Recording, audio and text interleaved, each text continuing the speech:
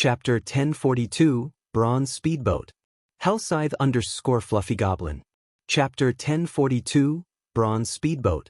Shi Feng had to admit that the Far Ocean trading firm's price was quite high. Normally, medium shipyards only went for 20,000 gold. He could purchase another small shipyard with the additional 10,000 gold. 30,000 gold was almost everything Shi Feng had on him. Previously, he had spent quite a bit to deal with the Dark Guilds. Afterward, he had constructed the Magic Tower, the large-scale battle arena, and hired hundreds of NPC managers. The money he earned in the past several days had vanished in an instant. Shi Feng had only planned to spend 20,000 gold to buy a medium shipyard while leaving the remaining 10,000 gold to start the Magic Tower's construction in the Town of Beginnings. Now, his plans had been disrupted. However, even if the price were high, Shi Feng steeled himself to make the purchase. He had encountered a golden opportunity this time. Shi Feng could clearly remember that in the past, Ocean Viewing Town only had 5 shipyards. A 6th hadn't existed. Moreover, based on Joseph's explanation, this shipyard would be available for 1 month. If a player did not purchase it within the month, this new shipyard would no longer be up for sale. In the past, players had likely missed out on this opportunity. As for the Far Ocean trading firm's recent shipwreck, in Shi Feng's opinion, it was very likely due to the activation of the Savage Wildland. After the Savage Wildland activated, the nearby water became far more dangerous. If Shi Feng missed this opportunity, he would not have the chance to buy it again. In the past, among the 5 shipyards available, 1 had been a medium shipyard, while the other 4 had been small shipyards. A smart guild would purchase the medium shipyard as soon as possible. This way, not only could it be used to craft small boats, which were a general means of transportation for players, but it could also craft cargo ships to do merchant work. Medium shipyards had far better facilities than their smaller brethren. The production speed medium shipyards was also 30% faster than small shipyards. Moreover, medium shipyards had a higher success rate when manufacturing small ships. With control of Ocean Viewing Town's medium shipyard, one would have control of nearly half of the town's maritime income, much less the Far Ocean trading firm's shipyard, which could produce a new kind of cargo ship. With that shipyard, Shi Feng might be able to snag a share of the nearby town's market in addition to Ocean Viewing Towns. "I'll buy the new shipyard then," Shi Feng said softly after suppressing the excitement in his heart. Hearing this, Joseph quickly and carefully responded, "Lord Protector, as we do not own this shipyard and it has only been consigned to us, the most we can offer is a 5% discount. You will have to pay a total of 28,500 gold." A city protector's status was the equivalent of a major noble's. Even Ocean Viewing Town's mayor had to address Shi Feng carefully. Shi Feng was not someone a town administrator could afford to provoke. "All right, here's the money." Shi Feng was not particularly surprised as he handed over the stated amount. A shipyard was not a land. Normally, a major noble would only receive a 10% discount when purchasing one. He was lucky to receive a 5% discount for a time-sensitive event like this. At the very least, he saved 1,500 gold. That was the equivalent of a poorly attributed epic item.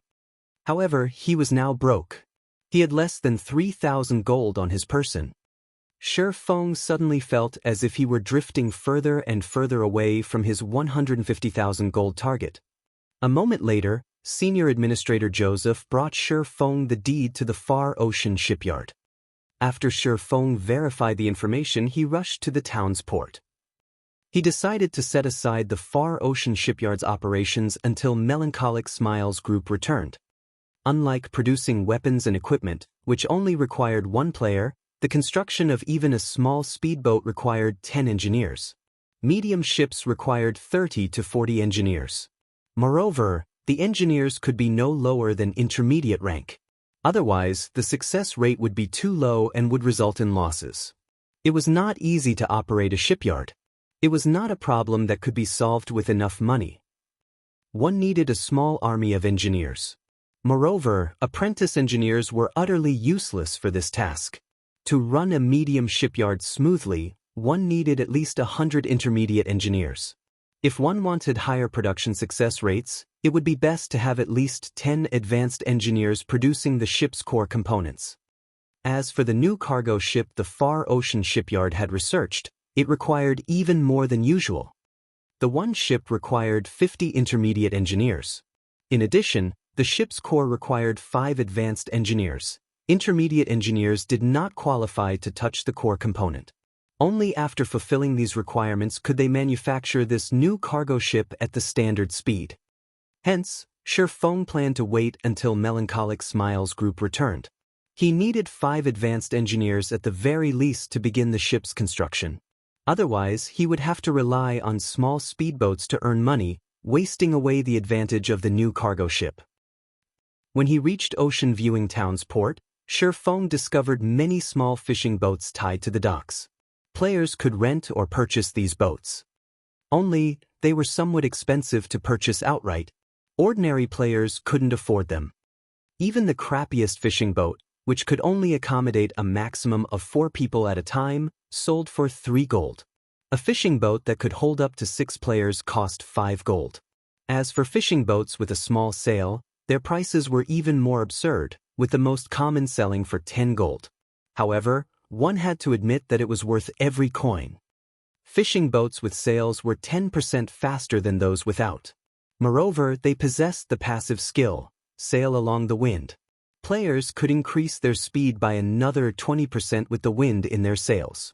This way, players could escape sea monsters easily, avoiding the risk of losing both their lives and their ship. Renting a boat was far cheaper than purchasing one. One was only required to pay a deposit of half the value of the boat's selling price and a 5% rental fee of once every 3 days. If the boat were damaged, players were only required to cover the repair fees. In the event that the boat was destroyed completely, however, one was required to compensate the owner in full within a fixed time. If one failed to do so, the owner would place a bounty on their head. Moreover, the bounty contract would not expire, only letting the player rest once it was fulfilled. Hence, players were extremely careful with their rentals. At the same time, if they had the money, they would just buy one. Shi Feng could already see quite a few small fishing boats sailing across the ocean. These boats all carried a party of players. With a full party, players had a higher chance of surviving while they explored the islands. Players rarely explored the islands by themselves. In God's domain, small islands were like party dungeons. However, there were both good and bad small islands. If players encountered a good island, they might find a treasure chest, instantly making a fortune. If players encountered a bad island, however, they might leave with nothing. Generally, the treasure chests on a small island could range from common to dark gold rank, though the higher-ranked treasure chests had lower probabilities of appearing. Generally, players only found common and bronze treasure chests on small islands. Even so, players could still profit off of them. They were even more profitable than raiding party dungeons or questing. That was why so many independent players were willing to brave the sea. After reaching the port, Shi Feng did not choose to visit the boat chartering association to rent a boat. Instead, he walked towards the market beside the port. The market offered many items.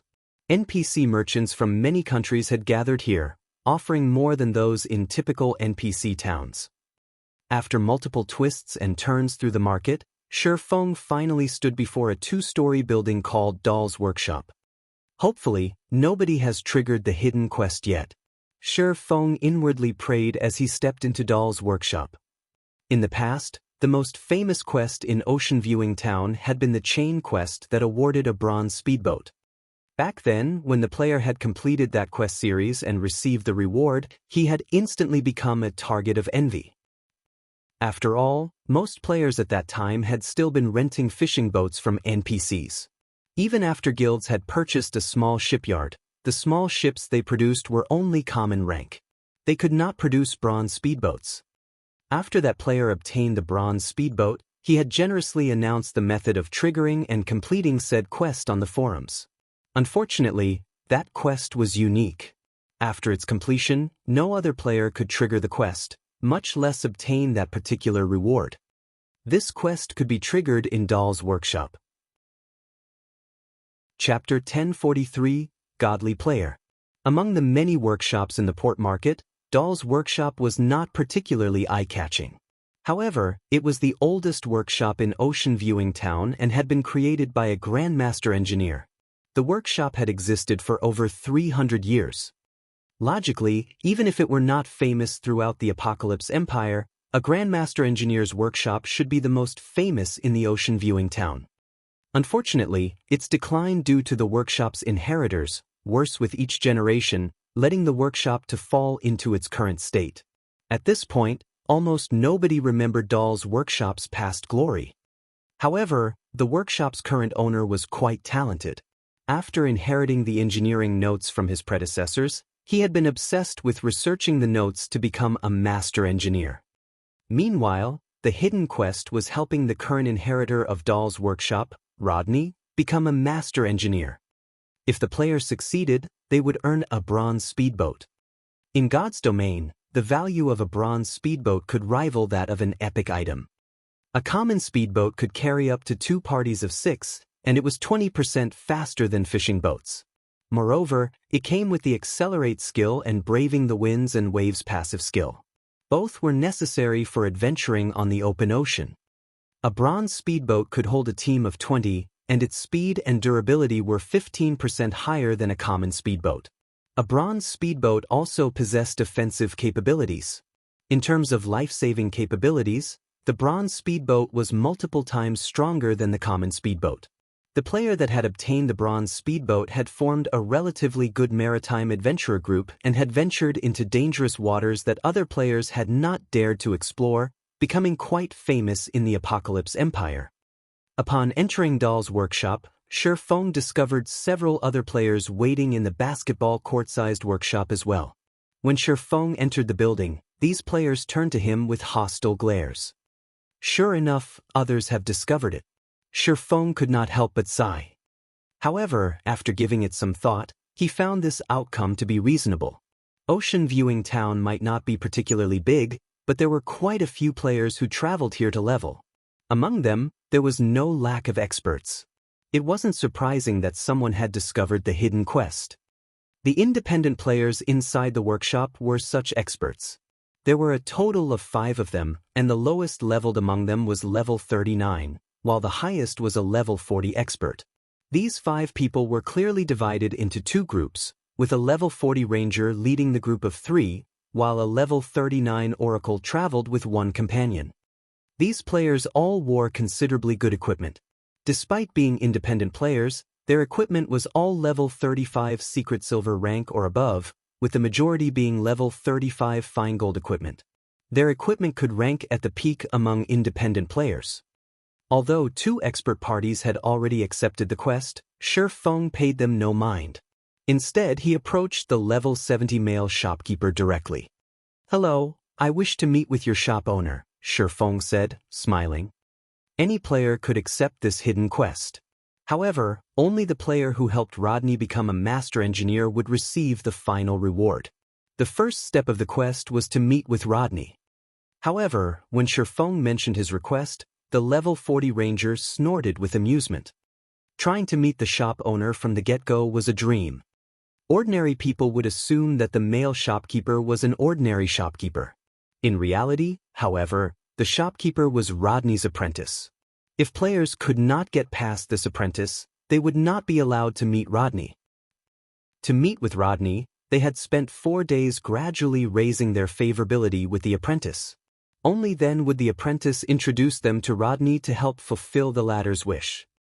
The moment the male shopkeeper's eyes touched upon the cloaked Feng, he immediately stood up and responded respectfully, "Lord Protector, I'll notify my master right away. Please wait here for a moment." The major noble of a city. Even a true master engineer had to treat someone of such stature with some form of respect, much less an advanced engineer like his master, Rodney. What? How can he meet Rodney so easily? The 5 waiting players' jaws dropped. Before they could react, hasty footsteps echoed from the 2nd floor. After a short moment, a middle-aged, brawny man with disheveled hair came running down the stairs. "What? Didn't the shopkeeper say that Rodney was very busy?" "Crap, just who is that?" Is he one of those godly players?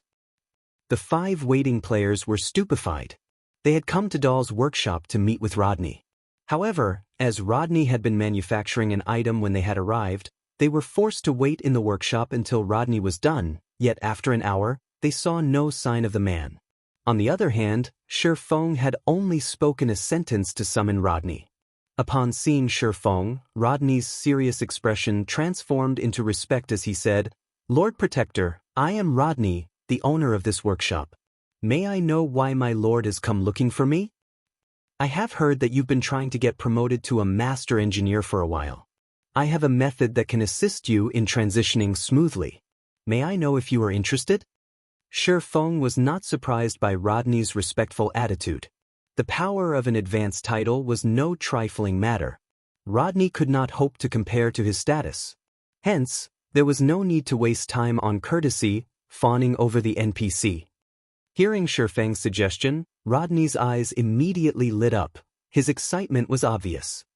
"Lord Protector, if you can help me with my promotion to Master Engineer, I will pay any price," Rodney answered and bowed, anticipation filling his eyes.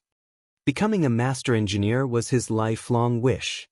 Moreover, he wanted to revitalize Dahl's workshop with his own hands. Following which, Shi Feng heard the sound of a system notification. System, Hidden Quest, Master's Dream, triggered. Quest content, help Rodney become a Master Engineer. Rewards unknown. "Let's continue our conversation upstairs," Shi Feng laughed. Although his quest had a different name than the one in the past, the task was the same. "My lord, this way please." As soon as Rodney heard this, he led the way. "Lord Rodney, what about us?" The 5 independent players could no longer sit by. "Wait there for a while. I have matters to discuss with my lord." Rodney dismissed them, annoyed. The 5 immediately fell silent, afraid that their quest would be revoked should they anger Rodney. Just who was that? He's impressive even when accepting a quest. It would be great if I could make his acquaintance. I wonder if this god is accepting apprentices. Although they had accepted plenty of high-ranking quests, this was the first time they saw an NPC beg a player to accept one. After reaching the second floor, Shi Feng noticed all sorts of precious materials scattered around the hall. There were also plenty of engineering tools about. After taking a seat, Rodney asked anxiously, "Lord Protector, may I know what I should do to become a Master Engineer?" Chapter 1044, Promotion Condition. Despite Rodney's excitement, Shi Feng did not hurry to answer the brawny man's question. Rather, he observed the second floor quietly. While there were various precious materials present, the place was considerably shabby. The room's mana density was too low. The environment was nothing like that of a proper workshop. Take Siliora's smithy for example. Although the woman's smithy looked shabby on the outside, numerous magic arrays coated the building's interior, constantly gathering large amounts of mana and keeping the workplace's mana density high. Yet, the second-floor hall of Dahl's workshop did not have any magic arrays. The density of the ambient mana in here was the same as the building's exterior. Even a player would have a difficult time gaining the promotion to Master Engineer, not to mention an NPC. Yet, despite working in such an environment, Rodney had eventually become a Master Engineer in the past. Rodney's talent was obvious. Back then, aside from relying on the super rare materials players had collected, Rodney had become a Master Engineer because of his excellent engineering tools. These were similar to the hammer and flames forgers used. Despite Rodney's inheritance of Dahl's workshop, his current tools were only bronze rank. Hence, the Hidden Quest's final phase was to collect a set of mysterious iron engineering tools for him. To put it bluntly, Rodney's promotion to Master Engineer had taken so long despite his great talent because he was too poor. What would the deceased Grandmaster Dahl think if he learned about this? After catching a glimpse of Rodney's financial situation, Shi Feng shifted his gaze back to Rodney and asked seriously, "Your promotion is simple, but before that, may I know if you are interested in consulting for my trading firm?" In God's domain, players were allowed to hire lifestyle NPCs in the same way that they were allowed to hire NPC managers to manage their shops. Only, hiring ordinary lifestyle NPCs was not particularly worthwhile. Lifestyle NPCs' production was slower than players. Although they had slightly higher success rates, when producing ordinary items which already had considerably high success rates, speed was the focus. With the few items an ordinary lifestyle NPC could produce in a day, the profits wouldn't even come close to covering the employment costs. Hence, when players hired lifestyle NPCs, they usually only hired NPC masters as they could craft rare and valuable products. The income from these products was enough to make up for the NPC's slow production speed. Unfortunately, it was extremely difficult to employ an NPC master. Every NPC master possessed status roughly on par with cities' major nobles. For example, when Xianxia was a master, even Weissman, White River City's Tier 4 magistrate, had to take her seriously. However, after Xianxia became a grandmaster, her status surpassed Weissman's. Even Star Moon Kingdom's king had to treat Xianxia with respect. Because of this, it was extremely difficult to hire an NPC master. Generally, there were only two methods to employ such an NPC. The first method was very direct. Players simply needed to offer conditions that could even tempt NPC masters. However, very few individuals or guilds were capable of this method. The second method was to recruit and invest in a lifestyle NPC who was still at the advanced rank but had the potential to become a master. While this method was much cheaper than the first, luck would determine whether or not the NPC reached the master rank. Since Shi Feng already knew Rodney's potential, he could not let this chance slip away. Whether it was manufacturing boats or the bronze engineering locomotive, a master engineer could achieve them with ease. If he had the help of an NPC like this, he could earn all the money he needed whenever he needed. Hearing Shi Feng's proposal, Rodney's passionate gaze immediately cooled. Determinedly, he said, "Lord Protector, as the inheritor to Dahl's workshop, my only wish is to revitalize this workshop. Please allow me to refuse your offer." "Don't be in such a hurry to refuse. I'm not asking you to join my trading firm. I just want you to help me with producing some items." Shi Feng had not expected it to be that easy. Hence, he took a step back and loosened his condition. Chapter 1045, Tyrant of the Seas. What rank is it? Shi Feng had seen the awarded bronze speedboat in the past. The speedboat back then had not possessed any magic patterns, yet this one did. In Shi Feng's memories, any ship that possessed magic patterns had been at least mysterious iron rank. Following which, Shi Feng accepted the glass bottle and checked the speedboat's attributes. Swift Dragon Speedboat, Secret Silver rank, an item created by a Grandmaster Engineer. Maximum capacity, 30 people, durability 500/500. Additional active skill 1, Dragon Cannon, range 1,000 yards. Deals a devastating blow to a radius of 15 yards. Cooldown, 15 seconds. Additional active skill 2, Energy Pulse, paralyzes all enemies within 50 yards. Cooldown, 1 minute. Additional active skill 3, Accelerate, instantly increases movement speed by 100% for 20 seconds. Cooldown, 2 minutes. Additional active skill 4, Magic Barrier, envelopes the ship in a magic barrier, granting immunity to all spells and reduces physical damage received by 60% for 10 seconds. Cooldown, 30 minutes. Additional passive skill, Braving the Winds and Waves. When sailing with the wind, movement speed increased by 50%. When sailing against the wind, movement speed is unaffected. As expected of a Grandmaster's creation, Shi Feng was shocked. He had seen many high-ranking speedboats before. He had even seen fine gold speedboats.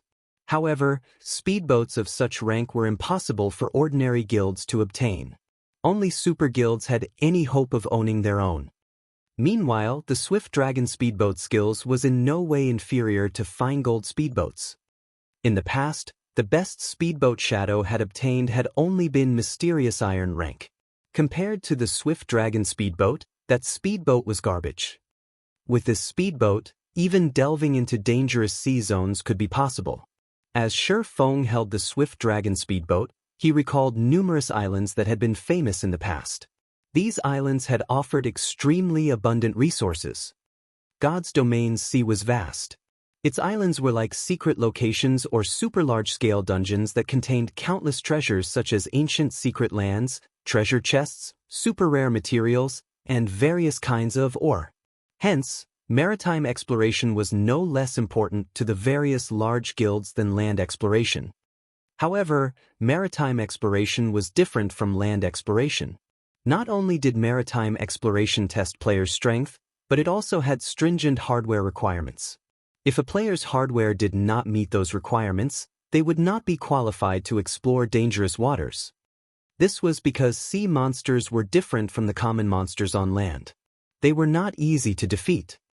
Even the weakest sea monster was the equivalent of a chieftain on land.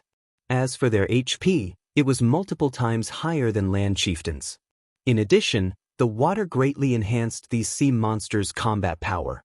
On the other hand, players were restricted and couldn't use their full strength. As a result, even a full party of players had to flee if they encountered a common sea monster of the same level. Fortunately, there were very few sea monsters in normal sea zones. Those players weren't nearly as dangerous. In the more dangerous sea zones, sea monsters were far more common.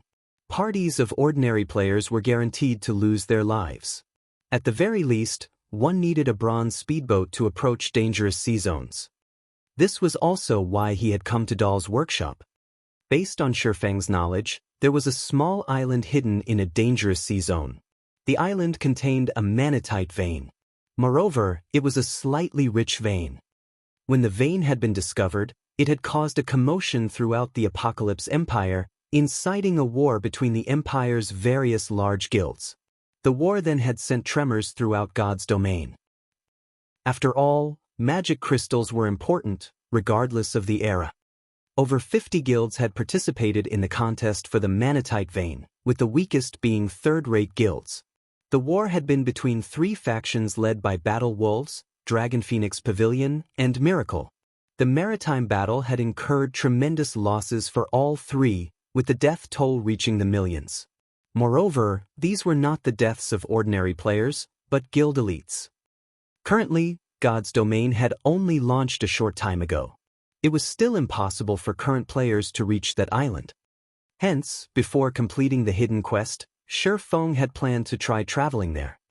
If he succeeded and claimed the manatite vein, the development issues that would plague his future city would vanish. One could not complete a city by simply constructing an empty shell. The money and resources involved in a city's operation were astronomical. Even super guilds could barely afford to run a city, much less the current Zero Wing. The most important resource, of course, was the mana crystal. Unlike the magic tower, whose daily operation only cost 500 magic crystals, the mana tower cost 4,000 magic crystals each day. There were also many other establishments that required magic crystals as a power source. Now that the town's safety had been dealt with, he had to deal with the city's construction and developmental problems. He needed to claim a manatite vein. Originally, Shifeng had not been particularly confident of reaching the island. Now that he had the Swift Dragon speedboat, however, his confidence grew. Following which, Shifeng signed a contract with Rodney, stipulating that Rodney would work for Shifeng for 3 months. The first task he assigned the master engineer was to construct the power source of his shipyard's new cargo ship. After settling his affairs with Rodney, Shifeng left Dahl's workshop and prepared to make a trip to the savage wildland. As soon as Shifeng reached the docks, he discovered many players shouting to form parties. 4 waiting for 2. We already have a boat ready. The route is guaranteed to be safe. We'll set off once we have 2 powerful level 39 DPS. Requesting companions to rent a boat together. Level 37 cleric looking for a party. Level 39 powerful MT looking for a strong party. Hundreds of players were trying to form parties.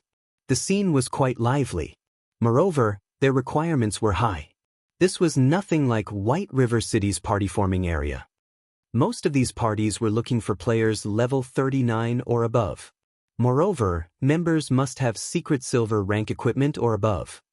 Fellow brother, are you looking to sail? Since you are alone, why don't you join our party? Once we reach an island, we'll split the items equally. As Shi Feng was walking towards the sea, a level 40 male elementalist suddenly approached and sent him an invitation. Although Shi Feng wore a black cloak, he had used the demon mask to adjust his appearance and displayed himself as a level 40 swordsman. Even among this crowd, players who had reached this level were rare. Originally, Shi Feng had thought of rejecting the invitation. However, when his eyes landed upon this male elementalist's name, a surprised expression briefly appeared on his face. Hovering Feather. In the past, everyone in the Apocalypse Empire had known this name. He had been known as the Tyrant of the Seas. Although he had only been a Tier 5 Grand Wizard during his peak, even Tier 6 God-ranked players tried not to provoke him. It had all been due to this man's ownership of 2 legendary items. Tier 6 God-ranked players had been no match for him, particularly out at sea. Chapter 1046, Ancient Ruins. Shi Feng had heard about many of Hovering Feather's miraculous deeds. During God's Domain's early stages, Hovering Feather had been an independent player. By relying on his extraordinary strength and luck, he formed a considerably powerful adventurer team. However, for some unknown reason, he had provoked the super first-rate guild, Miracle. As a super first-rate guild and one of the Apocalypse Empire's 3 major powers, it would be a piece of cake to eliminate a single adventurer team. Sure enough, without any suspense, Hovering Feather and his team had been massacred. However, as if he were blessed by heaven, Hovering Feather had obtained a fragmented legendary item while exploring an island. This boosted his strength. In addition to the fact that he was an independent player, making him very difficult to track, even Miracle's experts had not been able to do anything to the man. Despite the guild having dispatched its apex experts numerous times, not only had they allowed Hovering Feather to escape every time, but the latter had also caused some damage. As Hovering Feather had risen to prominence in the Apocalypse Empire, one of his fellow brothers had sold him out and given his coordinates to Miracle. In the end, he had been surrounded, and the guild's experts had killed him. Not only had he lost his fragmented legendary item, but he had also lost nearly half of his equipment, decreasing his strength sharply. He lost the strength to contend with Miracle. As for the brother that had betrayed him, he had joined Miracle officially and became one of its core members. On the other hand, Hovering Feather's life in God's Domain had hit rock bottom. Everyone had assumed that Hovering Feather had been finished. However, sometime later, the Elementalist had appeared in the public eye once again. Moreover, his strength had undergone an earth-shattering transformation as he managed to defeat over a dozen apex experts from Miracle in a row, instantly becoming famous throughout God's Domain. This incident had enraged Miracle. In response, the guild had dispatched a party led personally by an old monster to annihilate Hovering Feather. Yet, no one had expected Hovering Feather to survive and escape from the old monster's pursuit. However, this incident was precisely the reason that everyone had learned about Hovering Feather's secret. It turned out that, while the Elementalist had hidden from the public eye, he had come across a legendary item. It was this legendary item that had allowed Hovering Feather to escape the old monster. Afterward, Hovering Feather had learned how to play wisely. He would not ashore unless absolutely necessary, practically living out his time in God's Domain out at sea. The sea was both vast and extremely dangerous. Even Miracle could not reach the Elementalist. Sometime later, the Battle Wolves took a fancy on Hovering Feather's potential and extended an olive branch. To exact his revenge on Miracle, Hovering Feather agreed to join Battle Wolves and became one of the Super Guild's mainstays. In the end, he had harassed and caused Miracle plenty of trouble during the guild's maritime exploration. Many independent players had lauded Hovering Feather's exploits as classics in God's Domain. Shi Feng then glanced at the 4 players watching Hovering Feather from a distance. Among these 4 players, the lowest leveled was a level 38 Oracle, while the other 3 were all level 39 players. Including a level 40 Elementalist like Hovering Feather, the party was quite strong. "Which island are you guys heading to?" Shi Feng asked. Based on the previous timeline, Hovering Feather should only be starting to form his adventurer team right about now. Although it was somewhat difficult to rope him into Zero Wing, there was no harm in getting acquainted. If his route happened to pass by Hovering Feather's destination, he could let the Elementalist's party tag along. Our destination is the distant Golden Sands archipelago. Although the way there is somewhat dangerous, very few players have headed that way. The resources are still abundant. Even if we don't find treasure chests or special party dungeons, we can harvest quite a lot of materials for money. As for the route to the archipelago, our party already has a safe route from the secret pavilion. As long as we are careful, nothing will happen on our way, Hovering Feather explained quickly when he noticed Shifeng's interest. The Golden Sands archipelago? Surprise flashed in Shifeng's eyes as he looked at Hovering Feather. Shifeng had visited the Golden Sands archipelago in the past. The archipelago was a medium-sized island and only a short distance away from the savage wildland. The archipelago was also very close to a dangerous sea zone. With players' current standards, the trip was very risky. However, Hovering Feather's achievements in the past had most likely been closely related to this risk-taking behavior. Had he played God's Domain like other ordinary players and only operated around the islands close to Ocean Viewing Town, he'd have to be absurdly lucky to achieve any notable feats. Risk and opportunity came hand in hand when exploring the sea. Meanwhile, the Golden Sands archipelago included considerably resource-rich islands. The most famous were the ancient ruins in the archipelago's core. There was a mysterious merchant inside these ancient ruins. Every week, this merchant would sell rare items. If one were lucky, they might even find the merchant while he had epic items for sale. However, the only form of currency this merchant accepted was magic crystals. Moreover, the conversion rate was not even half of the market price, making the exchange not worthwhile. Although, the merchant sometimes sold items that were worth the harsh prices. Shifeng had planned to make a trip to the Golden Sands archipelago after he finished constructing the magic tower. However, making a trip to the archipelago before heading to the savage wildland wouldn't be a bad idea either. I can tag along with you. However, after we arrive at the location, I want to go off on my own. Will that be all right? Shifeng asked. After giving the matter some thought, Hovering Feather nodded and said, I have no issues with it. In reality, reaching the destination safely by working together was the purpose of forming parties before a voyage. As for whether the party disbanded or not afterward, that was not important. After all, players could simply use the return scroll to teleport back to town. Following which, Hovering Feather led Shifeng to convene with his other party members and introduced everyone. Currently, Shifeng did nothing to disguise his name. He simply used his ID of Yifeng. His name might be famous in Star Moon Kingdom, but in the Apocalypse Empire, no one knew it, aside from the major powers experts or first-rate guilds' upper echelons. Hence, Shifeng did not bother to mask his name. Leader, you really are impressive. You even convinced a level 40 expert to join us. With this, we'll be much safer out at sea, a female oracle sporting a ponytail joyfully praised the man. The other three members also welcomed Shifeng's participation. Among the players forming parties on the docks, the majority consisted of level 39 players, while level 40 players were extremely rare. Once players reached level 40, they could equip level 40 equipment. In terms of basic attributes, level 39 players were inferior to level 40 players by a large margin. If a party had a level 40 player, it would increase the party's overall strength significantly. With two level 40 players, even if they encountered a common sea monster, they could buy enough time to escape. With this, their party would have a much higher chance the Golden Sands archipelago alive. Since everyone's here, let's rent a boat. I suggest we rent a fishing boat with sails. We encountered a sea monster the last time went out on a boat without a sail.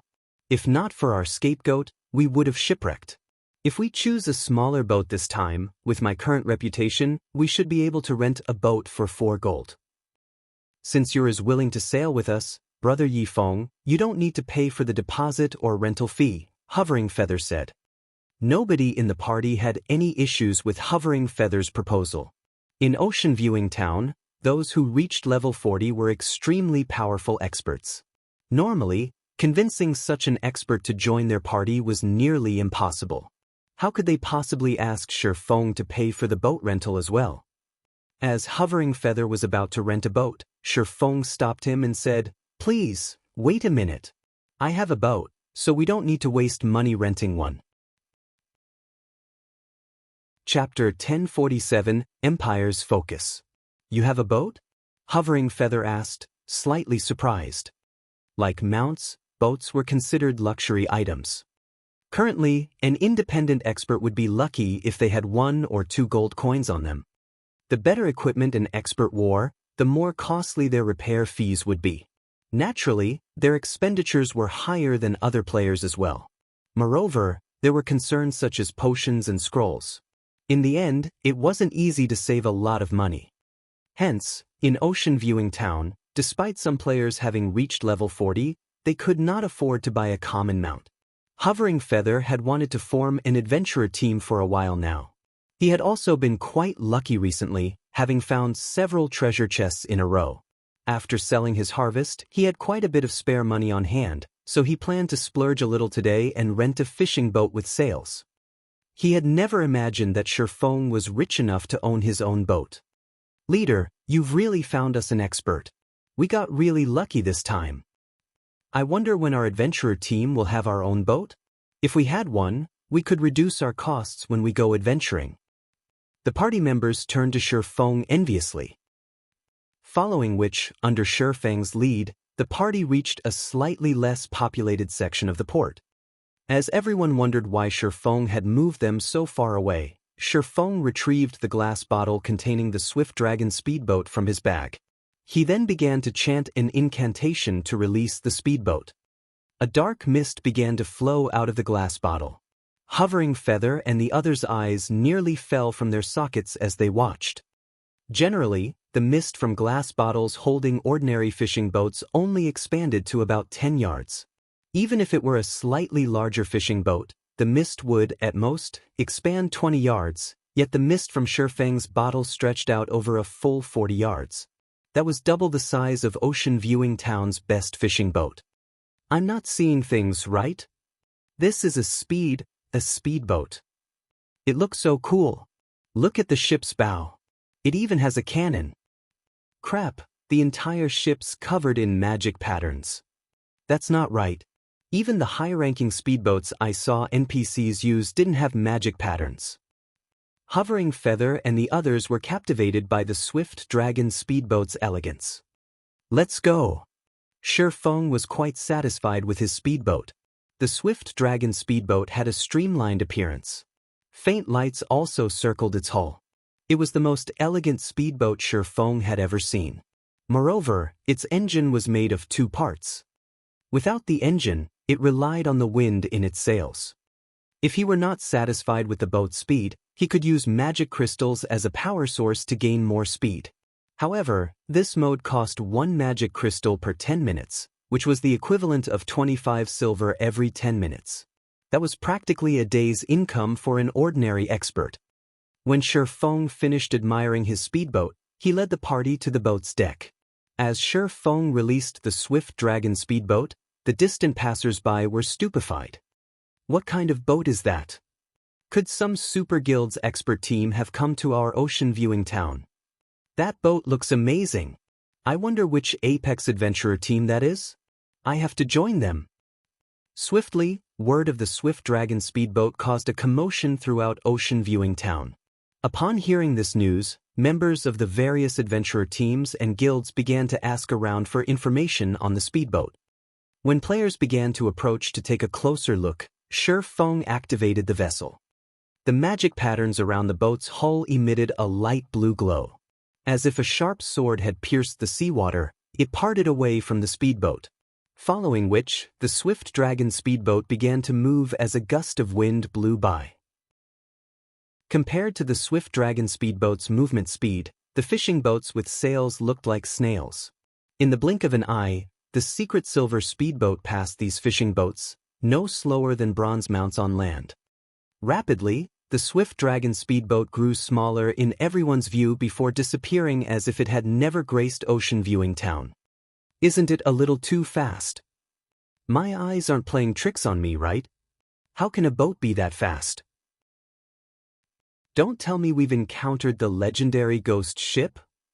That shouldn't be it. I saw a few players boarding the ship a moment ago. It must be a speedboat that some god-ranked experts own. I wish I had a speedboat. I'd buy one even if I had to go bankrupt.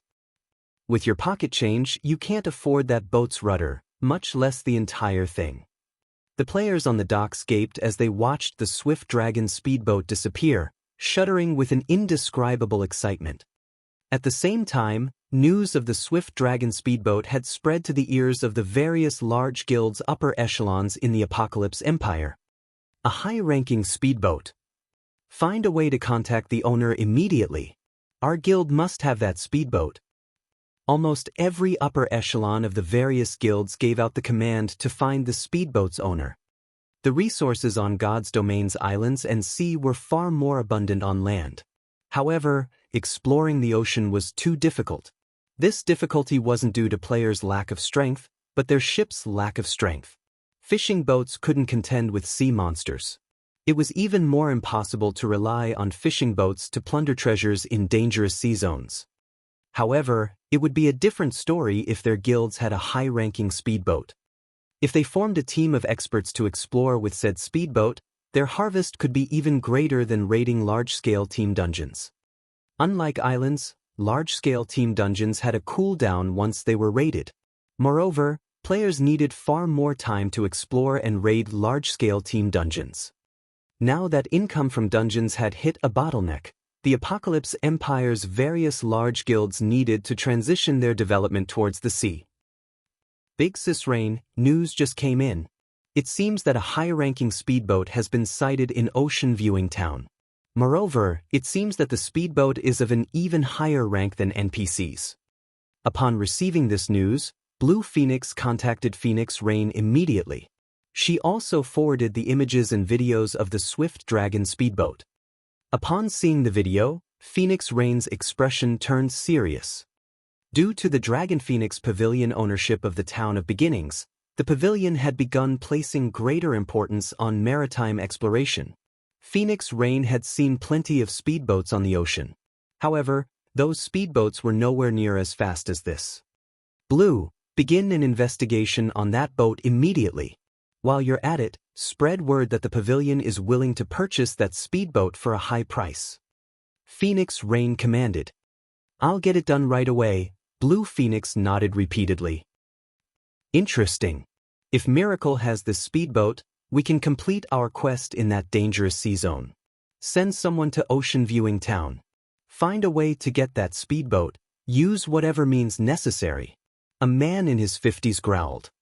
Although this man was already in his 50s and looked as if he had survived many of life's vicissitudes, his body radiated a frightening aura that caused the level 40 Apex experts around him to shudder involuntarily. These experts lowered their heads, not daring to make eye contact. Vice Guild Leader, please rest assured. We will complete this task. The several Apex experts declared. While Shi Feng sailed towards the Golden Sands archipelago, without his knowledge, he had become a focus in the Apocalypse Empire. Practically every guild in the Empire discussed his Swift Dragon speedboat. The Swift Dragon speedboat really is fast. This should have been close to a 20-hour journey. Now, we can reach the archipelago in 5 hours. I wonder how fast this boat moves if I spend magic crystals? Shock filled Shi Feng's herd as he watched the outline of the Golden Sands archipelago appear on the horizon. Chapter 1048. Expanding into the Apocalypse Empire. Hellscythe_Vampire. Chapter 1048. Expanding into the Apocalypse Empire. So fast.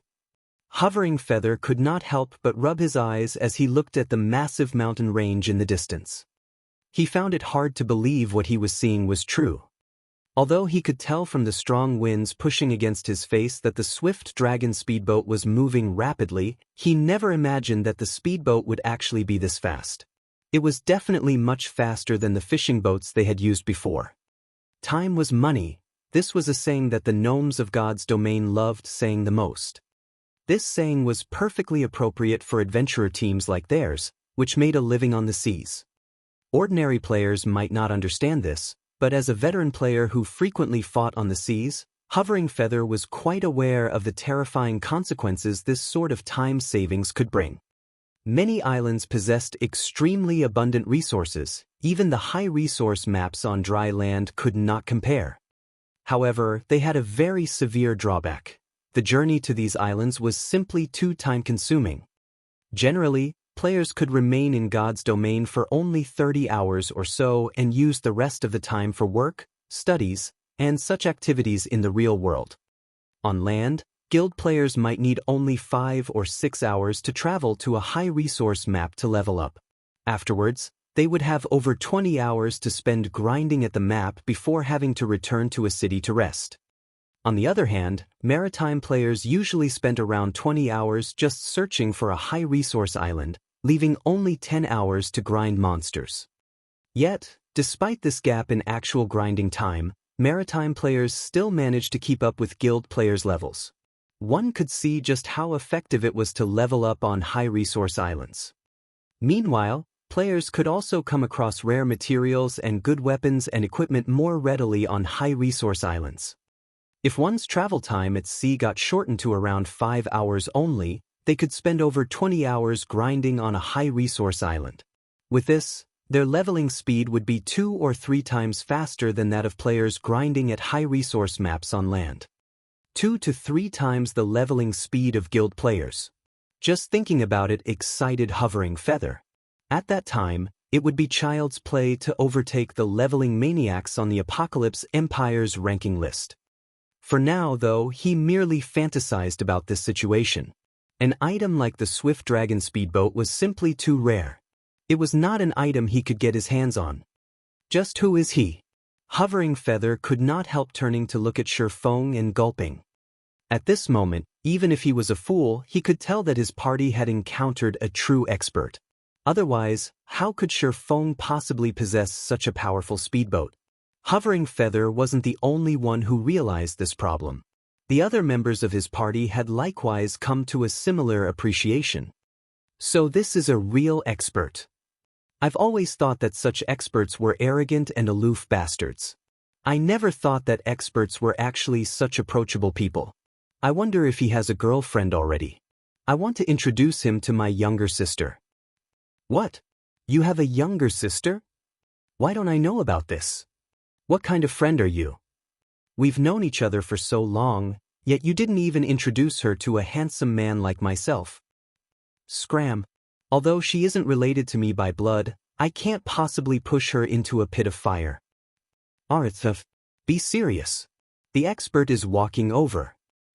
Only after Hovering Feather interrupted their hushed discussion did everyone notice that Feng had already walked over to them. At this moment, when they looked at Feng again, they suddenly felt that Feng's figure seemed bigger than before. They also felt a heavy pressure bearing down on their bodies. We've arrived. I had a very good time chatting with you all during the journey. However, I still have some matters I need to attend to, so let's part ways here, Feng said. He could not help but smile as he looked at everyone suddenly taking a cautious attitude towards him. On their way here, they had not encountered any danger. Even when they met with sea monsters, it took very little effort to shake off the monsters with the Swift Dragon speedboat speed. Hence, during their 5-hour journey, they had mainly been chatting and joking with each other. Through their conversations, Feng had also learned much about the Apocalypse Empire. The information that interested him the most was the Empire's maritime situation. In the past, as he mainly operated around Starmoon Kingdom, he did not know much about the Apocalypse Empire, particularly the Empire's current state of affairs. The Apocalypse Empire was a coastal country. Its development path was slightly different from Starmoon Kingdom's, which mainly focused on land. This divergence was considerably beneficial during the mid-late stage of God's domain. After the game entered its mid-late stage, the competition on land became increasingly intense. The reason for this was the sheer scarcity of high-level maps. Moreover, high-level maps were usually located at the borders between countries, prompting the guilds of various countries to wage war for resources. With so many guilds fighting over a limited number of maps, one could just imagine how little resources each guild could obtain. However, it was a different story for the sea. There were far more islands than there were players and guilds to occupy and harvest them. For coastal countries that had long since developed their maritime power, gaining a large amount of resources and continuously improving their own guilds did not take much effort. As for guilds that realized this only then, how could they possibly contend against these coastal guilds? Hence, it was extremely important for Zero Wing to develop its strength at sea. However, developing a guild's maritime power was not an easy task. This endeavor required massive amounts of resources and manpower. At the same time, said guild also needed to have territory along the coast. The Apocalypse Empire had a total of 26 NPC coastal towns and cities. Of these, 3 were cities, while the remaining 23 were towns. Ocean Viewing Town was the most inconspicuous one. The 3 major powers of the empire had already claimed the 3 coastal cities, leaving no room for other guilds to intervene. Fortunately, these 3 major powers did not pay much attention to the 23 coastal towns. Although other large guilds were contesting for control over these towns, it was not entirely impossible for Zero Wing to try and get a share of the pie. From Hovering Feather and his party members' conversations, Shi Feng had found out that 6 of the 23 towns remained ownerless. Hence, he decided to have Immortal Light, Zero Wing's subordinate guild, come and develop at these towns. In any case, Sindhart, the guild leader of Immortal Light, had yet to decide where he would develop his guild next. Hence, he might as well serve as Zero Wing's spearhead. If Zero Wing abruptly expanded its influence into these towns, it would no doubt attract the attention of the 3 major powers. In that case, even before Zero Wing could start developing, it would have already been squeezed to death. However, Immortal Light was different. It was a small guild that was not even considered a third-rate guild. None of the local large guilds would pay attention to it if it expanded into these towns. As for the 3 major powers, Immortal Light's existence was no different from air to them. With Zero Wing's current foundations, it was definitely possible to let Immortal Light take advantage of the situation. If Immortal Light could establish its roots at these coastal towns, its presence would be of great help to Zero Wing's development in the future. Afterwards, Shi Feng added Hovering Feather and the others as friends. He also mentioned to them that he was willing to purchase any rare materials the party found for a high price. He was even willing to exchange using high-quality weapons and equipment. This offer fanned Hovering Feather's gratitude towards him. To independent players like them, the most difficult things to obtain were high-quality weapons and equipment. If they had these things, their adventurer team would have a much easier time developing in the future. After parting ways with Hovering Feather's party, Shi Feng found a deserted location and used the 7 Luminaries' Ring's space movement. In the blink of an eye, he arrived before a small cabin beside a lake. This mundane cabin was none other than the most famous Golden Sands exchange shop, located in ancient ruins in the Golden Sands archipelago's core area. In the past, this place had been crowded with players. Practically every large guild in the Apocalypse Empire would send people over daily to snatch up any rare items in the exchange shop as soon as they appeared. Now, however, there was nobody here to compete with Shi Feng over these rare items. He could take his sweet time making his picks. Just as Shi Feng's hand grasped the handlebar and was about to push the cabin's door open, the sound of a system notification entered his ears. System, congratulations. You are the first person to have discovered the Golden Sands exchange shop. Do you wish to pay 10,000 magic crystals to become a member of the exchange shop? Chapter 1049, Popular Battle Arena. Hellscythe_Vampire. Chapter 1049, Popular Battle Arena. Become a member? Shi Feng's eyes immediately lit up with joy when he received this notification. The exchange shop operated by its mysterious merchant had 2 modes of exchange. One mode was available to all players. The other mode was limited to members of the exchange shop. In the past, Shi Feng had yearned to become a member of the shop. Unfortunately, obtaining membership was not that easy. Based on his understanding, there were two ways to become a member of the exchange shop. The first one was very normal, and that was to achieve a certain number of transactions and trade volume with the exchange shop. One needed to make 30 consecutive transactions with the shop as well as attain a total trade volume of 5 million magic crystals. The number of transactions was not calculated based on the number of exchanges made but on the number of times the Golden Sands exchange shop refreshed its stock. The exchange shop would only refresh its stock of rare items once a week.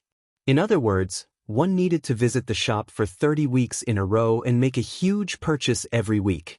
If one were to stop even once midway, their count would have to start all over again. However, the number of transactions was only secondary. The key point was that the required trade volume was ridiculous. In reality, even if a player visited the exchange shop 30 times in a row and purchased plenty of items on every visit, they would still have great difficulty achieving the required trade volume. This was true even when they encountered valuable items up for exchange. There also weren't a lot of useful items up for exchange in the shop. Hence, unless one was willing to take a loss and purchase useless items at above market price, it was practically impossible to achieve the required trade volume. Moreover, magic crystals were a strategic resource to guilds. It would be foolish to spend them wastefully. Hence, Feng had never managed to become a shop member in the past. The other method to become a member was through killing the boss monsters inside the ancient ruins, which had a chance of dropping fragments of an ancient stone tablet. If one could complete a set of the fragments and hand it over to the mysterious merchant, one would likewise become a member of the exchange shop. Only, the drop rate for the tablet fragments was criminally low. In addition, there were very few bosses in the ancient ruins. The time they took to respawn was also very long. It was practically impossible for an ordinary large guild to gather enough fragments to complete a set. Feng could still clearly remember that in the past, a single tablet fragment had been worth at least 1,000 gold. Even so, the supply was far from enough to meet the demand. As long as a tablet fragment went up for sale, the various large guilds would buy it almost instantly. So there's also such a benefit for the first person to discover the exchange shop. Luckily, I came here before anyone else did. Feng inwardly celebrated. Players who became a member of the Golden Sands exchange shop would enjoy very excellent benefits. The first benefit was that members were allowed to enter the second floor of the exchange shop and exchange for the items there. For the second benefit, members would receive a 20% discount on all items on the first floor. For the third benefit, members would receive a teleportation crystal. In the future, they would no longer need to waste time traveling to the shop. Instead, they could teleport directly to it. Though the crystal had a cooldown of 12 hours, it would still provide great convenience. It could also help players travel quickly to the Golden Sands archipelago, allowing much more time for players to spend on leveling up. Following which, Feng clicked Agree to become a member of the exchange shop. System: you do not have the required number of magic crystals. You have 48 hours to collect 10,000 magic crystals. If you are unable to collect them in time, it will be considered as you forfeiting this opportunity. What a short time limit. Feng smiled bitterly. Currently, Zero Wing's income from magic crystals was indeed considerable. However, its expenditure of the precious resource was also very high. He had prepared only 3,000 magic crystals for the trip this time. Having no other choice, Feng took out the Abyss pendant and set a teleportation marker in front of the small cabin. He then took out a guild transfer scroll and activated it. Along with a white flash, Feng disappeared from the Golden Sands archipelago. Starmoon Kingdom, Stone Forest Town, Zero Wing's residence. Why are there so many players here? Feng was surprised by the crowd of members in the main hall. Currently, Zero Wing's residence was extraordinarily lively. Normally, there would only be several hundred guild members lurking around the first floor hall. Now, however, Feng could see more than 1,000 present. Today's PvP match was awesome. Since coming into the game, this is the first time I've managed to achieve such a high standard with my techniques. I know, right? If I could spar at the battle arena for a few more hours every day, it won't be long before I can give the Trial Tower's 4th floor a try. At that time, I'll become an elite member of the guild and receive a 20% discount when I visit the battle arena. Forget about it. Didn't you see how many players were crowding into the battle arena today? If not for us being Zero Wing members, we wouldn't get a turn even after queuing up for a day. And you want to fight several times a day? Didn't you notice the looks those independent players were giving us when we entered the combat room? If looks could kill, we would have died multiple times back there. I was just thinking about it. I wonder when our guild will occupy another town? It'd be fine even if the town's surrounding environment is poor. As long as the guild sets up another battle arena there, we would be able to have some fun there, too, every day. Guild members were chatting merrily in the main hall. When they spoke about the battle arena, their eyes sparkled with excitement. They could not help but wish they could spend more time training there. Unfortunately, there were simply too many players trying to get into the establishment. Hence, the battle arena had limited every player's usage of its combat rooms to no more than 1 hour per day. Moreover, the original price of 1 silver per hour had also risen to 2 silver per hour. Even so, an endless number of players still waited to enter the battle arena. There just was not enough combat rooms to go around. This situation relieved Shifeng. He could not help but admit that the battle arena was worth every coin he spent on it. Even without him doing anything, the advanced NPC managers would automatically deal with everything related to the battle arena. For example, the NPC managers would make adjustments to the pricing based on market conditions. Moreover, they would also provide corresponding preferential treatment to Zero Wings members. The NPCs had even set up a membership system for the battle arena. Those who became a member of the arena would enjoy priority entry into the establishment. They would also receive discounts on their expenditures. Meanwhile, in order to become a member of the battle arena, one needed to pay a registration fee of 100 magic crystals, which was non-refundable.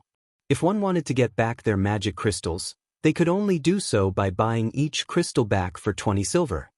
Personally, Shifeng felt that the membership fee of 100 magic crystals was a little too steep.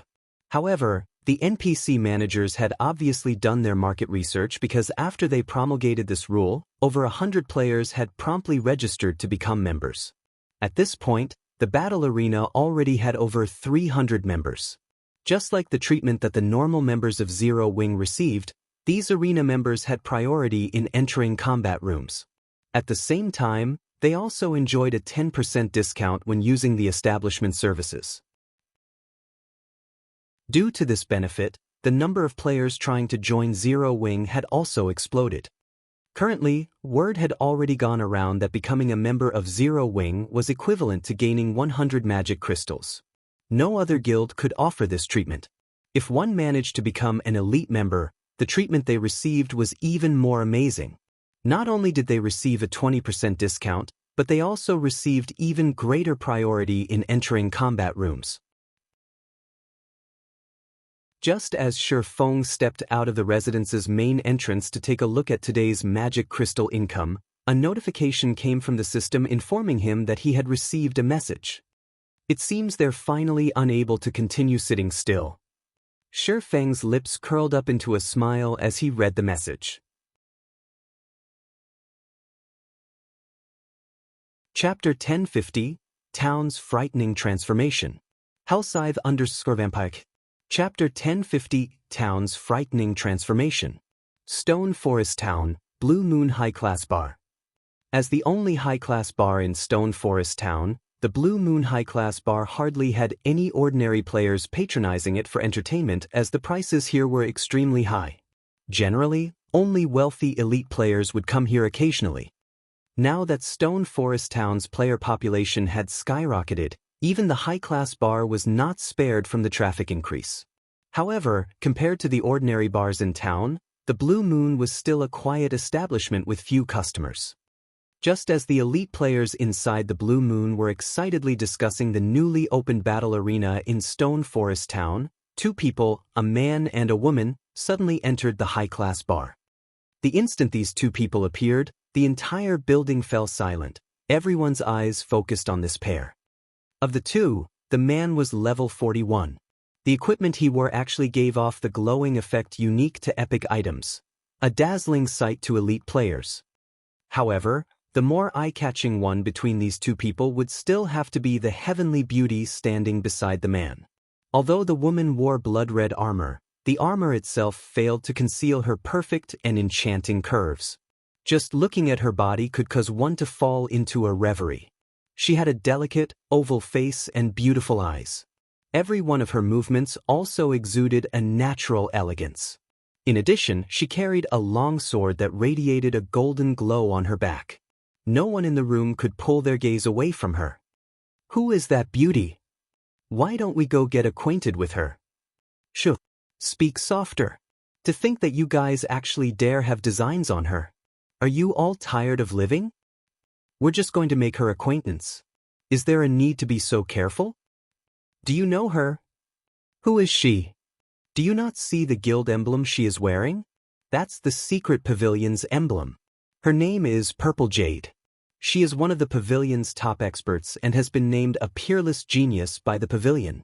I heard that she managed to defeat Sacred Temple's Sword Meister, Ruthless Sky, a few days ago. Apparently, her next challenge is Miracle's Sword Freak, Miracle Dragon. Why is a genius like her here? Who knows? Maybe she's here to experience the battle arena. The players in the hall began discussing Purple Jade, who had suddenly appeared. As for Yuan Tiexin, who stood beside her, he got ignored by everyone. After all, the feat of defeating the Sword Meister Ruthless Sky was simply too amazing. The Sacred Temple was a super guild. Meanwhile, Ruthless Sky was an expert who had been famous for many years now. Practically nobody in the virtual gaming world was unaware of him. Nevertheless, this young and peerless beauty actually defeated such an expert.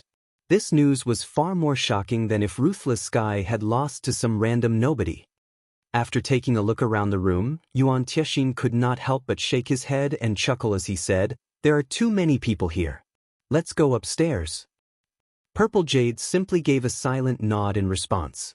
As for the gazes everyone inside the bar was directing at her, she paid no attention to them whatsoever. Or to put it in another way, she had long since learned to treat these players as air. After all, she had become the secret pavilion's most dazzling star the moment she joined the pavilion. Normally, there was not a single moment when she was not under close observation. She had grown used to receiving such gazes long ago. Stone Forest Town really is becoming increasingly amazing. I never thought that even a genius from the secret pavilion would come here. I know, right? Just a while ago, I saw several well-known experts of Star Moon Kingdom inside the battle arena.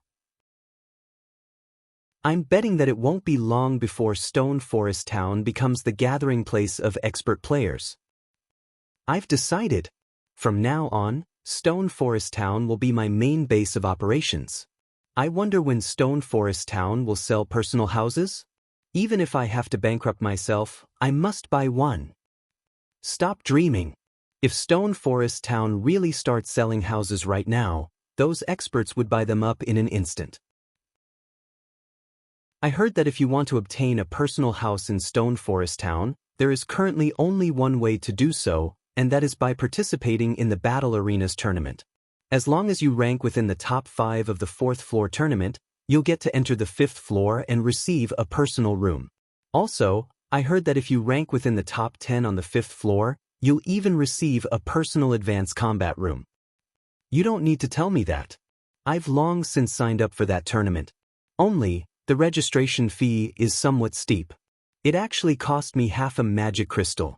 If I can't survive 3 rounds, I won't even get to earn back my registration fee. I'm not aiming high. I'll be happy as long as I can survive 5 rounds and earn some money. As for reaching the top 5, I don't even dare think about it. Most likely, only those famous experts in the kingdom will be able to fight for those positions. Players like us have no chance at all. While everyone was raving about the battle arena, Yuan Tiexin, who walked by them, could not help but sigh inwardly when he overheard their conversation, a somber expression on his face. Compared to ordinary players, he was much more informed about Stone Forest Town's situation. Currently, even ordinary players were optimistic about Stone Forest Town's prospects. One could just imagine how much development potential the town had. Some time ago, Stone Forest Town's value was nothing to the secret pavilion. However, due to the construction of the magic tower as well as the increasingly popular battle arena, the town now had an immeasurable future. Even Yuan Tiexian had to admit that. Hence, he and Purple Jade had also come to Stone Forest Town. Despite their having been gone for only a few days, Stone Forest Town had undergone an earth-shaking transformation. Even he had received a fright when he arrived in town just now. Practically all the players roaming the streets were at the standard of elite players. Among them were many level 38 and level 39 experts. At this stage of the game, this was a scene that could only be found in the imperial capitals of empires, yet such a scene had now appeared in a player-owned town. Yuan Tiexian found this situation utterly inconceivable. Yuan Tiexian could already tell that a lot of experts would definitely be gathering at Stone Forest Town in the future. He had to admit that Zero Wing was truly wise to construct the battle arena. Not only could the guild earn magic crystals this way, but this method also allowed the guild to recruit expert players more easily. In addition, the battle arena had attracted many elite players to join Zero Wing.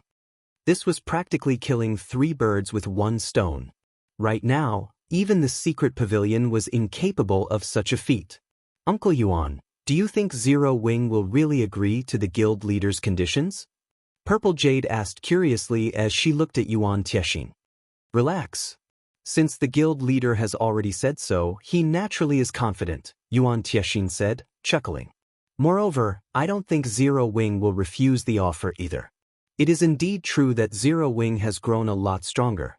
However, its foundations are still too poor. Not to mention, the Blackwater Corporation is fully intent on getting a share of God's domain. It is simply impossible for Zero Wing to continue developing in Star Moon Kingdom. But there are also quite a number of experts in Zero Wing. Previously, I watched Zero Wing's members training at the Battle Tower. Those people have very good potential and strength.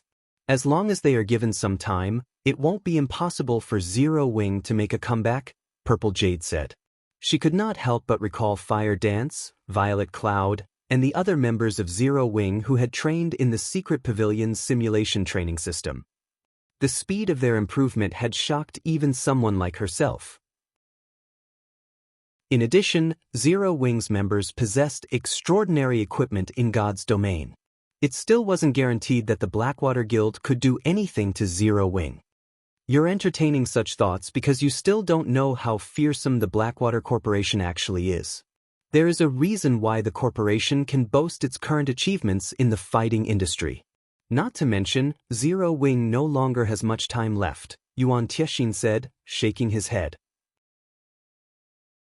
He could not help pitying Zero Wing. Zero Wing could only blame itself for its bad luck. Of all the countries in God's domain, the Blackwater Corporation just had to choose Star Moon Kingdom to be its staging point. Zero Wing simply had no chance of surviving this predicament. Just as Yuan Tiexian and Purple Jade were conversing, a knock came from the doors of the VIP room. Yuan Tiexian then released the lock on the doors. As the doors opened slowly, a figure that was not particularly tall appeared before Yuan Tiexian's and Purple Jade's eyes. How can this be possible? Yuan Tiexian's eyes widened in shock upon seeing this figure, his expression turning very grim. This figure belonged to none other than Shi Feng, whom Yuan Tiexian was familiar with.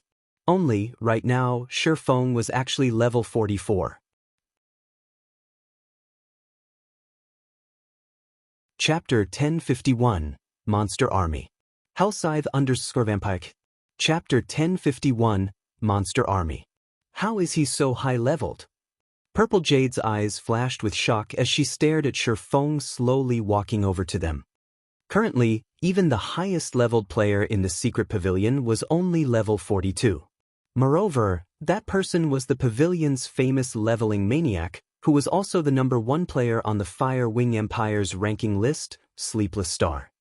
However, aside from Sleepless Star's personal strength, The reason he managed to come out on top in the Fire Wing Empire was the resources the secret pavilion supplied him with. Yet, Shi Feng, a member of Zero Wing's upper echelon who was frequently busy dealing with guild affairs, had actually managed to reach level 44.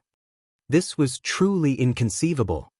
However, rather than Shi Feng's level, what surprised Purple Jade the most was the danger she picked up from him. Moreover, her alarm bells rang increasingly louder, the closer Shi Feng got to her. What a terrifying monster! Yuan Tianxin was much more experienced than Purple Jade, so he could tell very clearly just how much Shi Feng had improved since they last met. Smiling bitterly, he could not help shaking his head as he said, "Jade, it seems it will be impossible for you to test Yi Feng's bottom line this time. Right now, he is no longer just strong. His strength is already at an entirely different level from ours." Previously, when Yuan Tianxin had met Shi Feng, the latter had contained his aura exceptionally well, proof that the youth's control over his body had already reached a realm of perfection. However, this time, Shi Feng failed to contain his aura that well when he moved. What did this mean? The only explanation for this was that Shi Feng's power was so strong that even an expert like himself could not adapt to it properly. Hence, he was unable to contain his aura completely. When Purple Jade heard this, disappointment flashed across her eyes. In reality, her purpose in following Yuan Tianxin to Stone Forest Town this time was so that she could spar with Shi Feng and hopefully learn some of his techniques. However, if the gap in strength was too wide, Shi Feng could easily defeat her even without utilizing any profound techniques. With this, rather than a spar, she would simply be asking for a beating. "Uncle Yuan, may I know why you have come looking for me this time?" Shi Feng asked unhurriedly. Truthfully, he already knew why the secret pavilion had come looking for him. With the popularity of Stone Forest Town's battle arena right now, even a transcendental power like the secret pavilion would not be able to sit still and do nothing. Currently, Stone Forest Town's development was still in its early stages. Aside from its geographical advantage, which allowed players to save up on travel time, it did not possess any actual advantage over other towns. This made it very difficult for the town to turn a profit and attract players. Establishing a money-making venture like the battle arena to draw players to the town represented a much more advanced business model. Only, operating a successful battle arena would be very difficult without the magic tower. The secret pavilion wishes to conduct a trade with Zero Wing, Yuan Tianxin said as he retrieved a prepared contract from his bag. He then handed the contract over to Shi Feng and said, "The conditions stated inside are definitely what Zero Wing wants the most right now. Meanwhile, what the secret pavilion wants in exchange is the magic tower design." What Zero Wing wants most? Shi Feng could not help but take a curious look at the contract. After spending several minutes to scan through the contract, Shi Feng realized that it was indeed just a simple trade. In summary, the secret pavilion would provide a kingdom for Zero Wing to develop in so that it could avoid annihilation by the Blackwater Guild. Meanwhile, all Zero Wing needed to do was hand over the magic tower design to the secret pavilion. The contract had other minor conditions, but that was basically the long and short of it. This is the condition that the secret pavilion is offering? Shi Feng asked strangely after he was done reading the contract. Although Zero Wing's foundation was not comparable to the Blackwater Guild's, the current Zero Wing was no trifling opponent. It would not be so easy for Blackwater to remove Zero Wing from Star Moon Kingdom. It was especially true now that Stone Forest Town had the magic tower. Shi Feng truly could not understand why the secret pavilion held such an optimistic view of Blackwater's prospects. However, the secret pavilion's information gathering was matchless in the virtual gaming world. Since the pavilion was so assured of Blackwater's victory, it definitely had reasons to believe so. Shi Feng just did not know what those reasons were. That's right. This is the condition the secret pavilion is offering. This is a trade that will bring only good and no harm to Zero Wing, Yuan Tianxin said determinedly. I understand what you are thinking. It is impossible for Zero Wing to lose. But what will you think after looking at this? Saying so, Yuan Tianxin sent a few video recordings to Shi Feng. Shi Feng promptly clicked to view the videos. And he was stunned when the first video started playing. The video had been recorded from the top of a mountain using a magic mirror. Meanwhile, the location displayed was none other than Black Ridge Town, which the video showed as being infested with monsters that were level 50 and above. There were even level 60 and above lords and great lords among them, as well as the one-horned humanoid monsters that Shi Feng was extremely familiar with. Only, there was a huge disparity between the numbers of these humanoid monsters shown in the video and the report he received from his subordinates. Previously, there had only been several hundred humanoid monsters residing in the town. Now, however, there were over 4,000 of them. Moreover, a few of these humanoid monsters had even reached level 60 already, their HPs breaching 30 million, equivalent to a level 60 Great Lord, and there were actually 5 of them. The development speed of these monsters made even Shi Feng shudder. Aside from these monsters, Shi Feng could also vaguely make out a figure wearing a black cloak. Meanwhile, the next few videos showed a mysterious cloaked person conversing with Blackwater's guild leader, Abandoned Wave. Unfortunately, as the person recording these videos had been too far away, the video did not include the contents of their conversation. However, the appearance of this mysterious person was somewhat similar to the figure wearing a black cloak in Black Ridge Town. Are you trying to say that these monsters are under the Blackwater Guild's control? Shi Feng asked Yuan Tiexian. That's right. Although we're not sure what kind of relationship the two possess, those monsters should support Blackwater's overall direction. Moreover, just recently, we've also received news that Blackwater has secretly joined hands with Pantheon. Knowing this, how long do you think Zero Wing will be able to hold on? Moreover, the longer this stalemate lasts, the more disadvantageous it will be for Zero Wing. After all, those monsters are simply developing too quickly, Yuan Tiexian said earnestly. Not to mention Zero Wing, even the secret pavilion might not be able to hold off all those monsters. The common beast-type monsters might be manageable, but those one-horned humanoid monsters were a different story. They possessed not only very high combat standards but also similarly high intelligence. It would already be very troublesome dealing with one of those humanoid monsters at the level 50 Lord standard, let alone a level 60 Great Lord. With 5 of these Great Lords leading them, the 4,000-plus humanoid monsters could easily flatten a player town. What was more, there was still the endless horde of beast-type monsters. This was a force that current players simply could not contend with. In addition, the Blackwater Guild had its own forces. Combined with the monster army, Blackwater was practically invincible in Star Moon Kingdom. The only way out for Zero Wing right now was to shift its base of operations to another location. Avoiding a confrontation with Blackwater was the best option.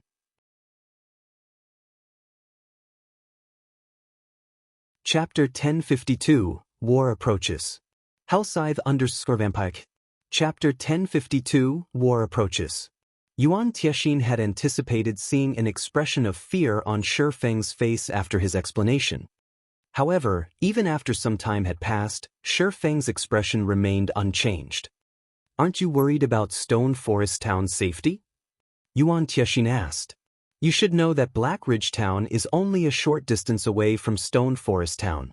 If those monsters take action, they need only 10 hours or so to gather at Stone Forest Town's entrance. With the strength of those monsters in addition to Blackwater's various experts, it is impossible for you to hold them off without level 150 guards, using just the defense turrets you've built. I believe you also know that the attacks of those turrets are very easy to see through and are short range. At long distances, elite players will be able to avoid their attacks. Not to mention, even the most inferior of those monsters possesses the standards of elite players. The turrets will pose practically no danger to those monsters whatsoever. You should understand what those monsters are capable of. If Blackwater takes action now, Stone Forest Town has no chance of winning. If Zero Wing sells the magic tower design to our secret pavilion, we can provide you with a kingdom with a very safe environment to develop in. It will be enough to let Zero Wing recover back to its peak within a short time. Right now, the longer you delay your decision, the greater the losses you will suffer. Hopefully, Zero Wing makes a decision soon.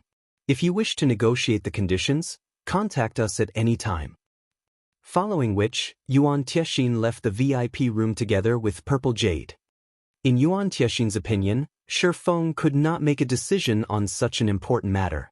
The youth definitely needed to discuss things with that mysterious guild leader of Zero Wing, Black Flame. Uncle Yuan, has Pantheon really joined hands with Blackwater? Purple Jade could not help but ask. Pantheon was a bona fide super guild. If it had indeed entered into an alliance with Blackwater, Zero Wing would have no chance of victory whatsoever in the upcoming war. Although Zero Wing had a lot of powerful experts for an upstart guild, in front of Pantheon, a guild whose history spans several decades, that number of experts was not worth mentioning. The war this time would be different from when Zero Wing went up against the Star Alliance's elite army and the experts of the Flower of Seven Sins.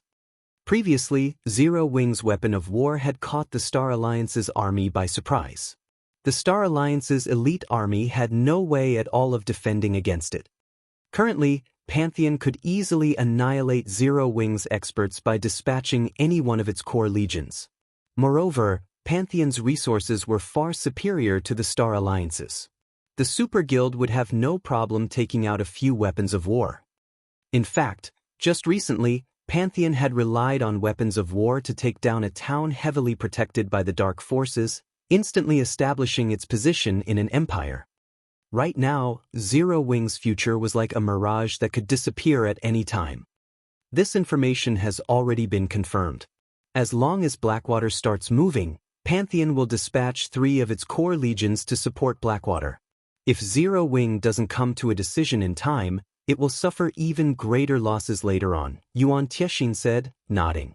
Hopefully, Zero Wing decides as soon as possible. It seems I've truly underestimated the Blackwater Corporation.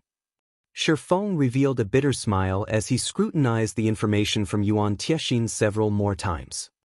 Not to mention the current Blackwater Corporation, even in the past, despite the corporation having had such a late start in God's domain, it had still managed to develop a super guild within a short time. Moreover, he never imagined that Pantheon would actually stick a hand in Star Moon Kingdom's business. With Zero Wing's current state, the guild truly did not possess many means of retaliation. It could only rely on the magic tower to defend Stone Forest Town now. However, defending against so many monsters was impossible with just a single magic tower. Fortunately, the situation was still salvageable. At the very least, he had found out the Blackwater Corporation's trump card in advance. Even if Blackwater decided to take action right this instant, its armies would need over 10 hours to reach Stone Forest Town. Following which, Shi Feng contacted Melancholic Smile and instructed, Melancholic, have everyone return to the candlelight trading firm right now. I have something that I need you all to do. But, Guild Leader, we still have quite a lot of time remaining. It would be a huge waste if we return now, Melancholic Smile argued, reluctance written her face. Living in Titan City felt like heaven.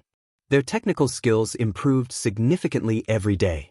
Advanced lifestyle players also emerged in their group one after another.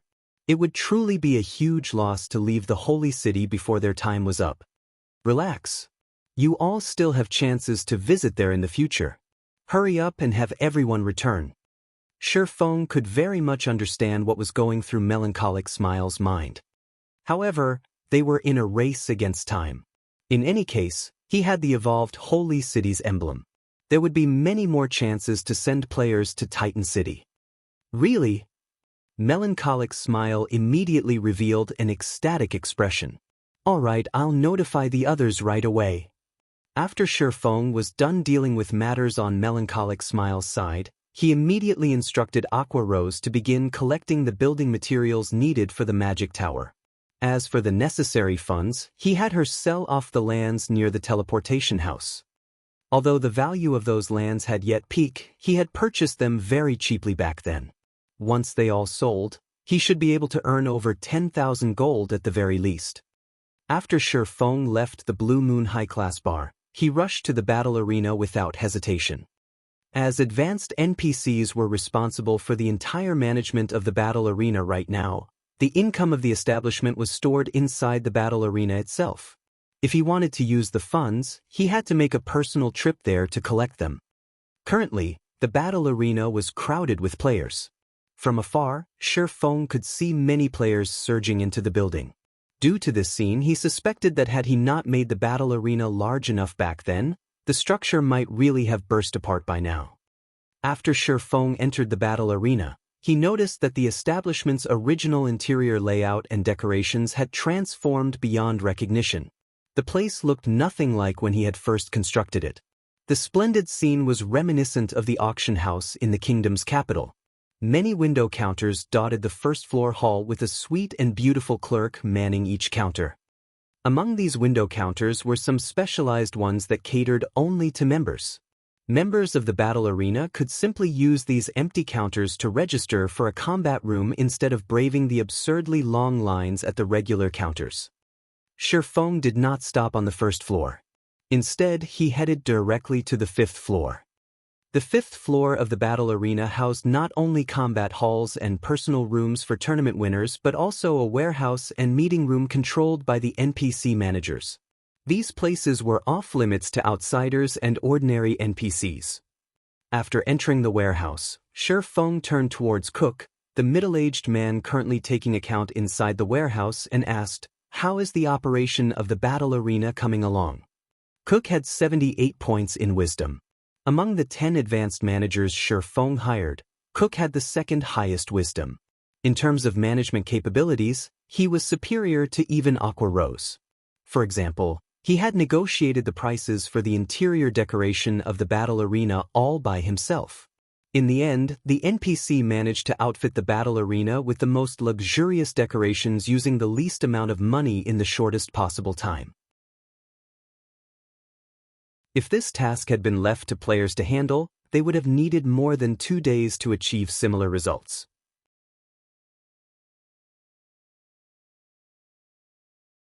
Chapter 1053, Master's Insignia. Hellscythe_Vampire. Chapter 1053, Master's Insignia. Upon hearing Shi Feng's question, Cook immediately took out a list. "Boss, this is all of the battle arena's income and expenditures, as well as the expected future income. With our current income, I recommend constructing an underground floor. This way, we will be able to handle more customers," Cook suggested. Shi Feng nodded after giving the proposal some thought. "All right, go ahead with it." Buildings in towns could be constructed both upwards and downwards. Only, the cost of extending a building downwards was much higher than the opposite. Just constructing a single underground floor required 2,000 gold, which was 1,000 gold more expensive than a normal floor. Hence, Shi Feng had never considered extending the battle arena downwards. However, the popularity of the battle arena exceeded his expectations. If they constructed a basement floor, they could also make it more spacious than the first-floor hall. With the battle arena's current popularity, it would take only a short time before they earned back their cost. Following which, Shi Feng passed 2,000 gold to Cook and had him arrange for the construction of an underground floor. Meanwhile, Shi Feng himself took a look at the list of accounts Cook had given him. "What? It's been less than a day, yet we've already received so many magic crystals." Shi Feng gaped in shock as he looked at the list. Currently, the battle arena already had 416 registered members. Shi Feng found the situation truly inconceivable. With the prerequisite registration fee of 100 magic crystals, he had obtained a total of 41,600 magic crystals from the 416 members. He had earned many more magic crystals from the registration fees than he had from Raven. There was also the profit of 539 magic crystals from combat room rentals. If they constructed an underground floor now, there would be additional combat rooms available for players to rent. The battle arena's income at that time would become even more frightening.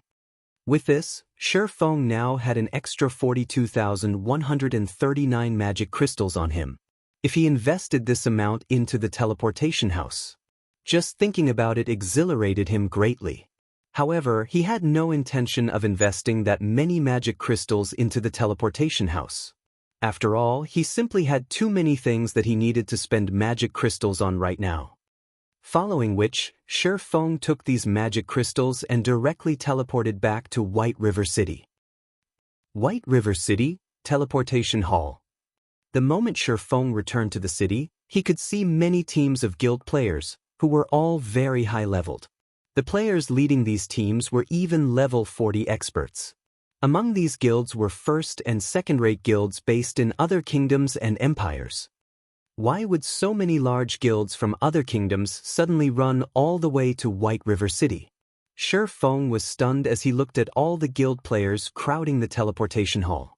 Could they be here to take advantage of Zero Wing's predicament? However, Shi Feng promptly rejected this thought of his. Currently, the Blackwater Guild was only planning to deal with Zero Wing. It had not actually started taking action yet. As for the matter of the monsters at Black Ridge Town being under Blackwater's control, this was something he had learned from the secret pavilion only because the latter was trying to negotiate with him for cooperation. Hence, it was practically impossible for the large guilds of other countries to have found out about this matter. As for Blackwater's alliance with Pantheon, Pantheon obviously intended to keep this matter a secret. Otherwise, it would have long since caused a huge commotion in Star Moon Kingdom. Leader, I just received news stating that Zero Wing is willing to sell the lands around the teleportation house. Excellent. We'll hurry over there immediately. As long as we obtain a plot of land there, Freedom Wind will be able to dispatch many more members over. Our guild will then gain more opportunities at the ancient ruins over at the Twin Towers Kingdom. A tall level 40 ranger with an erect bearing said, his eyes glowing with excitement at hearing this news. The ranger wore dark gray armor and carried a blue longbow on his back. Without hesitation, the ranger led his 100-man team out of the teleportation hall. Why is Freedom Wind here as well? Shi Feng was astonished when he overheard the conversation of these players. The guild known as Freedom Wind might be foreign to the players of Star Moon Kingdom, but for those residing in the Sacred Hymn Kingdom, near the central region of the continent of God's domain, it was definitely a household name. The reason for the guild's fame was the thrashing it gave the only first-rate guild to settle down in the Sacred Hymn Kingdom, despite being only a second-rate guild. This feat instantly crowned it the overlord of the entire kingdom. This could be considered a legend in God's domain. Many large guilds had even suspected that Freedom Wind possessed a powerful corporation behind it. In fact, as far as Shi Feng knew, Freedom Wind's backers included not only a major corporation but also a well-known dojo in the real world. The guild could nurture experts rapidly, batch after batch. Even a relatively strong first-rate guild would readily fall to Freedom Wind. However, the Sacred Hymn Kingdom was very far from Star Moon Kingdom. The distance between the two kingdoms was even greater than that between Star Moon Kingdom and the Apocalypse Empire, which made the teleportation fee extraordinarily expensive. Despite that, Freedom Wind had still dispatched a team of 100 players over. Ancient ruins over at the Twin Towers Kingdom? Shi Feng could not help but silently ponder on the words of Freedom Wind's members. If we're talking about ruins that can attract so many large guilds over, it seems the heaven-worshipping maze has been activated, then. The Twin Towers Kingdom was very close to Star Moon Kingdom. Hence, he was quite knowledgeable about it. There were not many ancient ruins in the Twin Towers Kingdom. In fact, Shi Feng could count them on the fingers of both hands. If he had to name the ruins that current players could explore, then it could only be the heaven-worshipping maze. Since the heaven-worshipping maze was ancient ruins, the drops inside were naturally impressive. Particularly, players could exchange for mounts inside the maze. This was one of the methods for obtaining high-ranking mounts. However, entering the heaven-worshipping maze was not that easy. The maze had a very high requirement for players' individual strength. At the very least, players needed to be capable of clearing the Trial Tower's 6th floor in order to enter the maze. This requirement was impossible for many expert players.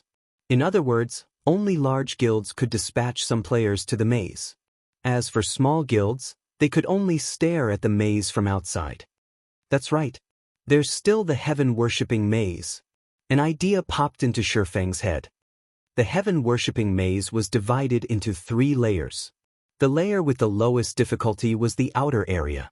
Players could obtain tablet fragments, which they could then exchange for high-ranking mounts from the monsters killed there. After the outer layer was the Black Fog area and the Temple area.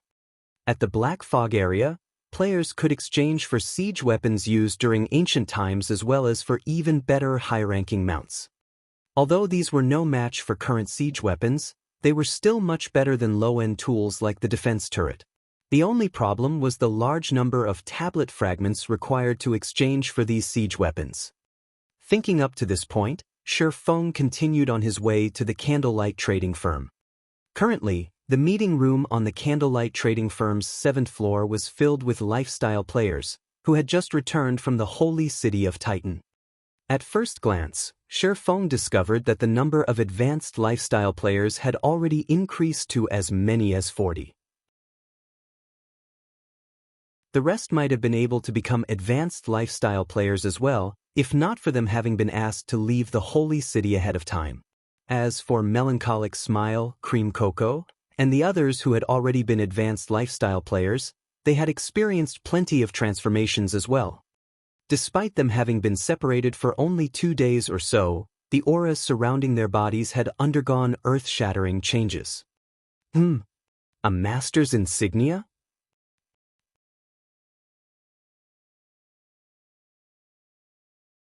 Chapter 1054 Odds. Hellscythe_vampire. Chapter 1054 Odds. Shifeng was astounded when he looked at a tall and thin youth named Burning Abyss. On this young man, Shifeng noticed a lion head emblem that was giving off a golden glow. This emblem was none other than the symbol of lifestyle masters, the master's insignia.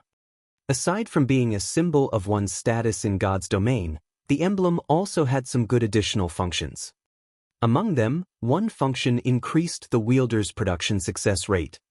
Although the master's insignia was not comparable to the black steel insignia Shifeng obtained through a quest, it still provided a 3% increase in success rate.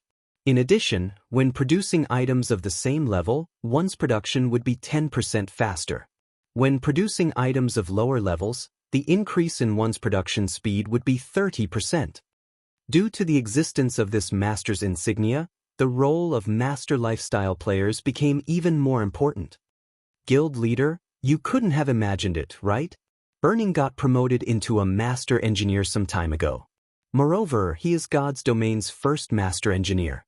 We planned to surprise you with this news, so we didn't tell you all this time, Melancholic Smile said softly. In reality, she, too, was very shocked that Burning Abyss was actually the first player in the Candlelight Trading Firm to become a lifestyle master. She had expected it to be Cream Cocoa.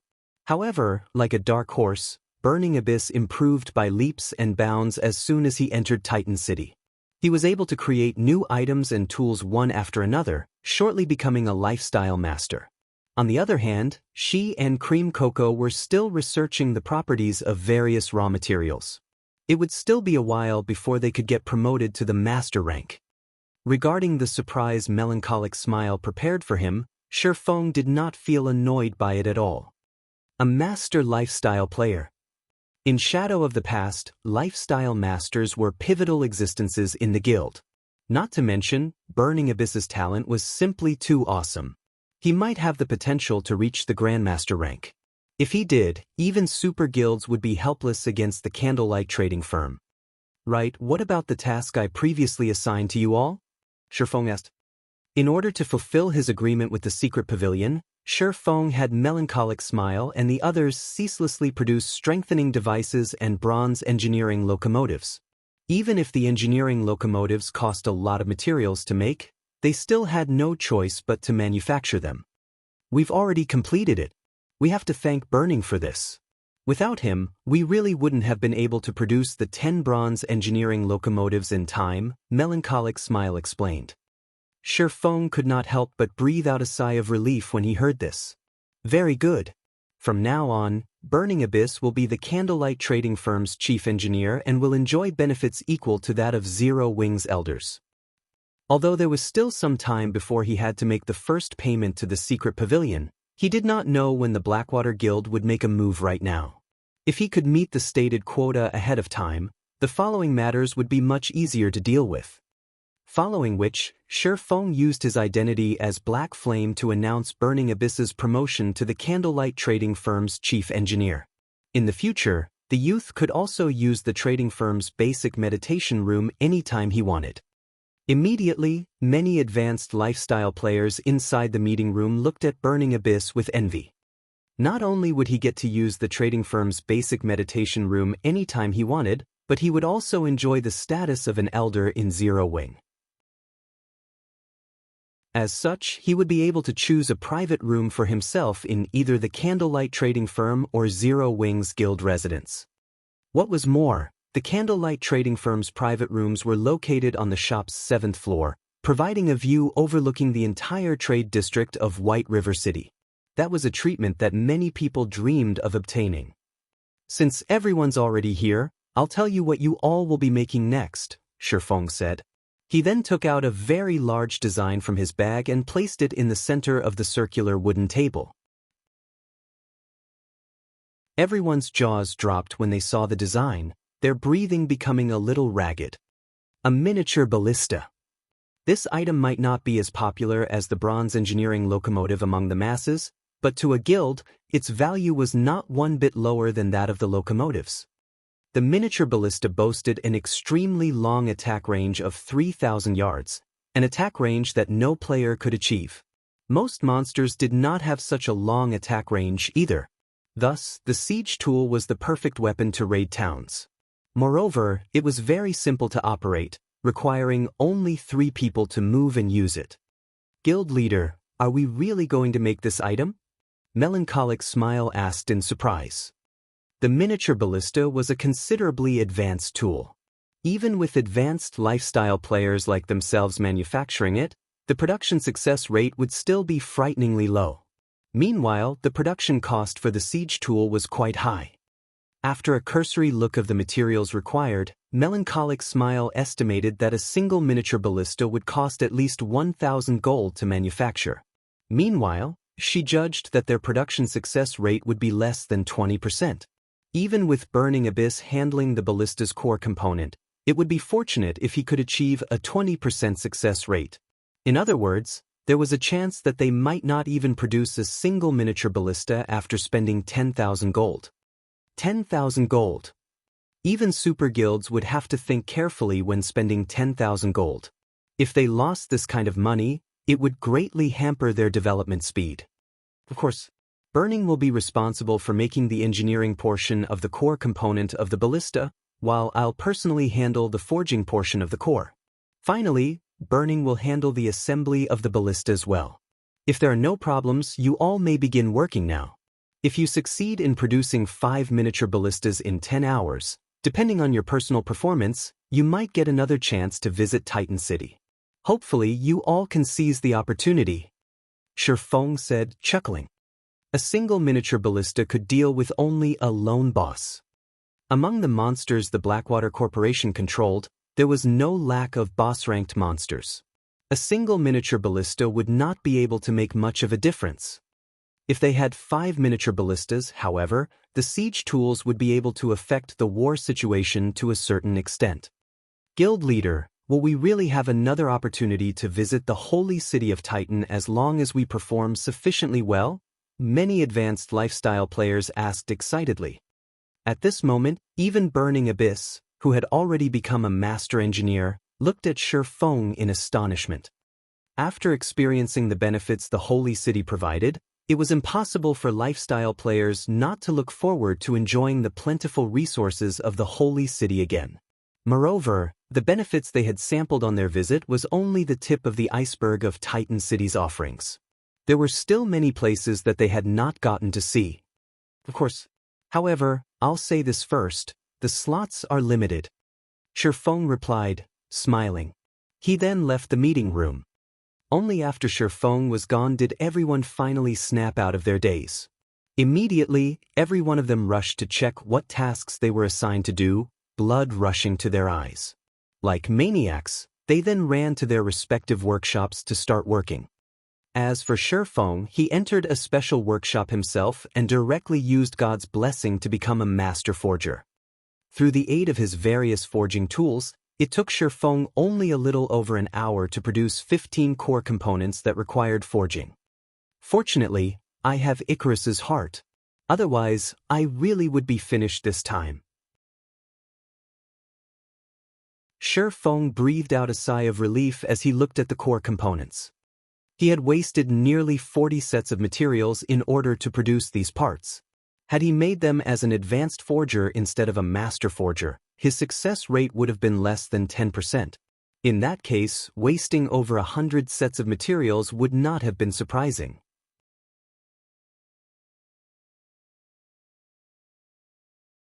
Chapter 1055, Town Trade. Hellscythe_Vampire. Chapter 1055, Town Trade. After completing the core components, Shifeng handed them over to Melancholic Smile. The manufacturing of the miniature ballista was extremely complex, requiring many components. However, aside from the core components, the other parts were well within the capabilities of advanced lifestyle players. As for the final assembly work, with Burning Abyss's standards, the master engineer would be more than capable of handling it. As for Shifeng himself, he still had many things he needed to do.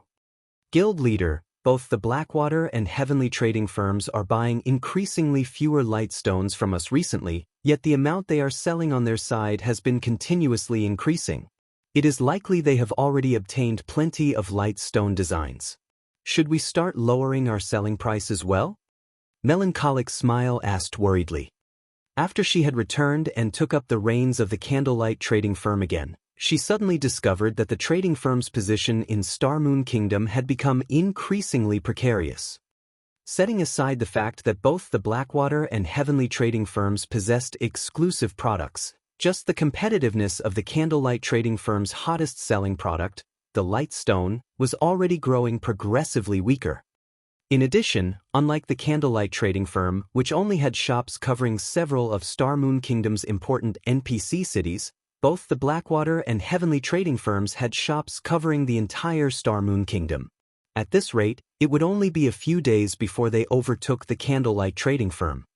If that happened, Candlelight's income would take a significant hit. So even the light stones are unable to hold out any longer? Looking at the list Melancholic Smile handed to him, Shifeng smiled as he said, "Since it's no good already, it's about time we switch to a new main product." Change our main product? Melancholic Smile's thoughts shifted towards the strengthening device. The strengthening device was currently very popular on the market. However, due to its exorbitant price, only larger guilds could afford to buy it. In terms of market size, it was nowhere close to the light stone. Take this and have some trustworthy alchemists learn it. From now on, our main product will be this item, Shifeng said as he took out the alchemy's secret journal from his bag. The exotic stamina potion recorded inside the journal possessed effects that all players dearly needed. Moreover, the materials used to craft the potion were not particularly precious. Hence, its selling price would not be very high, either. Even ordinary players would be able to afford it easily. Guild leader, you're too amazing. You actually managed to get your hands on this thing as well. Melancholic Smile exclaimed in excitement after taking a brief look through the journal. If we have this potion, I want to see just how the Blackwater and Heavenly trading firms are going to compete against us. When consumed, the exotic stamina potion increased a player's maximum stamina by 10% and stamina recovery speed by 80% for 10 hours. This was a must-have item for players seeking to level up quickly. Moreover, the total cost of the materials required to make the potion was roughly only 2 silver. If advanced alchemists crafted the potion, they would have a success rate of 50%. In other words, the total cost of making a bottle of exotic stamina potion was around 4 silver coins. With the excellent effects of the potion, even if they sold each bottle for 10 silver, there would still be swarms of players willing to buy it. Meanwhile, at 10 silver, it would still be cheaper than the mana mixture introduced by the Blackwater and Heavenly trading firms. In addition, the exotic stamina potion was suitable for a much wider market than the mana mixture. With this, there was no way Blackwater and Heavenly could bring down the candlelight trading firm. The players of God's domain earned a limited income every day. As would be expected, they could spend their scant funds on only a small number of items. Hence, when players were choosing which trading firm to shop at, they would naturally choose the trading firm with the lower prices and more useful products.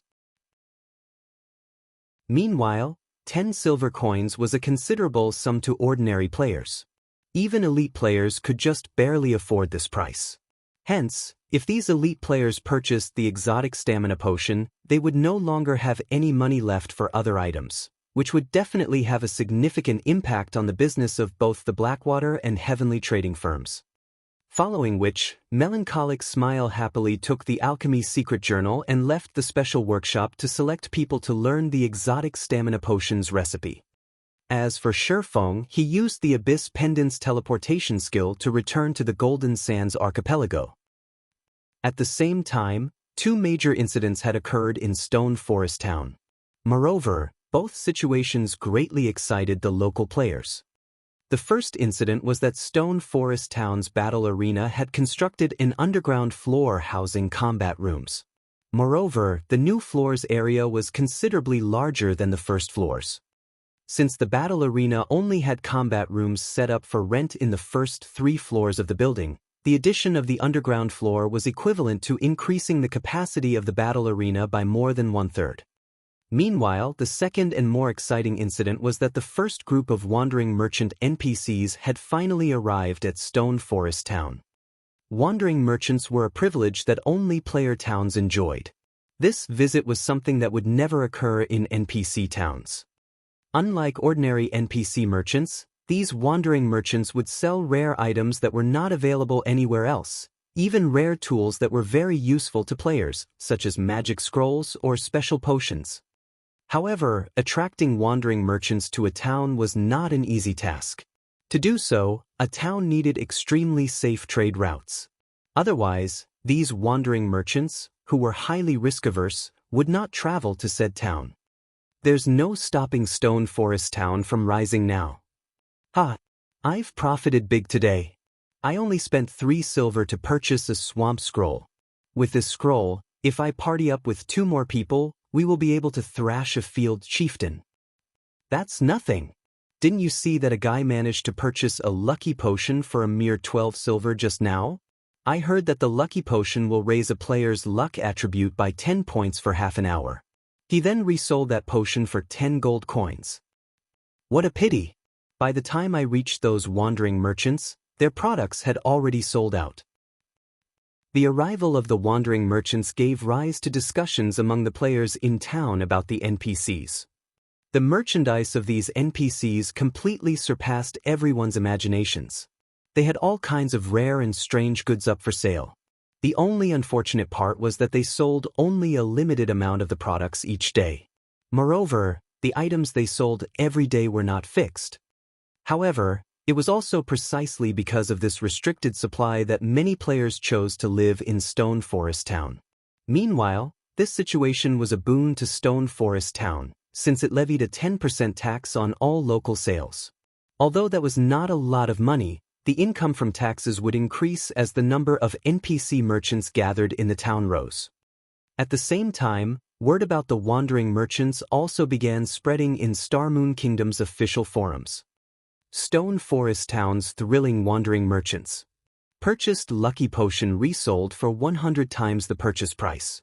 News regarding the wandering merchants immediately piqued the envy of many players throughout the kingdom. Ordinary players would consider themselves rich if they had 1 gold coin on their person, all the more 10 gold coins. If they could encounter such fortuitous situations several times, they would be able to buy a common mount for themselves by the time they reached level 40. Many expert players were too poor to purchase mounts even after reaching level 40. Starmoon City, Blackwater's guild residence. At this time, the elegant and beautiful Qin Muyun suddenly entered the guild leader's office. With a slightly gloomy expression, she said, Guild leader, young Master Jing is already dissatisfied with your performance because of this matter regarding Stone Forest Town. He says that you need to settle this matter as soon as possible. If you can't get even such a small matter done.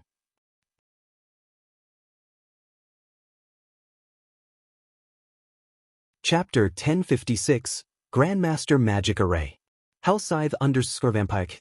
Chapter 1056, Grandmaster Magic Array. Abandoned Wave, who was seated behind his desk, frowned slightly when he heard Qin Muyun's words. In reality, he was also uncomfortable with Stone Forest Town's present situation. Due to the construction of the Magic Tower in Stone Forest Town, many of Zero Wing's elite and expert members had gathered there, instantly raising the difficulty of raiding the town significantly.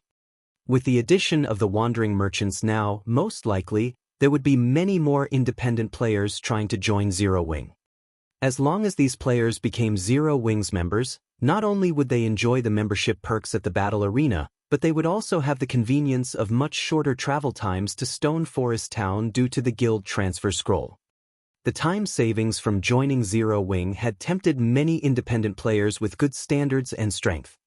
He had already received news that soon after the battle arena appeared, the number of players trying to join Zero Wing had started increasing exponentially. Moreover, practically every elite and expert player that recently joined Zero Wing had promptly migrated to Stone Forest Town to develop themselves. I understand. Tell young Master Jing that as long as he gives me a little more time, Stone Forest Town will very quickly become the Blackwater Guild's property, Abandoned Wave said, nodding. Also, tell Black Robe that the sacrifices he asked for are already ready. He had to admit that Zero Wing's strength was ramping up quite rapidly. Unfortunately, the guild had the misfortune to meet him. Otherwise, there truly wouldn't be anybody in Star Moon Kingdom capable of stopping Zero Wing from becoming its overlord. However, now that the Blackwater Guild had arrived, Zero Wing could only perish. Upon hearing Abandoned Wave's reply, Qin Muyun turned around and left the office. At the same time, using the Abyss Pendant, Shi Feng appeared once more before the small cabin inside the ancient ruins at the core of the Golden Sands archipelago. This time, Shi Feng immediately opened the wooden door and entered the cabin. Although the cabin looked small on the outside and appeared to have only a single floor, stepping into the cabin was like entering a completely different world. The inside was just like a player-constructed building, where the internal space was usually larger than what was visible on the outside. Only, the disparity between the wooden cabin's frontage and interior space was much more grandiose.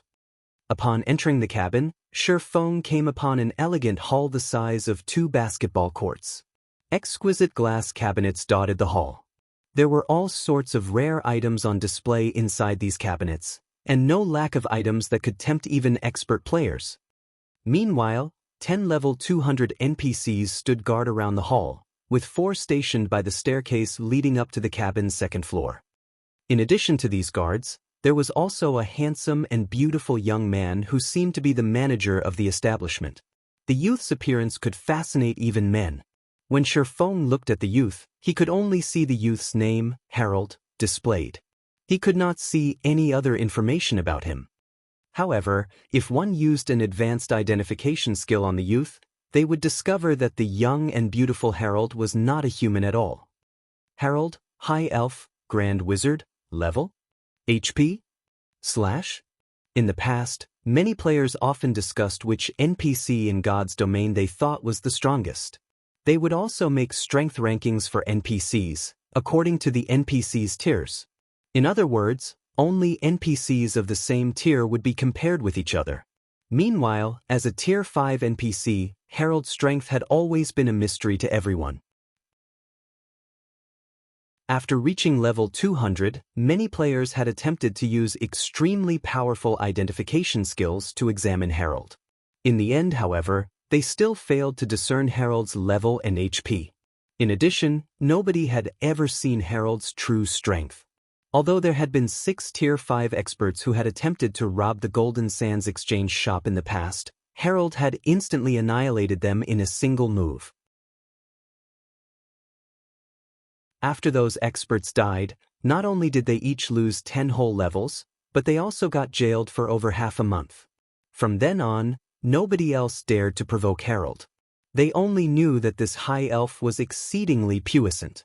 After all, it was simply impossible for an ordinary Tier 5 NPC to defeat 6 Tier 5 players so swiftly.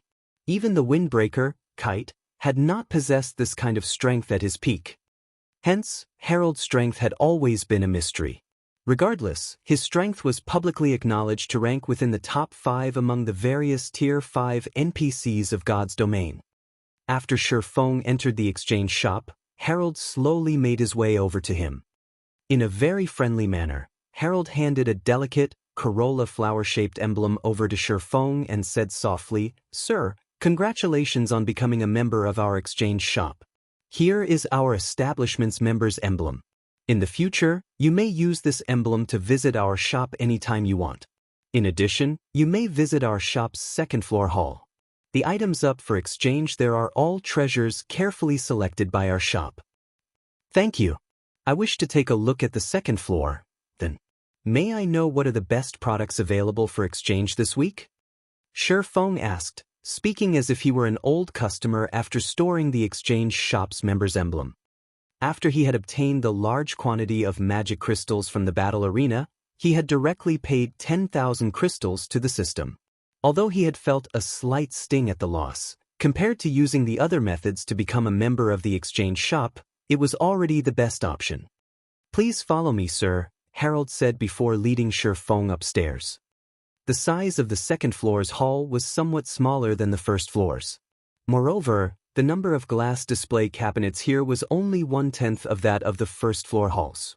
Even so, the 30,000-plus magic crystals Shi Feng had on him right now was most likely insufficient to buy even 1/10 of the items displayed here. Even the cheapest item on display was priced at 2,000 magic crystals. Taking a casual glance around, Shi Feng had also discovered many items priced above 10,000 magic crystals. Sure enough, the second floor isn't a place for normal people. Shi Feng was rendered speechless by what he saw. Currently, 100 magic crystals could be used to exchange for 25 gold coins on the market. 10,000 magic crystals would be equivalent to 2,500 gold. In other words, among the items displayed, there were many valued above 2,500 gold. 2,500 gold. With that kind of money, one could already purchase an epic item. "Sir, of the many products that have arrived in our shop this week, these 5 items are the ones our shop is proudest of. Hopefully, they are to your liking," Harold said very confidently as he brought Shi Feng over to a glass cabinet protected by a magic array. "This is a Grandmaster magic array." Shi Feng could not help his shock when he saw the magic array protecting the 5 items. He had done his fair share of research into magic arrays in the past and could even draw intermediate magic arrays. Although he was not a master at crafting magic arrays, he could more or less discern their standard. As for the magic array Shi Feng was currently standing on, he had only seen the likes of this around the palaces in imperial capitals. Even a group of Tier 5 NPCs would have difficulty breaking through a Grandmaster magic array within a short time. If it were an even more powerful Grandmaster magic array, those Tier 5 NPCs might meet their end. Yet, right now, one such Grandmaster magic array was actually being used to protect 5 items. This was entirely too extravagant.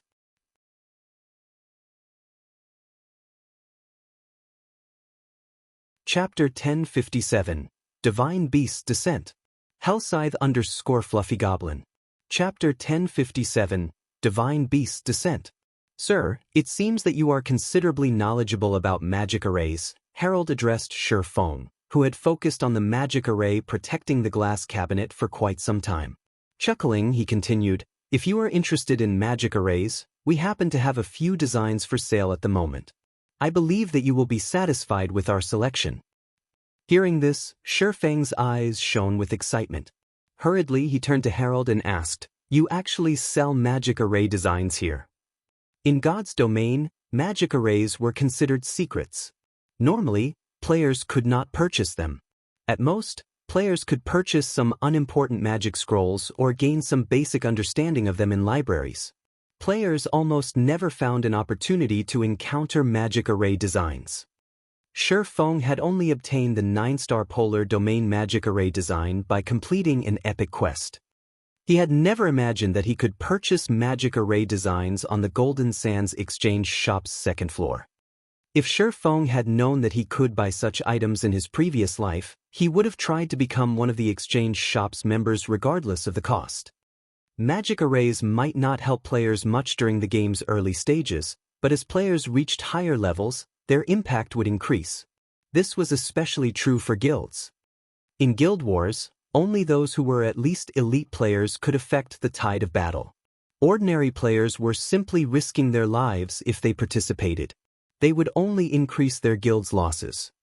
However, as players understood more about magic arrays, their use became more widespread. Casting large-scale, group spells was one such example.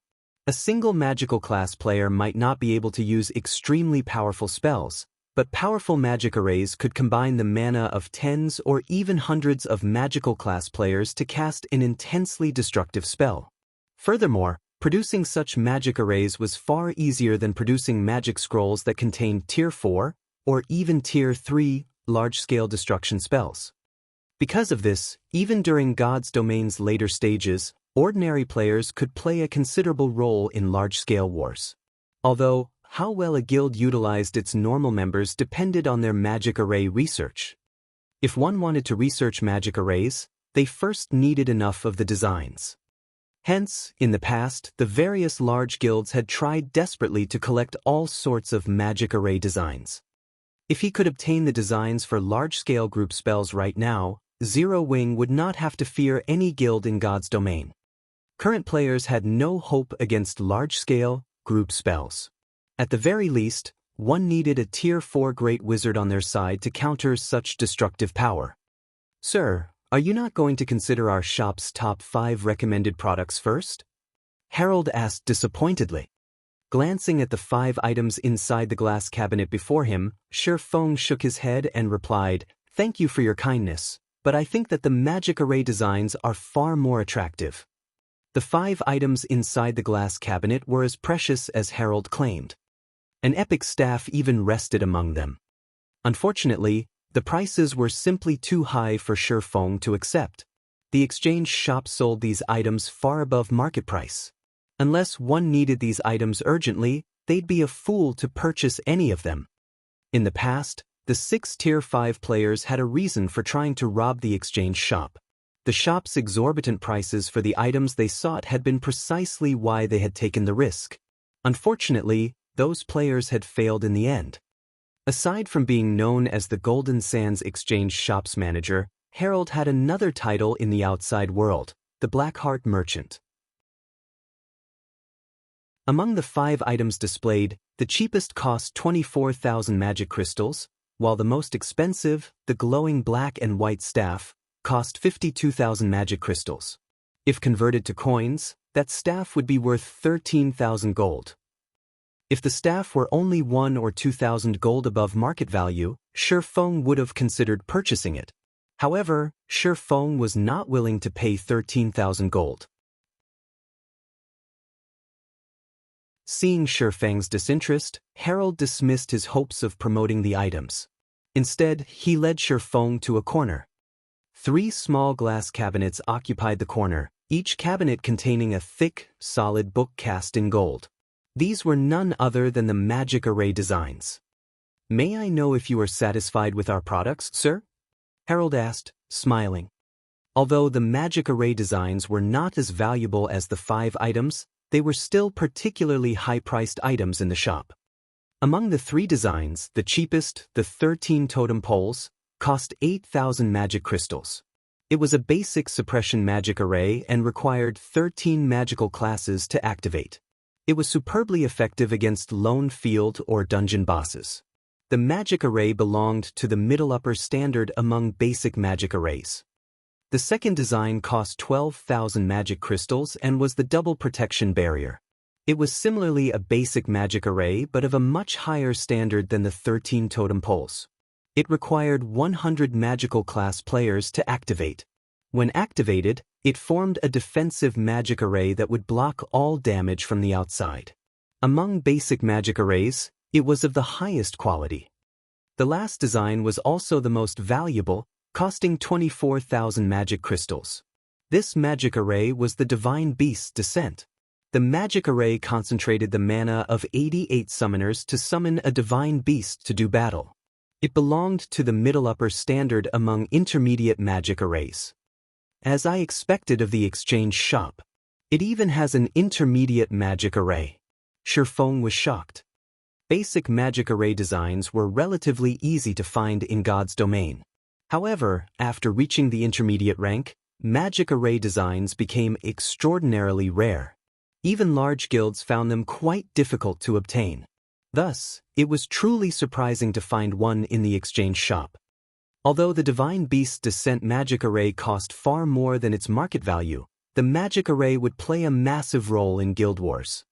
The 9-star polar domain magic array he currently possessed was a suppression-type magic array. Its main purpose was to weaken bosses. In a war between players, its results were only satisfactory if used in narrow terrain. For siege battles and battles in broad, open spaces, the intermediate magic array was not particularly useful. However, the Divine Beast's Descent was a summoning-type magic array, and players could utilize powerful monsters in battle. This was like a summoning scroll. Only, the magic array's conditions were much more stringent, requiring 88 summoners to maintain it. If the magic array were interrupted, the summoned creature would disappear immediately. Most importantly, it was extremely costly as it required 88 magic array scrolls to activate. These scrolls would also disappear after a single use. Even so, it was an extremely powerful tool of war. After all, ordinary players' role in these wars was simply too small. They were practically negligible. However, combining their power and transforming them into a devastating force would be terrifying. After all, ordinary players comprised the majority of a guild's members. Chapter 1058, Change in the Capital. Hellscythe _ Fluffy Goblin. Chapter 1058, Change in the Capital. Have any of these caught your eye? Harold asked Shifeng once more, still smiling. Although there were only 3 magic array designs and the most powerful was only intermediate rank, they were not easy to find elsewhere. Magic array designs were particularly valuable after reaching intermediate rank. Shifeng hovered between the 3 magic array designs. Although the 13 totem poles was only a basic suppression magic array and far from being comparable to the 9-star polar domain, as a basic magic array, more players would be capable of producing it. Even now, Shifeng was the only person capable of producing the 9-star polar domain. However, when would he find the time to mass-produce the magic array? However, the guild had quite a few players who could produce the 13 totem poles magic array. With this, the guild's overall strength in dungeons would increase significantly. It would be easier to obtain a plethora of good equipment. As for the double protection barrier as a defensive magic array, it was perfectly suited for siege battles. Aside from that, it did not have much purpose. Lastly, the Divine Beast's Descent was a common type in large guild wars. All 3 magic arrays had their own uses. All 3 were also things that Zero Wing sorely needed. However, Shifeng could not afford all 3 due to their exorbitant prices. I want the Divine Beast's Descent and the double protection barrier, Shifeng announced after a moment of hesitation. His current priority was to defend Stone Forest Town. He had no choice but to give up on the 13 totem poles. With a limited amount of magic crystals, he had to use them on what was most necessary. Alright then.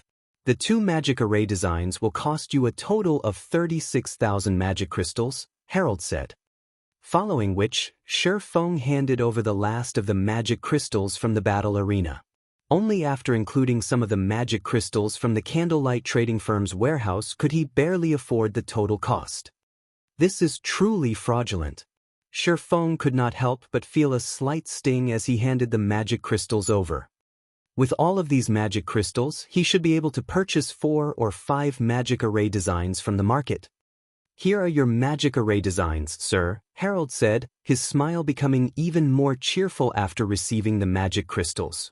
As you are a member of our exchange shop, for every 10,000 magic crystals you spend, you'll obtain 1 point. When you've accumulated 500 points, we can raise your membership status to an advanced member. You'll receive a 10% discount on all purchases on the second floor hall and a 20% discount on the first floor hall. You'll also qualify to enter our exchange shop's main branch. Currently, you've spent 36,000 magic crystals, so you have obtained 3 points. If you spend another 4,000 magic crystals right now, you'll receive 4 points instead. For a moment, Feng was at a loss for words. He had to admit that Harold was a crafty merchant. Fortunately, he didn't have any more magic crystals on him. Otherwise, Harold might have persuaded him to purchase another item for 4,000 magic crystals. However, this revelation confused Feng slightly. He hadn't expected an additional membership rank, and the advanced members even had access to the main branch. However, as far as he could remember, there had never been any mention of an advanced membership in the past. Although rare, some players had become normal members of the Golden Sands Exchange shop. Moreover, there was no real benefit in hiding this fact. Excuse me, but can every member of the exchange shop be promoted to an advanced member? Feng asked curiously. Harold shook his head, chuckling before he explained, not everyone receives this privilege. As you are the first heaven-blessed person to visit our shop, we have extended this benefit. Normally, members have to spend an additional 10 million magic crystals before we notify them of this option. So that's why nobody knew about the advanced membership in the past. Realization dawned on Feng. Following which, Feng took the 2 magic array designs and left the exchange shop. As for becoming an advanced member, it was too early to bother with. Although, if he secured the manatite vein in that dangerous sea zone, he could consider becoming an advanced member. Otherwise, not a single guild throughout God's domain could afford the promotion requirement of 5 million magic crystals. After leaving the exchange shop, Feng used the 7 luminaries rings space movement to reach a distant beach. He then released the swift dragon speedboat and traveled to his final destination, the Savage Wildland. As the Savage Wildland was very close to a dangerous sea zone, it was easy for players to encounter sea monsters. Although these sea monsters' levels only ranged between level 40 and level 50, the threat they posed surpassed that of ordinary level 40 to level 50 High Lords. The Dragon Phoenix Pavilion's plan of using the magic tower to lure players to the Town of Beginnings wouldn't be nearly as effective as doing so with a town on the mainland. After all, traveling to the Savage Wildland was simply too dangerous for current players. However, this had allowed Feng to spot a business opportunity. Traveling to the Savage Wildland in a fishing boat was undoubtedly dangerous. However, if one used a speedboat, the danger would decrease significantly. What he needed to do was to open a sea route between Ocean Viewing Town and the Savage Wildland, starting a transportation business. If he charged each person 2 silver, a flood of players would brave the journey. Even if there were only 10,000 players trying to reach the Savage Wildland each day, he could still earn 200 gold daily. However, this was a conservative estimate. Take Stone Forest Town for example. Even though the town was over 10 hours away from the nearest teleportation point on foot, a large number of players made the trip. Moreover, by the time the Town of Beginnings developed into a medium-sized town and unlocked the Savage Wildland's true value, at that time, it would not be surprising if hundreds of thousands of players attempted the trip every day. The income he could gain from the transportation business might even match the income from the Town of Beginnings. Feng could still remember that, when the Town of Beginnings had developed into a small-sized city, the city's permanent player population had already neared 1 million. As for city's floating population, that was well over 5 million. If that came to pass once again, counting each day's earnings would become laborious. Time passed quickly. The trip, which should have taken over an hour, was over in only 10 minutes or so thanks to the Swift Dragon speedboat. From a distance, the Savage Wildland looked like a new continent. At first glance, the island seemed to have no end. The island was roughly the size of a major city's jurisdiction on the mainland. However, even the island's outer region was not easy to reach. Following which, Shi Feng found a place to dock before storing the Swift Dragon speedboat. He then unsheathed the abyssal blade and activated Phantom Kill, his doppelganger splitting from his body. The Seven Luminaries' ring's space movement was quite convenient. However, he was no god. He could not remember the exact coordinates of the Otherworld transfer gate. He could only determine its general location on the map. But how dangerous was the core area? As a precaution, he could use the replace skill to avoid dying should he find any powerful monsters during his journey. As Shi Feng was about to use space movement, he received a call from Aqua Rose. "Guild leader, this is bad.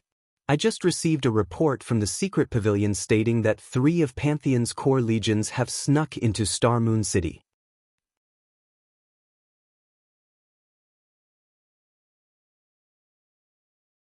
Chapter 1059. Passage Established. Hellscythe _ Fluffy Chapter 1059. Passage Established. On the semi-transparent screen, anxiety pulled at Aqua Rose's fair, dainty face. When Shi Feng had told her that Pantheon had joined with Blackwater to deal with Zero Wing, she had doubted his words. Moreover, even if it were true, it should have been quite some time before Blackwater attacked Zero Wing directly. She had never imagined that Blackwater would move this quickly. If Blackwater and Pantheon had truly come for Zero Wing, she was not certain that Zero Wing could hold its ground against the guilds. After all, Pantheon was a bona fide super guild. She was not ignorant as she had once been. After experiencing the secret pavilion simulation training system, she understood just how terrifying super guilds were. The strength these guilds normally revealed was the tip of the iceberg. However, this tip was more than enough to frighten any first-rate guild. It seems that they can no longer wait. The news didn't particularly surprise Shi Feng. They could have flown under the radar if Stone Forest Town's popularity had been the only thing growing. However, Zero Wing benefited from the town's growth. Right now, the guild was continuously absorbing the elites and experts among independent players, increasing the guild's overall strength. If Zero Wing were given another 3 to 5 days, Blackwater would have to pay an even higher price to take Stone Forest Town down. If it were up to Shi Feng, he would likely take action as soon as possible as well. "Guild leader, should I dispatch men to Stone Forest Town?" Aqua Rose asked. "Try to do it as quietly as possible to avoid arousing their suspicion," Shi Feng instructed after giving the matter some thought.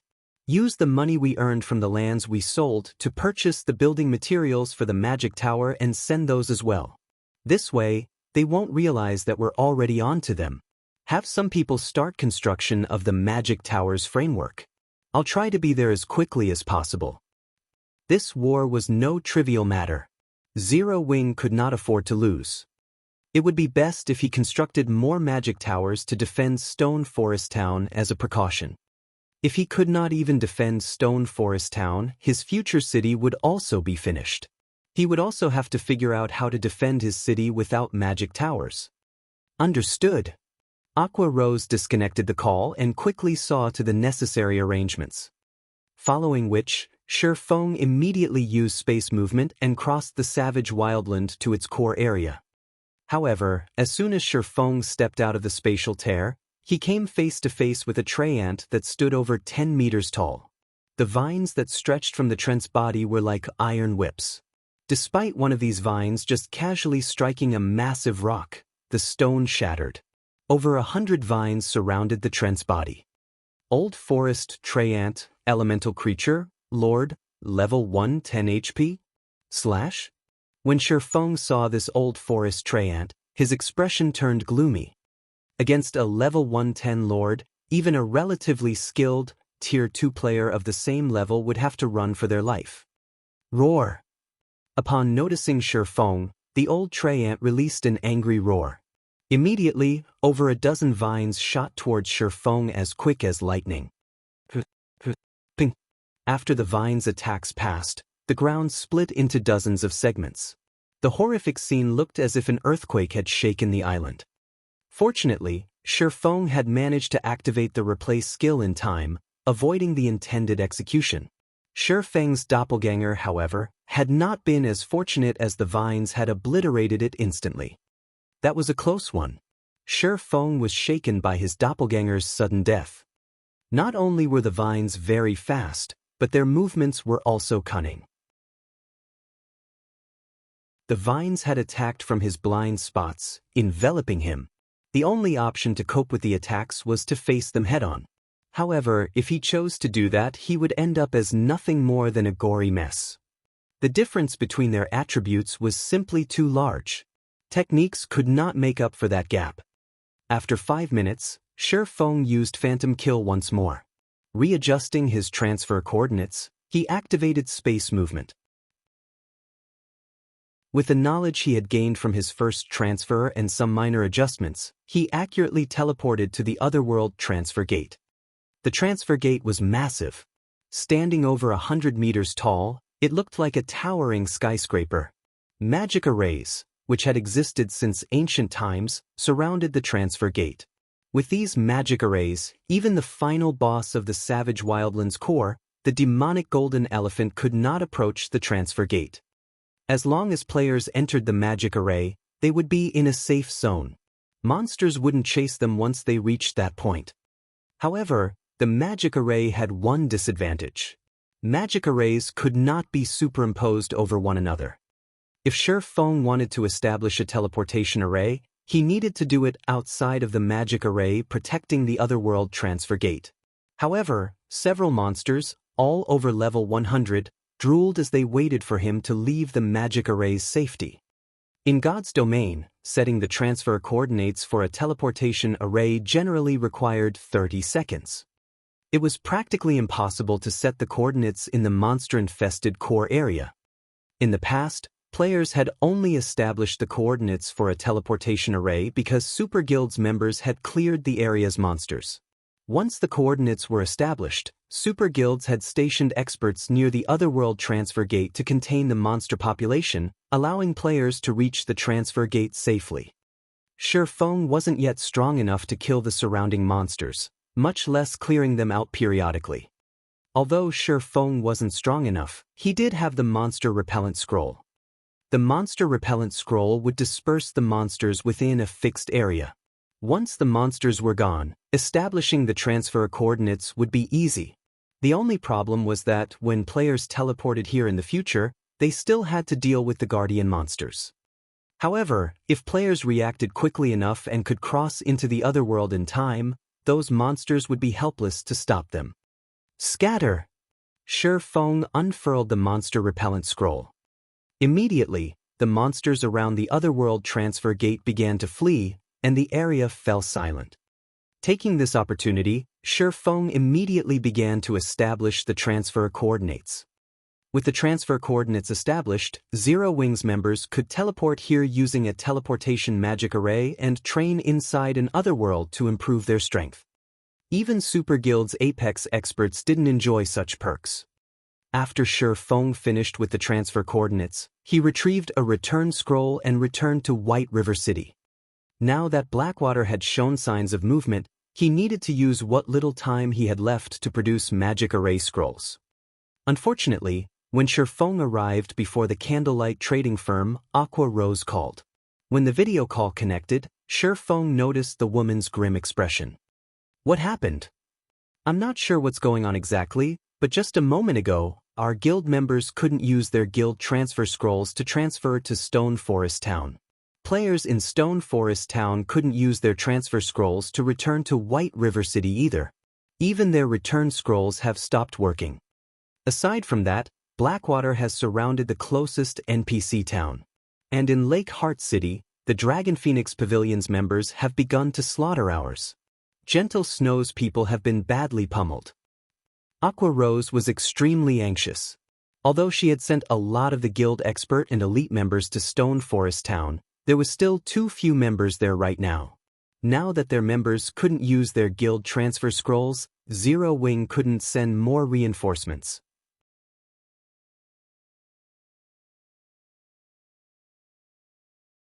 Chapter 1060, Action. Hellscythe_Fluffy Goblin. Chapter 1060 Action. Feng's expression darkened upon hearing Aqua Rose's report. The guild transfer scrolls can't be used? Feng pondered the situation. Could they have used a sealing magic array? The various large guilds had commonly used sealing magic arrays to raid towns and cities in the past. However, such magic arrays were extremely rare. Generally, players only had a chance of coming across one in level 60 and above secret locations. With the guild's current strength, it was impossible to obtain one. Guild leader, should I lead some experts to take charge of the situation? Afterward, you can lead the guild's army to support us. I believe that, with Stone Forest Town's defensive advantage, we should be able to hold out until the army arrives. Aqua Rose suggested. Blackwater and Pantheon had acted too quickly. Although they had begun to prepare, they had never expected Blackwater to pull such a card. Without the advantage of the guild transfer scrolls, it would take a considerable amount of time for Zero Wing to reach Stone Forest Town. By the time the army arrived, the siege would be underway. However, there were very few Zero Wing upper echelons in Stone Forest Town right now. Without anyone taking charge of such a large-scale guild war, the town could easily fall. Hence, they quickly needed to dispatch experts capable of leading the defense. Alright, lead the members who have mounts and start on the town's fortifications. However, be careful of ambushes from Blackwater. Since they have gone to the trouble of sealing the entire map, they definitely have plans to prevent anyone from reaching the town, Feng said, nodding. Currently, mounts were still far from being common in God's domain. Even in super guilds, only very few experts had obtained a mount. Aqua Rose's group only needed to break through Blackwater's defensive line, and they could reach Stone Forest Town without trouble. Players without mounts had no hope of catching up to them at all. Moreover, due to a fortuitous encounter, Aqua Rose had obtained and completed a quest that had awarded her with a secret silver-ranked flame horse. With the speed of a secret silver mount, even Super Guild's players with mounts would not catch up to her. After all, secret silver mounts were very rare. After Feng finished assigning Aqua Rose's tasks, he entered the candlelight trading firm's basic meditation room and activated God's blessing. Using the materials that Melancholic Smile had prepared for him, he began to produce one magic array scroll after another. Even if Blackwater's army traveled towards Stone Forest Town from the nearest teleportation point, they would have to run for over 10 hours. Moreover, after such a long run, they would have to rest before joining the battle. Otherwise, ordering an army that had nearly exhausted its stamina to raid a town would be the epitome of foolishness. Meanwhile, if Feng hurried towards Stone Forest Town, he could arrive far more quickly. The sealing magic array created mana fluctuations in the affected area and prevented teleportation magic arrays from functioning properly. However, Feng had the 7 Luminaries ring. Space movement was different from teleportation. Even if there were mana fluctuations in an area, the skill would not be affected. Hence, he could simply teleport to the nearest town and continue towards Stone Forest Town. In terms of speed, even someone riding a dark gold mount would be no match for him. He now had over 10 hours to prepare for war. Right now, his priority was to make as many magic array scrolls as he could. Everything else was secondary. As for organizing an army to reinforce Stone Forest Town, he had no intentions of doing so. If it came down to a direct confrontation, even if Zero Wing were 10 times stronger, it would be no match for Blackwater as the latter controlled those one-horned humanoid monsters. Sending players against those monsters was the equivalent of sending them to their graves. Furthermore, how could Zero Wing outmatch Pantheon's expert count? Zero Wing's only hope relied on magic array scrolls and the town's defenses. Shortly after Blackwater sealed off the map surrounding the Stoneclaw Mountains, many players noticed the scent of gunpowder in the air. As Blackwater and Heaven's Burial's elite armies began pouring into the town nearest to Stone Forest Town, the various large guilds around Starmoon Kingdom realized that Blackwater intended to steal Stone Forest Town. Meanwhile, a commotion shook Starmoon Kingdom's official forums. What? They're starting to fight already? I wonder who will win this war. Do you even need to ask? It will definitely be Blackwater. Didn't you see how many players the guild has gathered? Moreover, I heard that even Pantheon is getting involved. How could Stone Forest Town be that easy to raid? Don't forget that Zero Wing has stationed many NPC guards in Stone Forest Town. In addition, the town has the normal guards that belong to the guild's members as well as the defensive turrets. Even if Blackwater has the advantage in numbers, it will still be very difficult to capture Stone Forest Town. Moreover, Zero Wing has the home ground advantage. Even after its members die, they can resurrect in the town. Blackwater's members, however, will have to travel for over 10 hours to return to the battlefield. You're right. For a time, Star Moon Kingdom's forums were cluttered with conversations about the guild war. Many players had even eagerly rushed towards Stone Forest Town after receiving news, wishing to witness this war with their own eyes. In reality, it wasn't just players who were eager to watch this war. Every guild in Star Moon Kingdom paid close attention to Stone Forest Town as well. After all, this could be considered Star Moon Kingdom's first siege war. This war's outcome was significantly important. If Zero Wing failed to defend Stone Forest Town, after losing this goldmine of a town, the guild would most likely be reduced to a second-rate guild. Blackwater might gradually devour the guild until the name Zero Wing no longer existed in Star Moon Kingdom. On the other hand, if Zero Wing repelled Blackwater's assault, after this war, Zero Wing's influence in Star Moon Kingdom would reach unprecedented levels. Within a short time, Zero Wing's strength would undoubtedly climb by leaps and bounds. Many players in Star Moon Kingdom had felt that the Blackwater Guild, which had the support of the Blackwater Corporation, had massive potential and thought that it was guaranteed to become Star Moon Kingdom's ruler. Hence, many players and companies paid close attention to this war. If Zero Wing came out victorious, it would be impossible for Blackwater to organize further effective assaults in a short time. For a long time to come, Zero Wing would remain as Star Moon Kingdom's ruler. Meanwhile, inside the second-floor VIP room of a high-class bar in Sima Town, the town closest to Stone Forest Town, Pantheon has lost its mind. It would have been fine if it had just dispatched its core legions to deal with Zero Wing, yet it dispatched one of its 4 trump card legions, the Red Jade Legion, as well. It seems that Zero Wing has seriously offended Pantheon this time. Yuan Tiexin lightly clicked his tongue as he looked out the window at the 1,000-man legion marching through the street. Every member of this 1,000-man legion was level 40 or above. Moreover, they all wore exquisite, white robes with an embroidered, blood-red eagle. This blood-red eagle was none other than the Red Jade Legion symbol. These players' unified clothing, in addition to their levels, frightened the onlooking independent players. Pantheon had many core legions, but the most famous were the 4 trump card legions.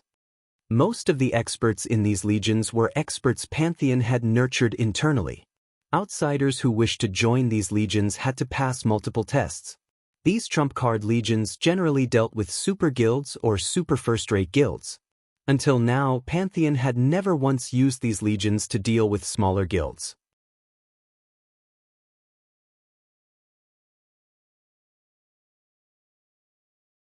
Chapter 1061, Divine Hand.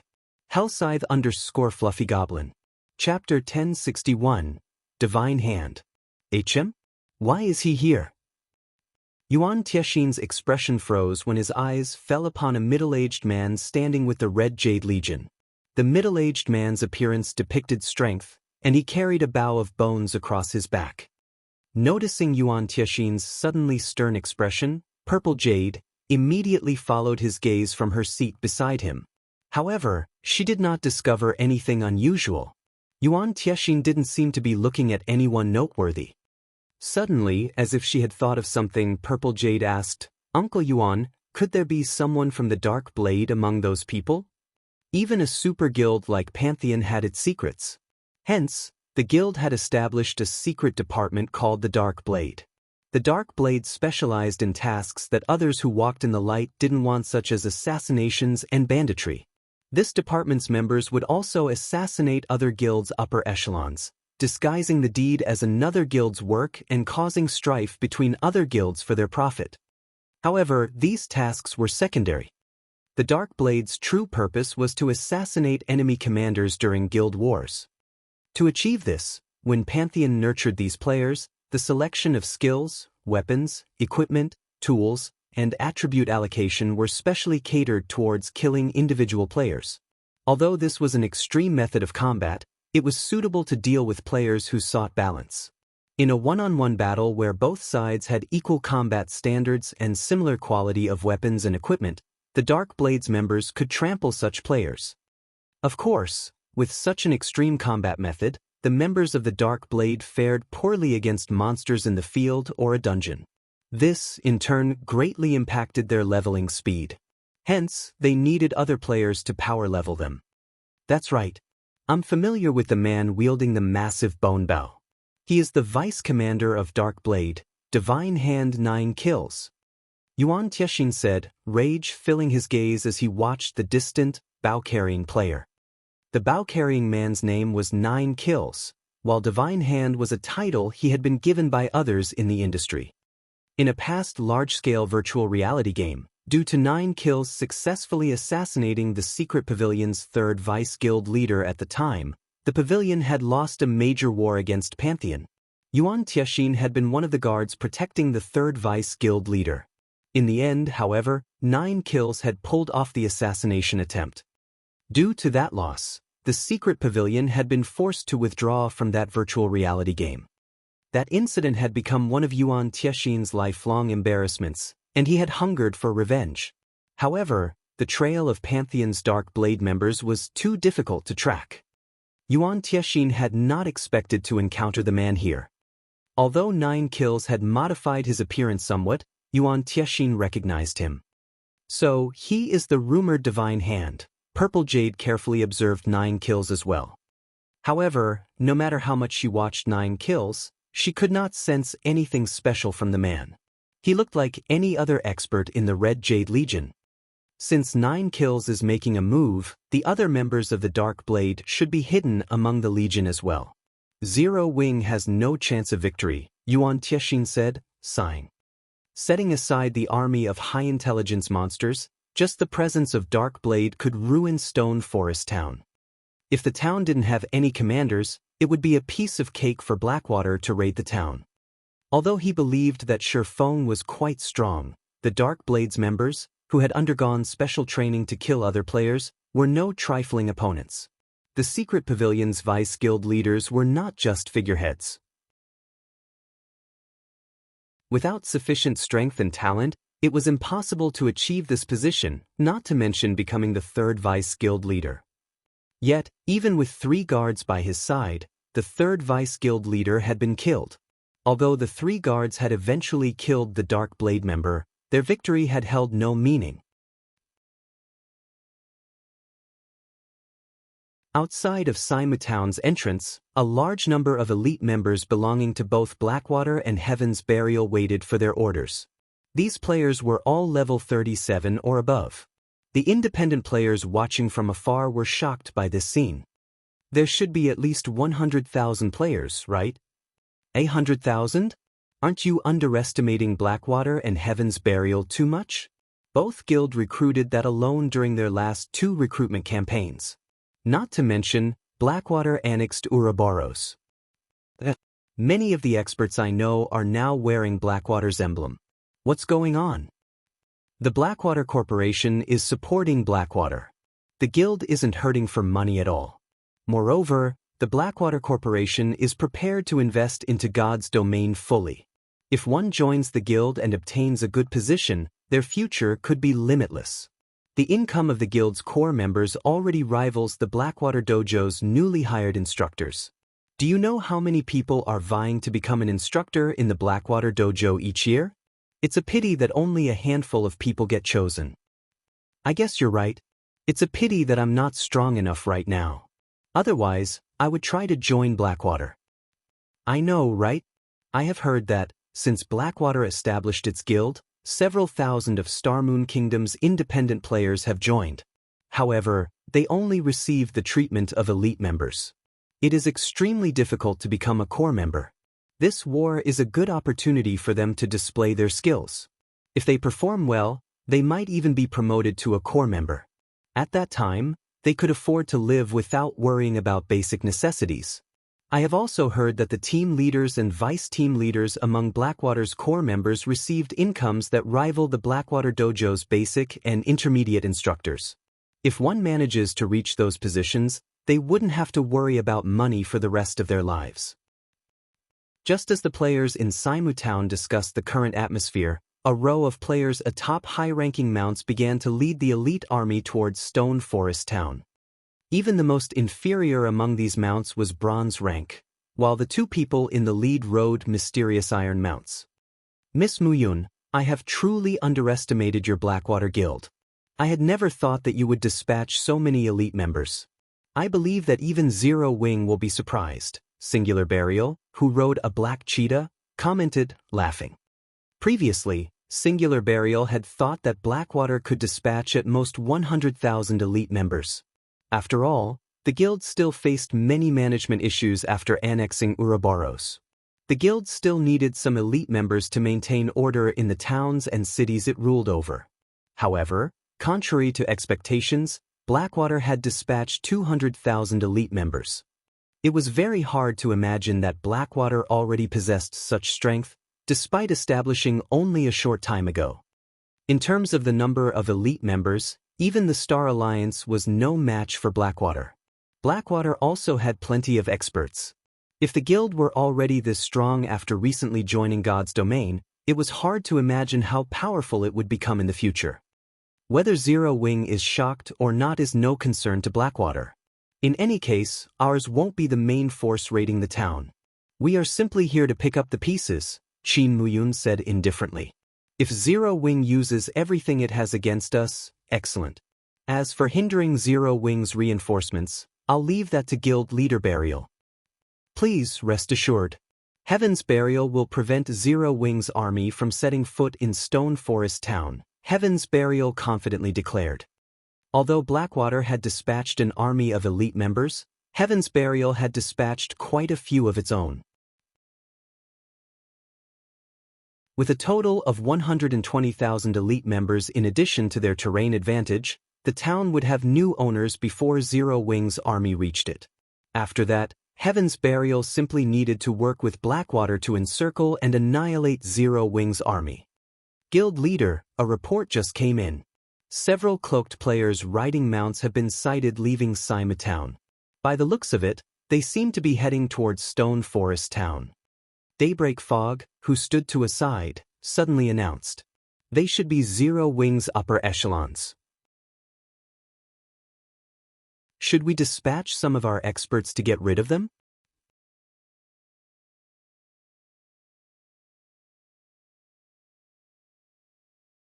Chapter 1062, Forceful Breakthrough. Hellscythe_Fluffy Goblin. Chapter 1062, Forceful Breakthrough. Hearing Daybreak Fog's deduction, Singular Burial fell into deep thought. Have Ghost Shadow's group stop them. Remember, don't let a single player escape. Singular Burial said strictly. We're sending Ghost Shadow's group? Daybreak Fog was momentarily stunned. Aren't we making a big fuss over something so small? Ghost Shadow was Heaven's Burial's #1 expert. He was already considered a top-tier expert in previous virtual reality games.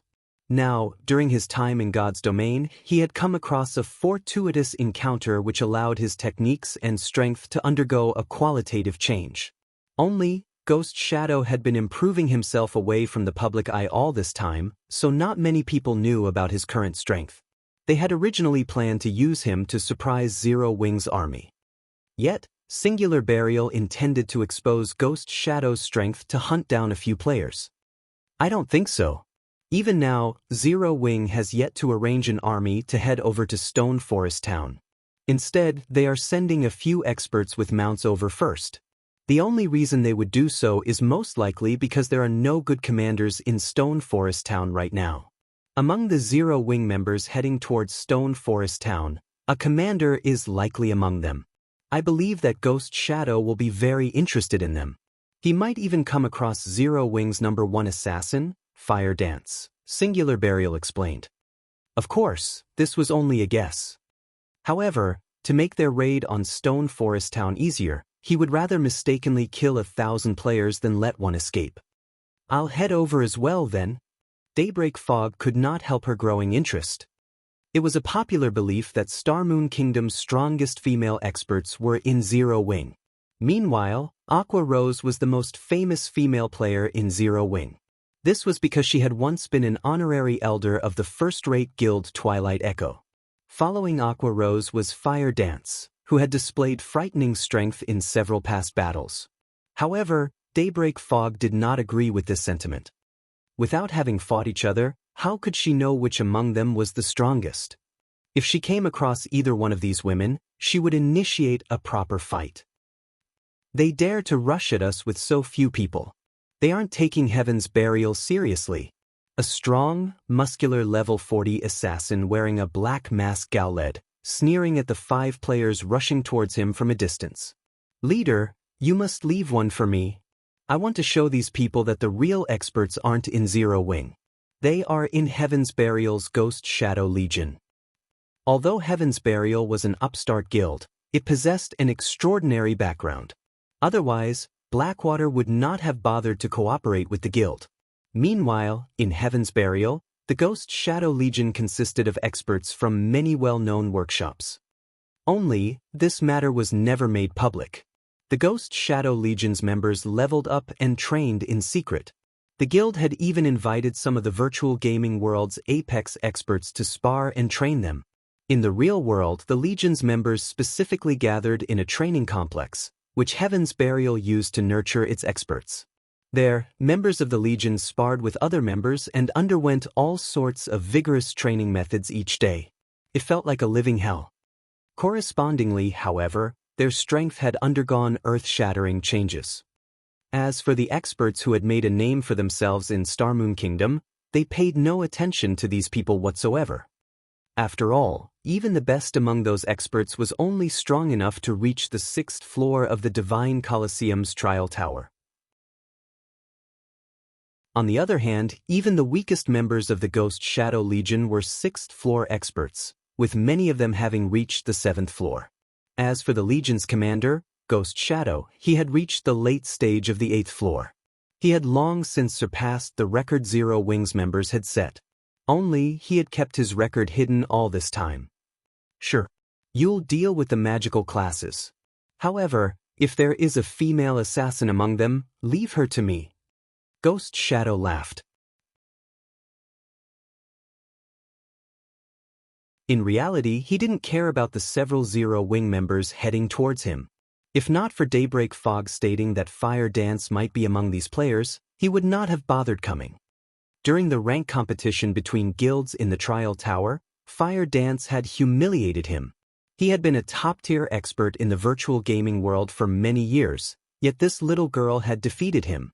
After that incident, he had vowed that he would, sooner or later, pay back the humiliation he had suffered. After a fortuitous encounter, not only had his combat standards improved greatly, but he also wielded epic-ranked weapons. This was why he was so confident of defeating Fire Dance.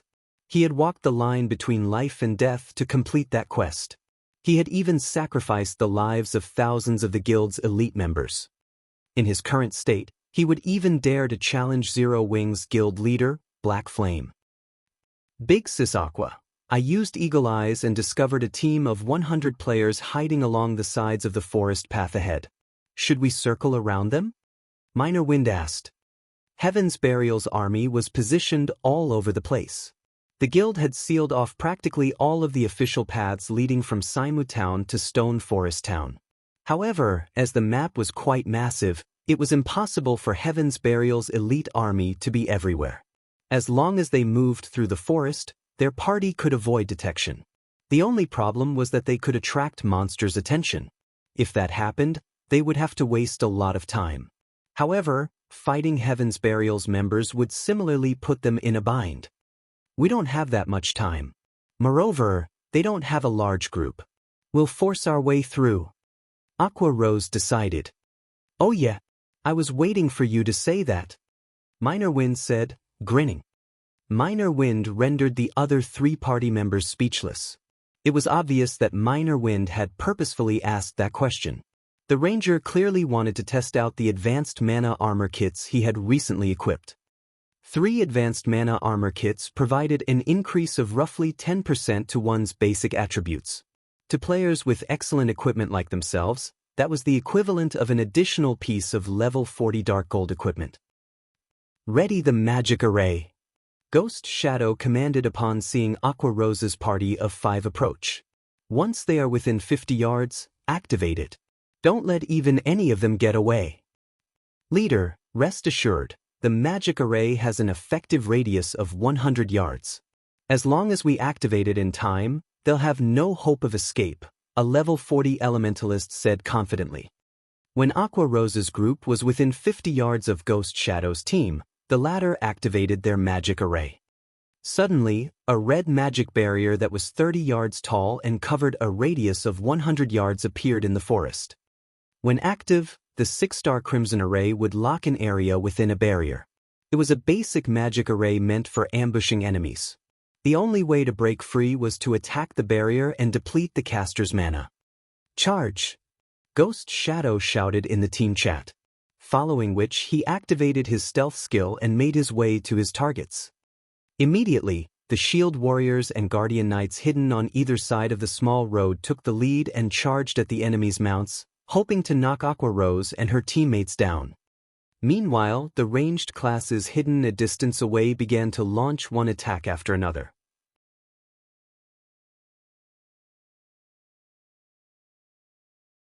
Chapter 1063, The Power of 5. Hellscythe_Vampire.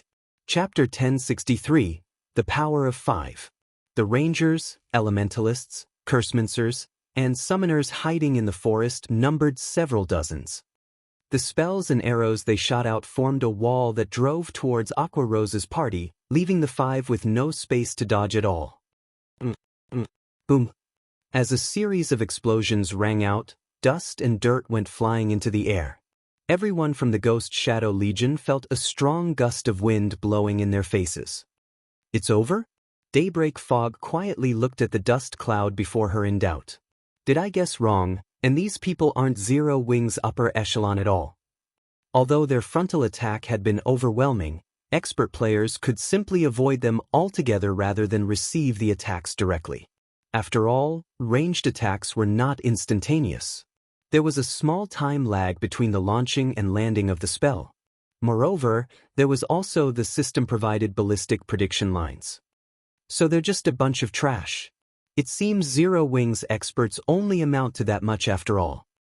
When the Ghost Shadow Legion members saw the rising dust cloud, smug smiles appeared on their faces. However, as the dust cloud dissipated, the faces of those who were still feeling proud of themselves immediately darkened. After the dust settled, what appeared was a large crater in the ground. However, this crater was actually in the shape of a semicircle. At the flat end of this semicircle, as if an invisible wall stood before Aqua Rose's party, no damage had reached Aqua Rose and the others at all. They actually blocked all those attacks? Daybreak Fog's eyes turned serious as she took in this unbelievable sight. With a closer look, she could faintly make out a translucent barrier erected before Aqua Rose's party. A moment later, this barrier shattered like glass, its fragments scattering to the ground before vanishing out of existence. Violet, this absolute barrier of yours really is strong. It actually managed to block off all those attacks. With this, we'll have to rely on you to block the ultimate moves of bosses in the future, Minor Wind said, chuckling. My absolute barrier is only a tier 1 skill. It can block tier 2 skills at most. Right now, it is only useful in fights against other players, Violet Cloud said, shaking her head. Although Violet Cloud had said so, this feat had still dealt an enormous blow to the Ghost Shadow Legion's mental state. They had considered the possibility that Aqua Rose's party would directly dodge their attacks. However, they never imagined that the latter would actually be able to receive their attacks straight on. At this moment, Daybreak Fog noticed that the elementalist standing behind Aqua Rose was in the midst of chanting an incantation. Hurriedly she shouted, "Not good. Everyone, scatter." As an elementalist herself, Daybreak Fog had a deep understanding of the class. Even without the spell's magic array taking form, she could tell what kind of spell it was just through the amount of mana the incantation was gathering. Even if it was a spell she was not familiar with, she could still judge the power of the spell. Meanwhile, Daybreak Fog's senses were currently telling her that the elementalist standing behind Aqua Rose was casting a large-scale destruction spell, and that it was already too late for them to interrupt the spell. Hearing Daybreak Fog's reminder, everyone in the Ghost Shadow Legion immediately broke into a sprint. At this time, the alarm bells in their minds were also going off, warning them that they would die if they did not flee. "Don't you think it's a little too late to run now?" The elementalist behind Aqua Rose giggled softly before pointing a finger to the sky. A blue streak of lightning promptly shot towards the clouds, following which, a gigantic two-fold magic array appeared in the sky, covering a 100-yard diameter. In the next moment, the blue magic array shot out a blue pillar of light that directly bombarded the rear line of the Ghost Shadow Legion. Then, the light pillar began expanding in size and devouring the escaping players one after another. Damn it! It's too fast. Although Daybreak Fog had used Blink to get away, she still could not escape the expanding light pillar. In the end, she had no choice but to use Ice Barrier, becoming immune to all damage. However, her body also couldn't move as a result. As the light pillar faded, it left a plot of scorched earth in its wake. Black smoke wafted up from the blackened ground. This scene stupefied the Ghost Shadow Legion members standing at the front lines. This scorched landscape was simply too terrifying. If not for them charging ahead, they would have already turned into ash and dust by now. Isn't this a little too strong? Minor Wind fell breathless despite himself. Big Sis Aqua, just what kind of person is your friend? This was his first time seeing a large-scale destruction spell that could expand to cover such a large area so quickly. Just this single attack had annihilated over half of the 100-man team before them. Her. Aqua Rose looked over her shoulder to give Alluring Smile a glance. Chuckling, she said, "She's just a battle maniac." Upon hearing this, Alluring Summer could not help but stretch out her hand and pinch Aqua Rose's waist.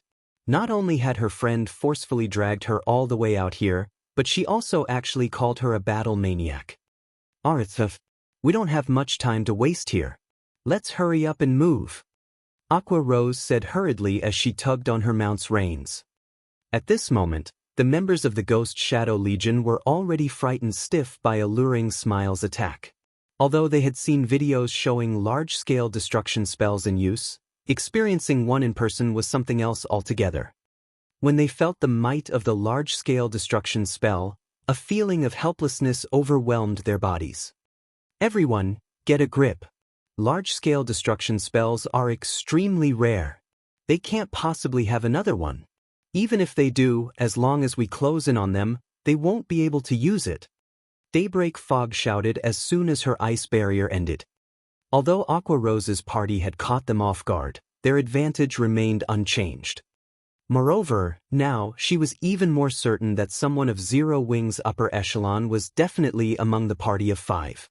Otherwise, it would simply have been impossible for them to use a large-scale destruction spell.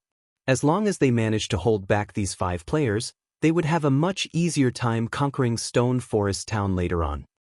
At Daybreak Fog's words, everyone from the Ghost Shadow Legion immediately snapped out of their daze. The melee players standing at the forefront started moving once more. Charge!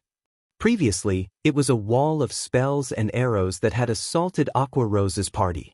Now it was a wall of players, with shields defending them from attacks and the healers in the rear line providing them with heals and protection buffs. Even Minor Wind's arrows could do little against them. At this time, Shadow Sword, who was in front of Aqua Rose, took the initiative, saying, "Let me." Shadow Sword unslung the blood-red greatsword hanging on his back. This greatsword was the new weapon Shadow Sword had obtained after saving up guild contribution points every way he could. He had even traded in his previous weapon for this greatsword. Meanwhile, this greatsword was none other than the holy weapon Feng had obtained from killing the demonic ape king, Crimson Moon. Currently, Shadow Sword had already upgraded Crimson Moon to fine gold rank. As a result, his level had dropped to just barely over level 40. If he were to upgrade the weapon to dark gold rank, his level would fall below level 35. He dares to come at us all by himself? Let's surround him and beat him to death. Seeing Shadow Sword charging towards them, the melee players of the Ghost Shadow Legion immediately sprang into action.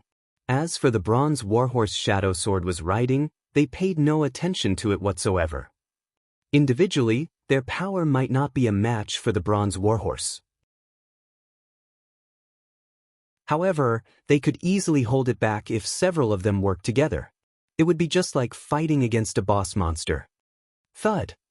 Along with the sound of an impact, 3 MTs blocked the warhorse Shadow Sword road. Just as the other melee players were approaching Shadow Sword from both sides. I was waiting for this. Shadow Sword grinned as he tightened his grip on Crimson Moon. He then abruptly swung it. Whirlwind Slash. Immediately, a crimson storm sent the 8 melee players approaching him flying. Even the 3 MTs blocking the warhorse had to retreat 3 steps, damage of over -2,000 points appearing above their heads. Such powerful strength. Daybreak Fog was stunned. The members of the Ghost Shadow Legion were not your ordinary expert. Whether it was in terms of combat standards or weapons and equipment, they were top-notch. Yet, now, Shadow Sword actually beat these powerful experts and sent them flying by as if they were common monsters. However, the Ghost Shadow Legion members were all experts. After their first assault got repelled, they coordinated their movements even more closely with each other for their second assault.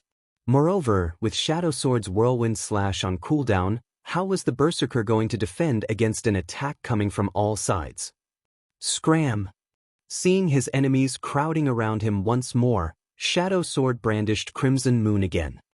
Unlike the previous attack, Crimson Moon radiated a faint red glow this time, having successfully triggered the blood boiling effect.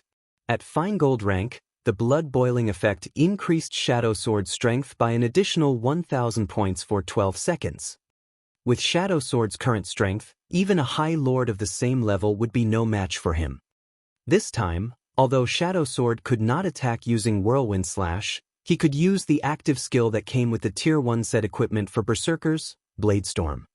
In the next moment, a red storm raged. All players within a 15-yard radius got blown into the air, invisible wind blades cutting their bodies time after time. In the end, these players transformed into streaks of white light and disappeared one after another. Then, weapons and equipment rained down on the ground.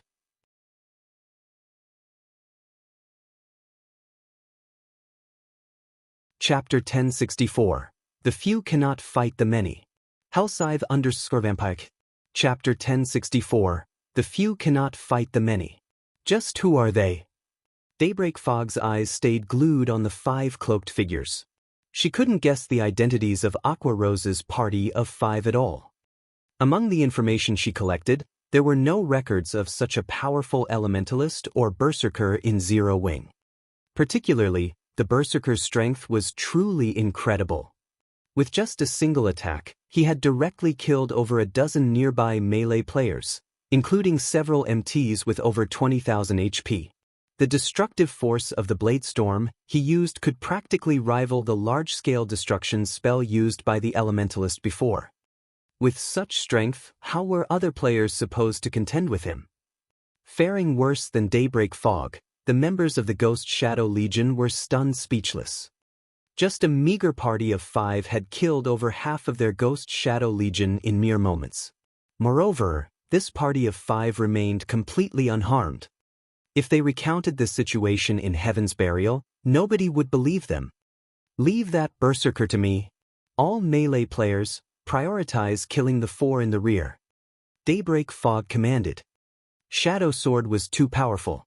It would be suicidal to have their melee players go up against him. Only a ranged player like herself could possibly pin him down. Obeying Daybreak Fog's words, everyone promptly avoided Shadow Sword. He was only a berserker.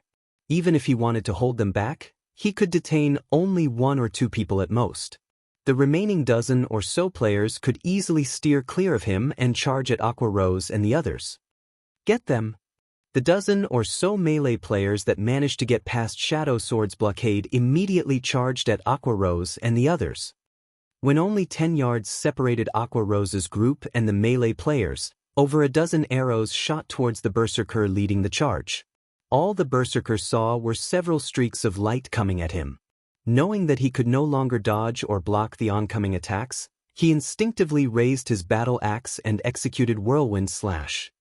However, when the berserker's battle axe came into contact with the first arrow, the powerful impact forced him to take a step back, causing his body to stiffen momentarily. Following which, the remaining dozen or so arrows struck the berserker one after another. Every time an arrow hit, the berserker had to take another step back, his HP decreasing by over 4,000.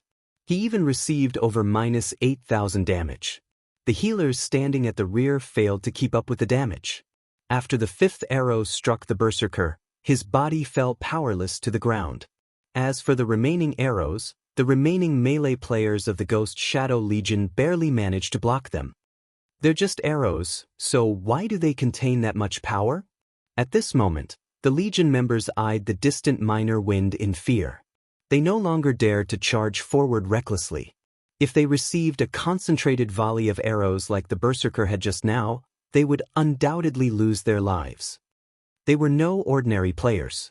They were experts of Heaven's Burial. From defending against minor wind's attacks, they fully realized just how frightening the ranger was. Although it seemed as if minor wind had shot these dozen or so arrows very casually, in reality, every one of these arrows was accurately aimed at their blind spots, which made defending against the attacks extraordinarily uncomfortable. Moreover, their reactions towards such attacks would be slower and delayed compared to defending against other attacks. If they had to go up against 5 of such blind spot attacks simultaneously, with their standards, they could defend against 3 or 4 of them at most. The remainder would strike home. Of course, if they had to receive only 1 or 2 attacks, they would not mind at all. After all, they had healers who could quickly patch up the damage they received. However, the power contained within minor wind's arrows was extraordinary. As melee players, after they defended against 1 arrow, they would no longer have any power to spare to block the remaining attacks. With such a powerful ranger backing up Aqua Rose's party, quickly approaching the party was simply impossible. Just as minor wind was suppressing the melee members of the Ghost Shadow Legion, 4 figures suddenly appeared behind Aqua Rose's group of 4. Die! With Ghost Shadow in the lead, 4 assassins stabbed their daggers at Aqua Rose's group of 4 practically simultaneously. Ambush! Anyone struck by this skill would be placed in a fainted state for 2 seconds. To expert assassins like them, 2 seconds were more than enough for them to kill an MT of the same level, not to mention non-plate armor classes. Seeing this scene, Daybreak Fog smiled. While she acknowledged that Aqua Rose and the others were indeed very powerful, the Ghost Shadow Legion members were no weaklings either. The commands she had shouted were simply a feint. Her motive for doing so was to divert the attention of Aqua Rose's group of 4 to allow Ghost Shadow's assassin group to display its fullest effect. As long as the 4 ranged players died, dealing with Shadow Sword would be a simple matter. At this time, Aqua Rose shouted, "Thornbind." Thornbind was a Tier 1 curse. When activated, it would immediately restrain all enemies within a 20-yard radius with thorny vines for 4 seconds. Moreover, these thorns would connect with the HP of the bound target. If the target tried to forcefully break free of their bindings, they would receive a corresponding backlash. Green vines swiftly emerged from the ground one after another with Aqua Rose as the center. In the blink of an eye, the vines bound all 4 assassins. Not good. Everyone, avoid them. At this moment, Ghost Shadow also realized that they had fallen for a trick. He activated Vanish right away and disappeared from everyone's eyes. The other 3 assassins also activated their Vanish skill without hesitation, rendering the bindings of the vines ineffective. After Ghost Shadow's group disappeared, Violet Cloud used Soul Cloud, promptly sending attacks flying in all directions. Dang! Along with a series of clashing sounds, Ghost Shadow's group of 4 appeared once more. Soul Cloud. So you're Violet Cloud. After Ghost Shadow defended against all the attacks, he glared at the cloaked Violet Cloud, intense fighting spirit blazing in his eyes. She had similarly defeated him previously at the Trial Tower. This time he would not allow a repeat. However, immediately after Violet Cloud's attack, Alluring Summer used Flame Barrage and attacked the 4 assassins from their blind spots. As if the 3 women were of one mind, their coordination was seamless. Ghost Shadow managed to use his daggers to block the oncoming fireballs, but the other 3 assassins failed to do so, opening a gap in their defense. Seizing this opportunity, Violet Cloud immediately controlled her Soul Cloud to bombard the 3 assassins with black balls of mana. If they were simply dealing with normal magical attacks, these expert assassins could still defend against quite a few, even though their stance was not ideal. However, Violet Cloud's Soul Cloud was extremely lively and flexible. Her attacks always managed to change directions abruptly at crucial moments. In the end, the 3 assassins could only block a small portion of the oncoming attacks and promptly lost their lives to the barrage.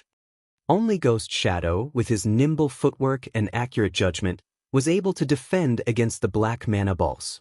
However, the more he fought, the more shocked he grew. How can this spell be so powerful? The power of the Soul Cloud Violet Cloud controlled was simply overwhelming. In terms of strength, the spell was practically equal to him. Meanwhile, he was wielding epic weapons. What was even more shocking was Violet Cloud's ability to control the spell. Her level of control had clearly already entered the refinement realm. This discovery astounded Ghost Shadow. Previously, when he had encountered Violet Cloud, he could tell that she was still far from reaching the refinement realm. Yet, just after a short time, not only had she entered the refinement realm, but her understanding of the realm had even achieved a considerable standard. She could not only control such a large number of attacks but also manipulate them with ease. As Ghost Shadow was dealing with Violet Cloud's attacks, Aqua Rose and the others were assisting the girl from the sides as well. This support applied considerable pressure on Ghost Shadow. If he went one-on-one against Violet Cloud, he was still confident of defeating the girl. However, Violet Cloud had 3 experts with extremely high basic attributes surrounding her. Continuing to fight would only be a waste of energy. Right now, he needed to get away from this place first before launching another assault. Following which, Ghost Shadow activated Wind Steps and began retreating. Don't even think about getting away so easily.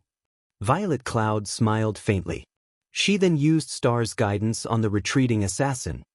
Immediately, Ghost Shadow felt a powerful force pulling him towards Violet Cloud.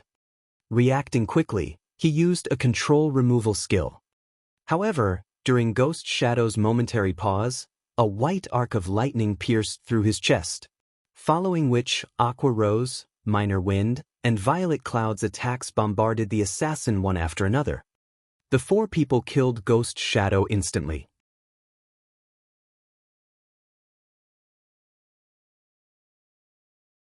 Chapter 1065. War Erupts.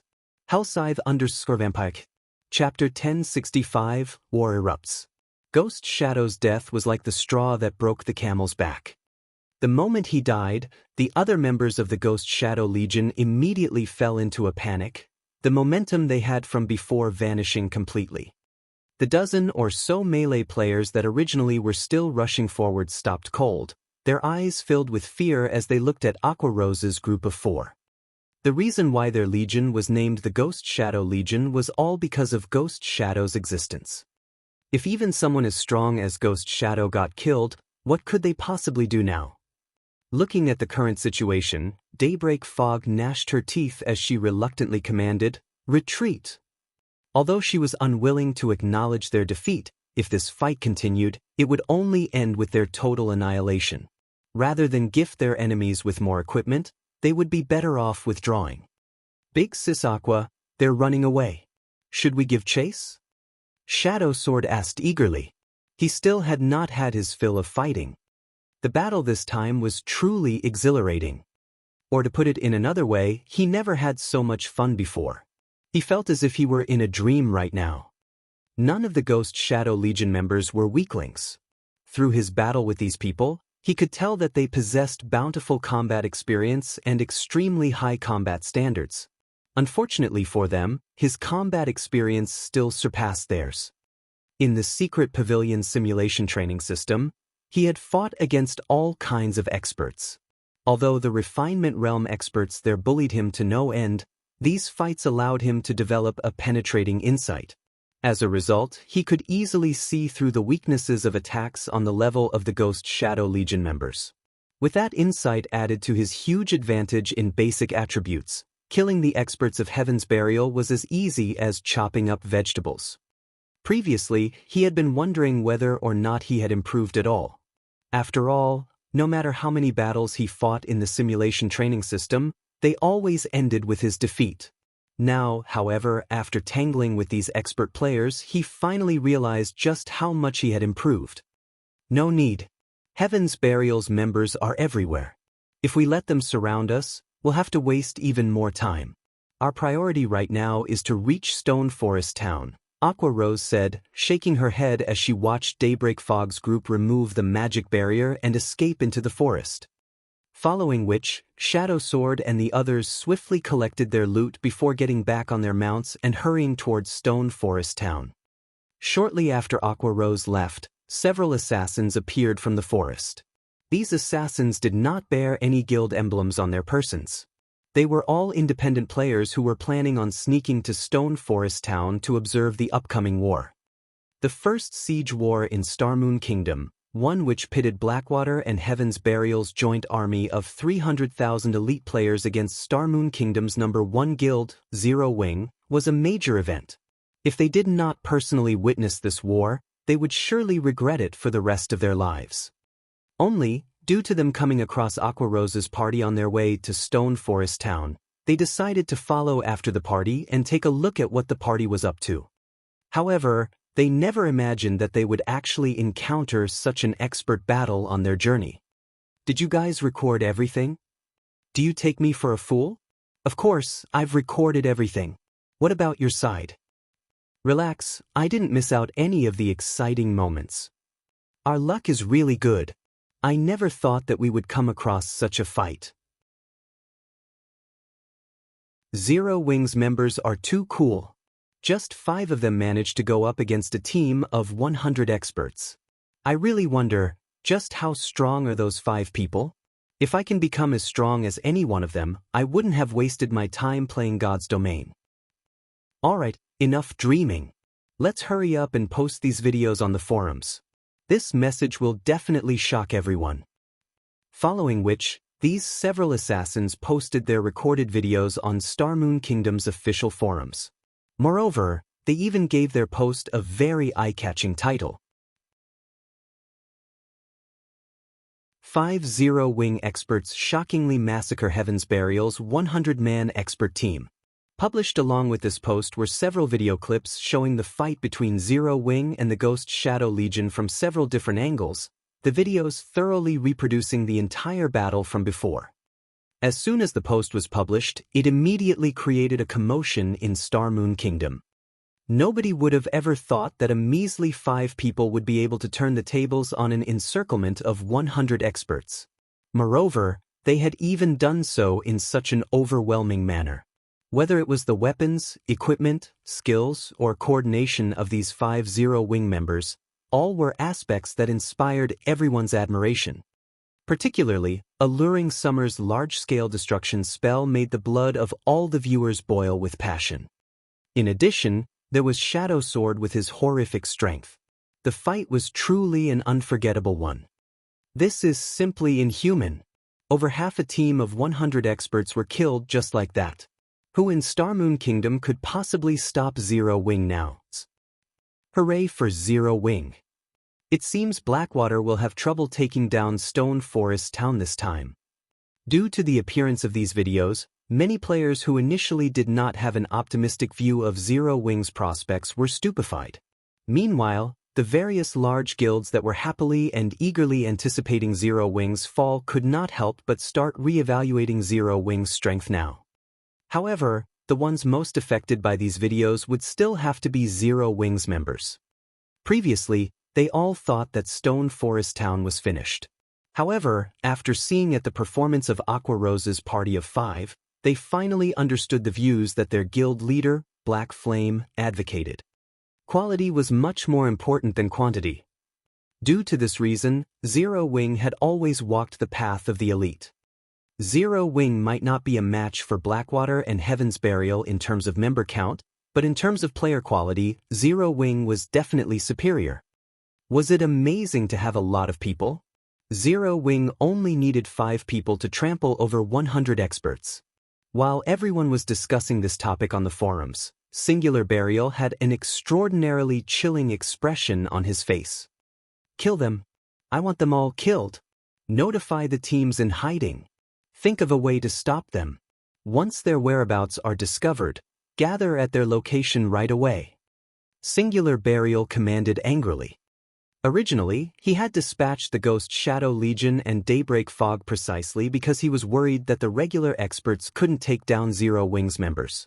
Now, however, Heaven's Burial had become the biggest laughingstock of Star Moon Kingdom.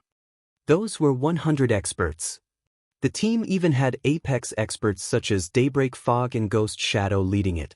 He found it truly hard to accept that Daybreak Fog and the others would lose so miserably. However, from the battle video, Singular Burial was able to clearly identify 2 of the 5 players. One was naturally Violet Cloud, whom Ghost Shadow had also identified, while the other one was Aqua Rose. If the Cursemancer leading the party wasn't her, then Singular Burial truly could not figure out which Cursemancer in Zero Wing had the qualifications to command Violet Cloud. As long as they managed to hold back Aqua Rose, not only would they be able to repay the humiliation they suffered, but taking down Stone Forest Town would also be a piece of cake. Nevertheless, after watching the battle video, Singular Burial felt a deep chill crawling down his spine. Zero Wing's experts were improving much too quickly. The rapidity of their improvement was to the point of being staggering. Only after paying a huge price did Heaven's Burial manage to nurture a batch of experts. However, compared to Zero Wing's experts, those experts Heaven's Burial nurtured were practically garbage. If so many Apex experts had already appeared in the current Zero Wing, if they really gave Zero Wing a little more time, then the consequences would be unimaginable. Unfortunately for Heaven's Burial, its pursuit and interception mattered very little to Aqua Rose and the others. Their speed when riding mounts was unmatchable by players running on foot. Moreover, the mount Aqua Rose rode was a secret silver mount. In the end, the party of 5 managed to arrive at Stone Forest Town safely, and they promptly began commanding Zero Wing's members in Stone Forest Town to take the appropriate defensive measures. As time went by, the atmosphere in Stone Forest Town also grew increasingly more oppressive. The usual liveliness in the streets was no longer present. To avoid getting dragged into the war, many players had chosen to leave Stone Forest Town and observe the battle from a distance. Only some daring players remained in town.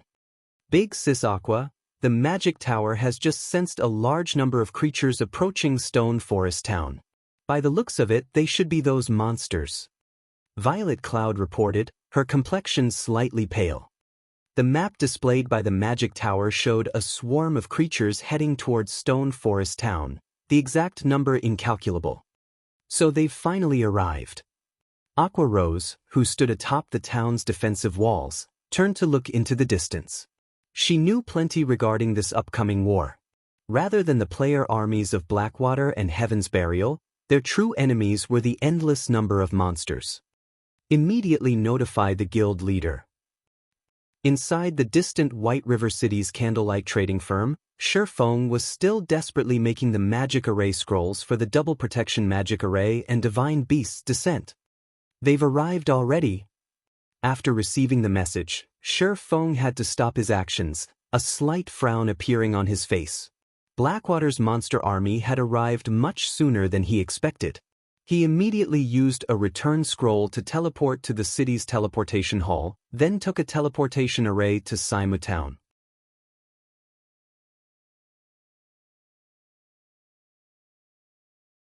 Chapter 1066, Black Flame Appears.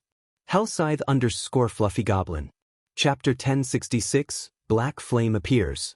Standing at the top of Stone Forest Town's magic tower, Aqua Rose and her companions noticed dust clouds rising in the distance as they finished taking care of the town's defense. Upon closer inspection, they would discover swarms of monsters beneath the dust. How can there be so many monsters?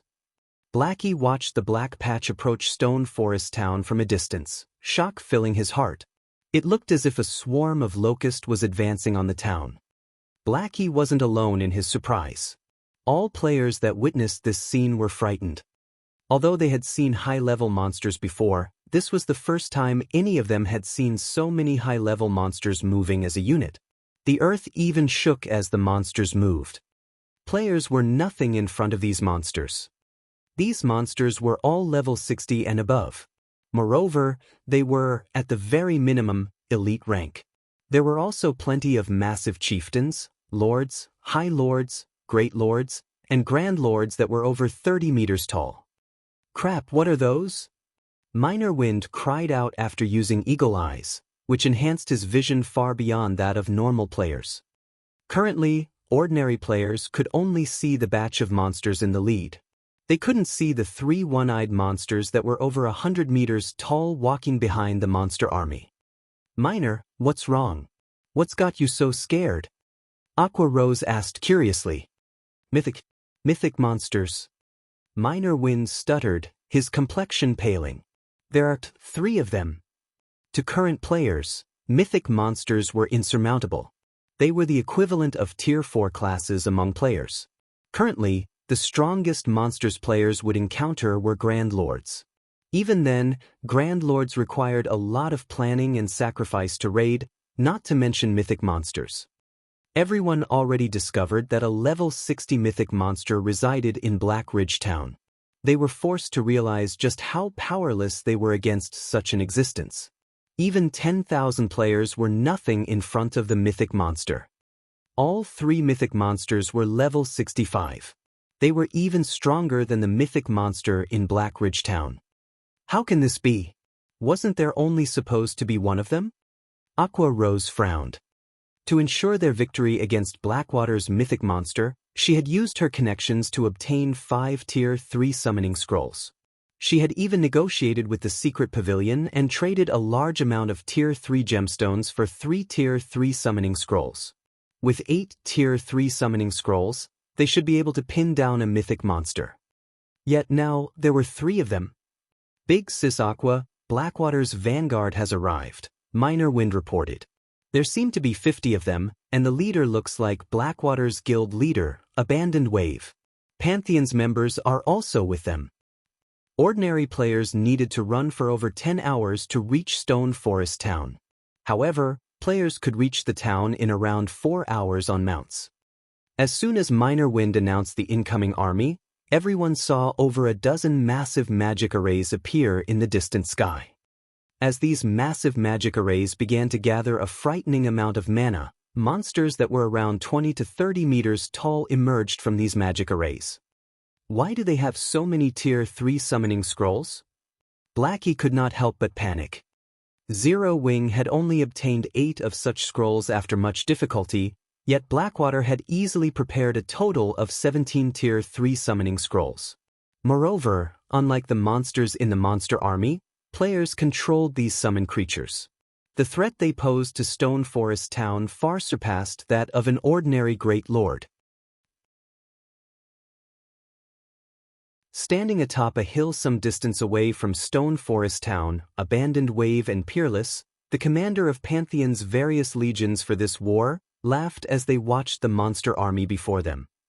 Against so many monsters, even an NPC city would fall. I want to see how Zero Wing deals with this. Abandoned Wave revealed a confident smile. Brother Wave, you are too excited. How can an NPC city possibly be that easy to raid? Just the level 200, Tier 4 NPC stationed in the city could easily obliterate us several times, Peerless said, rolling his eyes at Abandoned Wave. However, he had to admit that the monsters Abandoned Wave had called forth were incredibly powerful. With current player strength, it was impossible to defend against these monsters. I was only joking, Abandoned Wave laughed. However, even now, Black Flame hasn't shown himself. I'm guessing that Zero Wing has already given up on Stone Forest Town. That shouldn't be the case. Stone Forest Town is Zero Wing's goldmine. Unless absolutely necessary, they won't abandon it, Peerless said sternly. Let's hope that's the case then. That way, I'll get to use some of the trump cards I worked hard to prepare, Abandoned Wave casually replied. To assure his victory in Stone Forest Town, he had planned very carefully. No matter how Zero Wing struggled, Stone Forest Town would eventually belong to Blackwater. Star Moon City Region, Saimu Town. Inside the second-floor VIP room of a high-class bar. 20 people had gathered inside this room. These people were all level 40 or higher. Moreover, they were all assassins. As for Fire Dance, this group's leader, she was level 44. Guild leader, you really don't need us to go over and help? Fire Dance worriedly asked as she watched the cloaked Shifeng enter the room. She already understood the gist of the situation due to Aqua Rose. To put it simply, Stone Forest Town's situation was grim. Over 200,000 monsters surrounded Stone Forest Town. Moreover, the lowest-leveled monster among them was level 60. There were even plenty of chieftains, lords, and great lords in the mix as well. The measly 20,000-plus elite Zero Wing members, NPC soldiers, and guards stationed in Stone Forest Town were not enough to deter this army. These monsters acted under the command of a player. To better capture Stone Forest Town, the player controlling these monsters would be close to the battlefield. If their team of assassins could eliminate that player, the monster army would fall into disarray. This would make it easier for Zero Wing's members to defend the town. No. I have another task I need you all to do, Shifeng said, shaking his head. He then took out 10 silver magic scrolls and dozens of Tier 2 magic scrolls, handing them over to Fire Dance. The silver magic scrolls are probing scrolls. They can sense all monsters within a 3,000-yard radius. Your task is to find the anchor points for the magic array sealing the Stoneclaw Mountains. These anchor points are easy to find. As long as you see a large gathering of monsters, I'm 90% certain that it'll be an anchor point. However, Blackwater's people are not fools. They will have heavy security there. It is also very difficult to destroy those anchor points. When destroying them, use these Tier 2 magic scrolls. Once the seal lifts, our people can teleport to Stone Forest Town in droves. After issuing his instructions, Shifeng used space movement to reach Stone Forest Town. Shifeng's sudden appearance immediately attracted everyone's attention in the town. Shifeng had already used the demon mask to disguise himself as Black Flame. Even if people tried not to pay attention to him, the horrific aura he radiated made it difficult to ignore him. That is the guild leader, Black Flame? Alluring Summer could not help but size up Shifeng in surprise. Not only was the man level 44, but just by standing there, his aura resembled that of a prehistoric beast. Despite such a huge distance separating them, alarms sounding off in her mind, warning her of her imminent demise. He has arrived? Abandoned Wave quickly received news of this matter. Sneering, he said, "So what?" As Shifeng reached the top of the magic tower, he placed his hand on the massive crystal ball. Activate battle mode.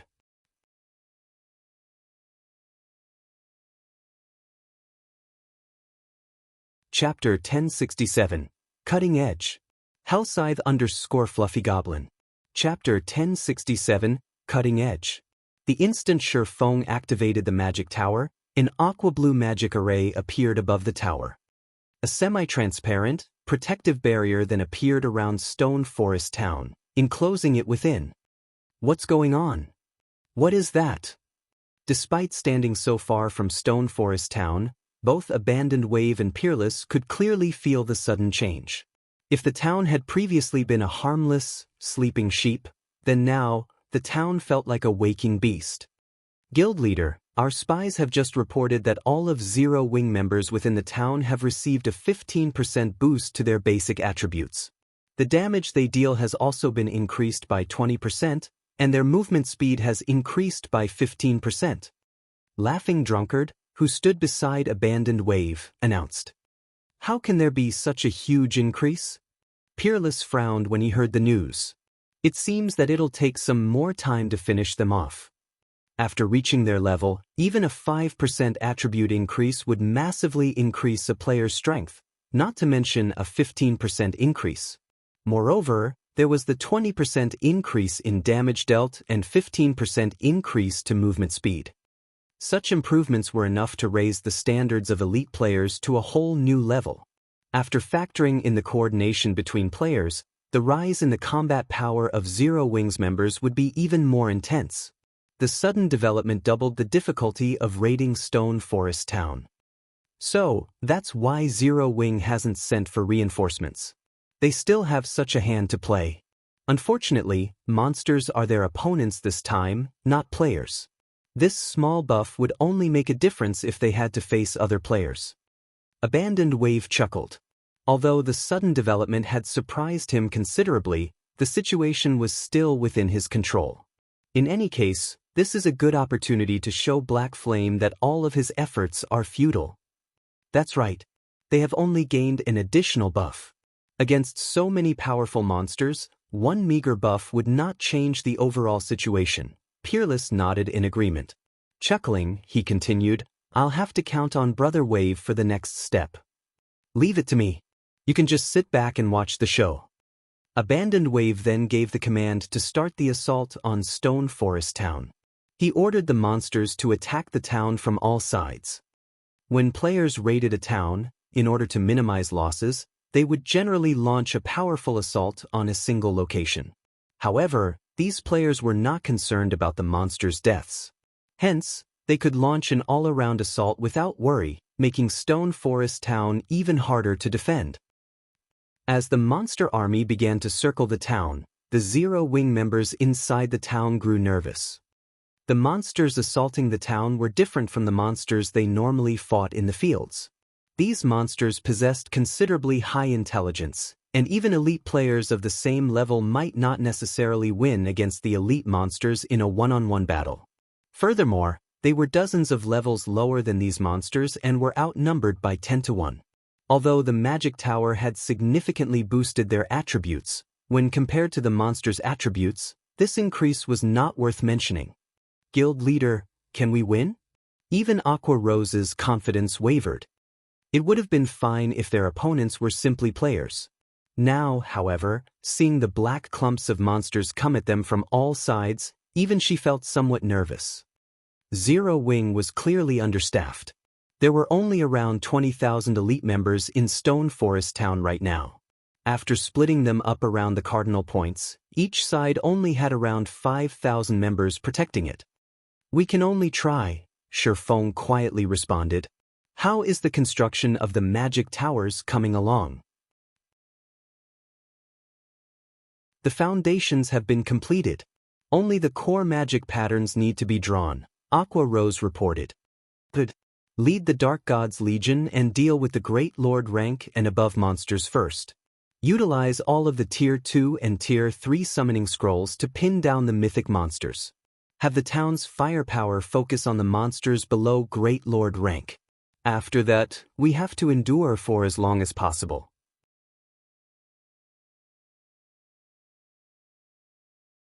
A large empty space had appeared in the midst of the densely packed monster army.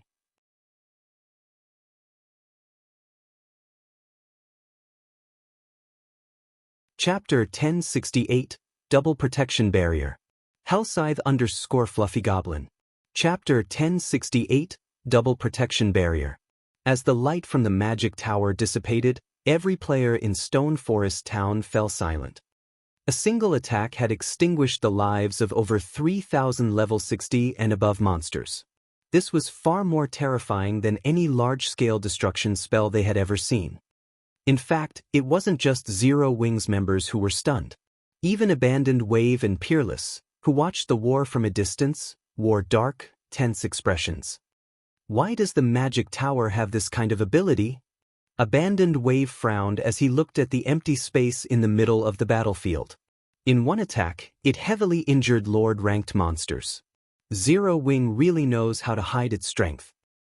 Among the 200,000 monsters, the majority consisted of monsters below Lord rank. Only a small minority consisted of Lord rank and above monsters. The firepower of a single magic tower could already rival the attacks of 10 defense turrets. That attack is already as powerful as a Tier 4 large-scale destruction spell. Based on my understanding of God's Domain's tools, this kind of attack should have a very long cooldown. Even so, I no longer think that it's possible to take Stone Forest Town down in a short time. If we don't think of a way to deal with that magic tower as soon as possible, I'm afraid that our casualties will be severe, Peerless commented as he looked at the towering magic tower in the distance. However, the magic tower's attacks are somewhat clumsy. If players or agile monsters were charging into the town, I doubt that the magic tower would be as effective. If we send some agile monsters, we should be able to destroy it. Although losing the magic tower will be unfortunate, we have to remove it to minimize our losses. Abandoned Wave nodded, agreeing to Peerless' suggestion. Immediately, he barked in the team chat, "Drunkard, have the Tier 3 summoned creatures assault the magic tower. Think of a way to destroy it as quickly as possible." Guild leader, rest assured, I will destroy that magic tower. Laughing Drunkard confidently replied. They had a total of 17 Tier 3 summoned creatures on their side. Although those summoned creatures were only level 55, much weaker than the level 60+ Great Lords in the monster army, players were in full control of these summoned creatures. With the speed of Tier 3 summon monsters, dodging the magic tower's monotonous attacks would be a piece of cake. Quickly, Laughing Drunkard and his subordinates directed the 17 summoned creatures to move out. Every one of the level 55 summoned creatures had 50 million HP. Including their battle recovery, even if they stood still and did nothing, players would need a lot of time to kill them. There were also 17 of these creatures to contend with. Normally, these 17 Tier 3 summon creatures would be more than enough to destroy a town. The moment the Tier 3 summon creatures moved, they attracted the distant, spectating players' attention. Blackwater is amazing. That's 17 Tier 3 summon creatures. Crap. I recall that, during the last major war in the Stoneclaw Mountains, the Star Alliance had only summoned 2 of these monsters. As expected of the Blackwater Corporation, a Tier 3 summoning scroll is even more expensive than an epic item. Even then, it is near impossible to buy one. I suspect that even super guilds only have several on hand. Watching such a spectacular battle with my own eyes is awesome. Most likely, even those Apex experts looming over God's domain aren't strong enough to participate in such a battle. Indeed. It seems I did not waste my time making this trip to Stone Forest Town. The videos I've watched showing other guild wars around God's domain cannot compare to this. Zero Wings era is really coming to an end. When the spectating players saw the summoned creatures, which stood over 20 meters tall, charge towards Stone Forest Town, goosebumps rose all over their bodies. The 17 summoned creatures had very high movement speeds. Moreover, unlike ordinary monsters, they could change directions nimbly. The summoned creatures could easily dodge the defense turrets and the magic tower's attacks. However, just as the summoned creatures were about to reach the town's walls, a semi-transparent magic barrier appeared around the entire town. The summoned creatures crashed into the magic barrier, one after another, and were unable to proceed a step further. Guild Leader's protection barrier is so strong. Blackie exclaimed, astonished. It had stopped the charge of 17 Great Lord-ranked monsters. Any normal magic barrier would have shattered under the might of these monsters, yet the double protection barrier remained intact. Aqua Rose, who stood atop the magic tower, was similarly overjoyed. Previously, she had worried that the magic barrier would not hold off these monsters and believed that Shi Feng had been joking when he said that it could. She had never thought that the barrier would be this powerful. Not only weren't there any cracks in the magic barrier that needed to be repaired, but the players maintaining the barrier also had all of their mana. At this rate, the barrier could easily support its own recovery without any additional mana.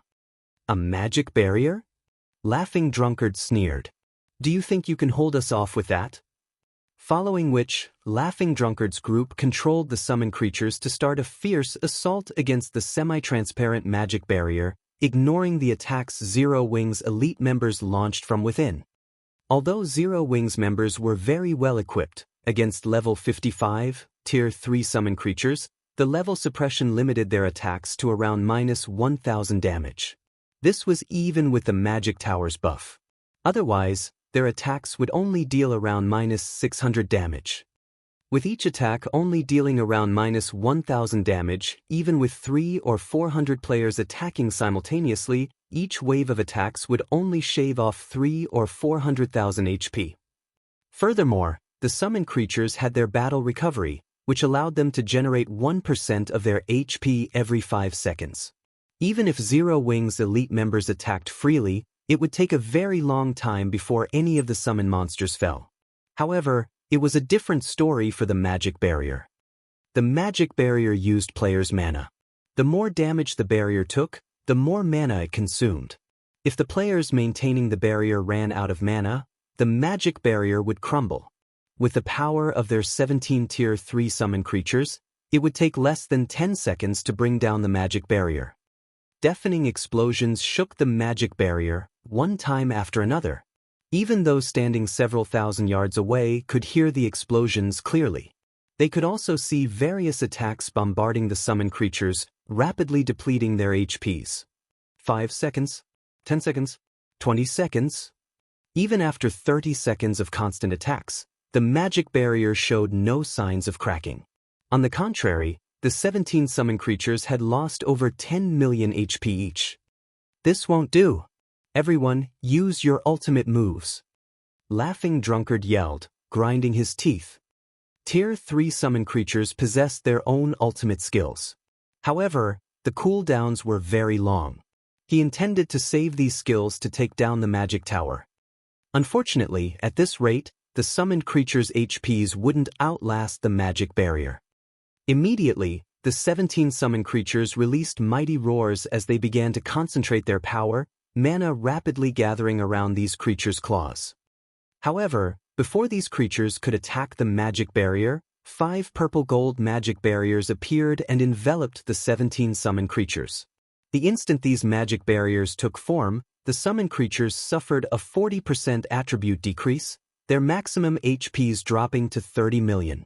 When the creatures' skills struck the purple barriers, although the barriers shuddered, they held. How is this possible? Laughing Drunkard's lips twitched as shock and confusion filled his gaze. Meanwhile, before anyone realized it, 5 miniature ballistas had appeared above the town walls, and all 5 were already aimed at the summoned creatures. Kill them all. Aqua Rose swung her hand forward fiercely.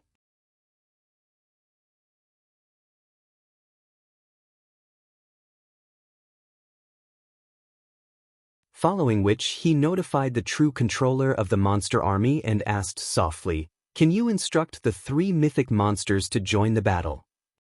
Originally, he had only intended to use the monster army to eliminate the town's exterior defenses and probe Zero Wing for hidden trump cards.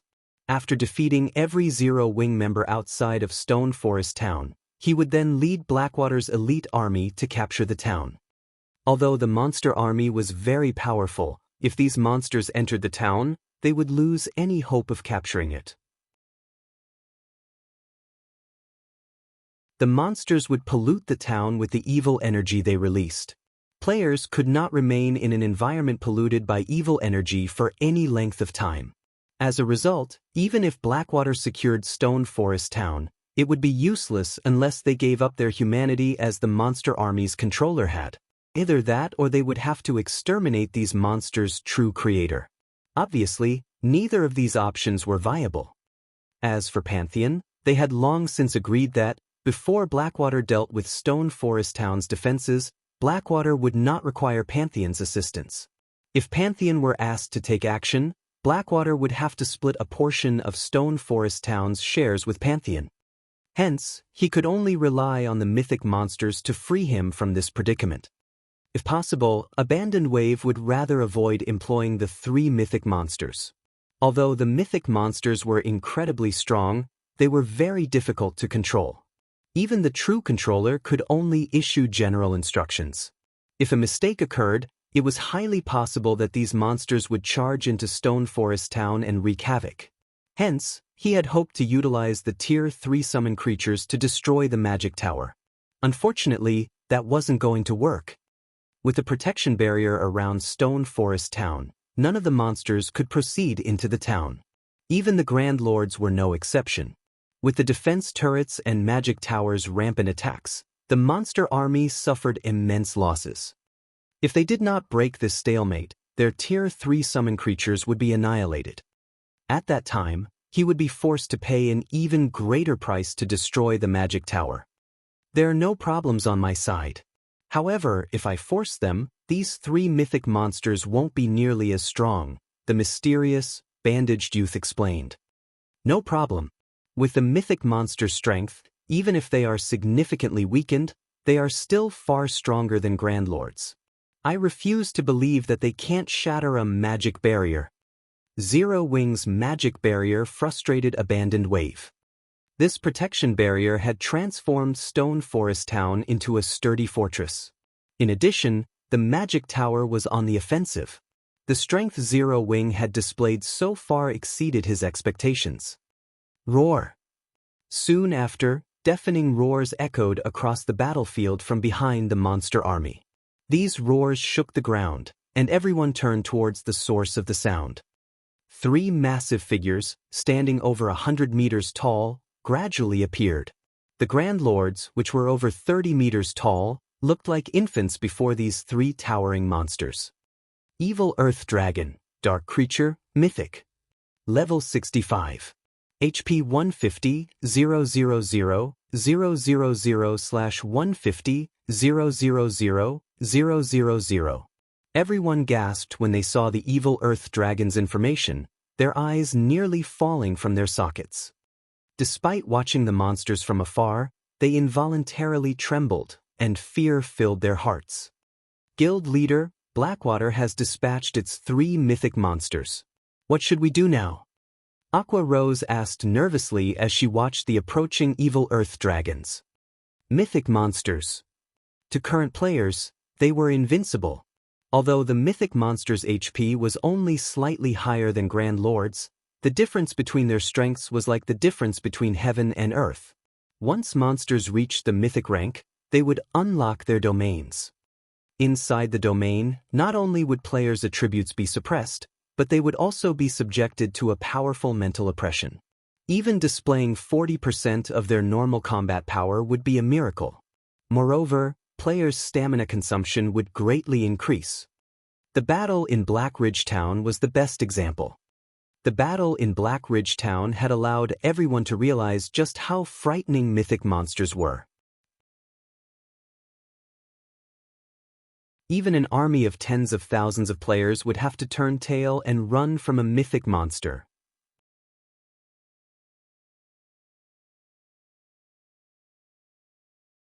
Chapter 1070, Incarnation of Disaster. Hellscythe_Fluffy Goblin. Chapter 1070, Incarnation of Disaster. Mythic Monsters? Shi Feng, who was currently drawing the magic patterns for the magic tower, frowned upon hearing this. Although he had known that Blackwater had dispatched 3 mythic monsters, he hadn't expected the piling pressure he felt when it was time to face them. God's Domain's players had yet to truly understand mythic monsters. What they had seen in the battle in Black Ridge Town was only the tip of the iceberg. However, Shi Feng had fought mythic monsters many times in the past. While mythic monsters' domains were indeed powerful, their high intelligence and combat standards were the true dangers. In God's domain, aside from special cases, most monsters would only start developing high intelligence after reaching Tier 3. In other words, this was a concern after monsters became great lords. At that stage, monsters would be more difficult to deal with. They would often act in unexpected ways. Situations such as monsters ignoring MTs and going for the rear-line healers occurred when one dealt with monsters at this rank. In these situations, the MT's combat experience would be put to the test. Not only must MTs attract the boss's aggro, but they must also hold the boss's attention. As for DPS classes, they had to do the opposite. When attacking, they had to make sure they attracted as little attention as possible. This was why Shi Feng had the guild's core members learn void steps.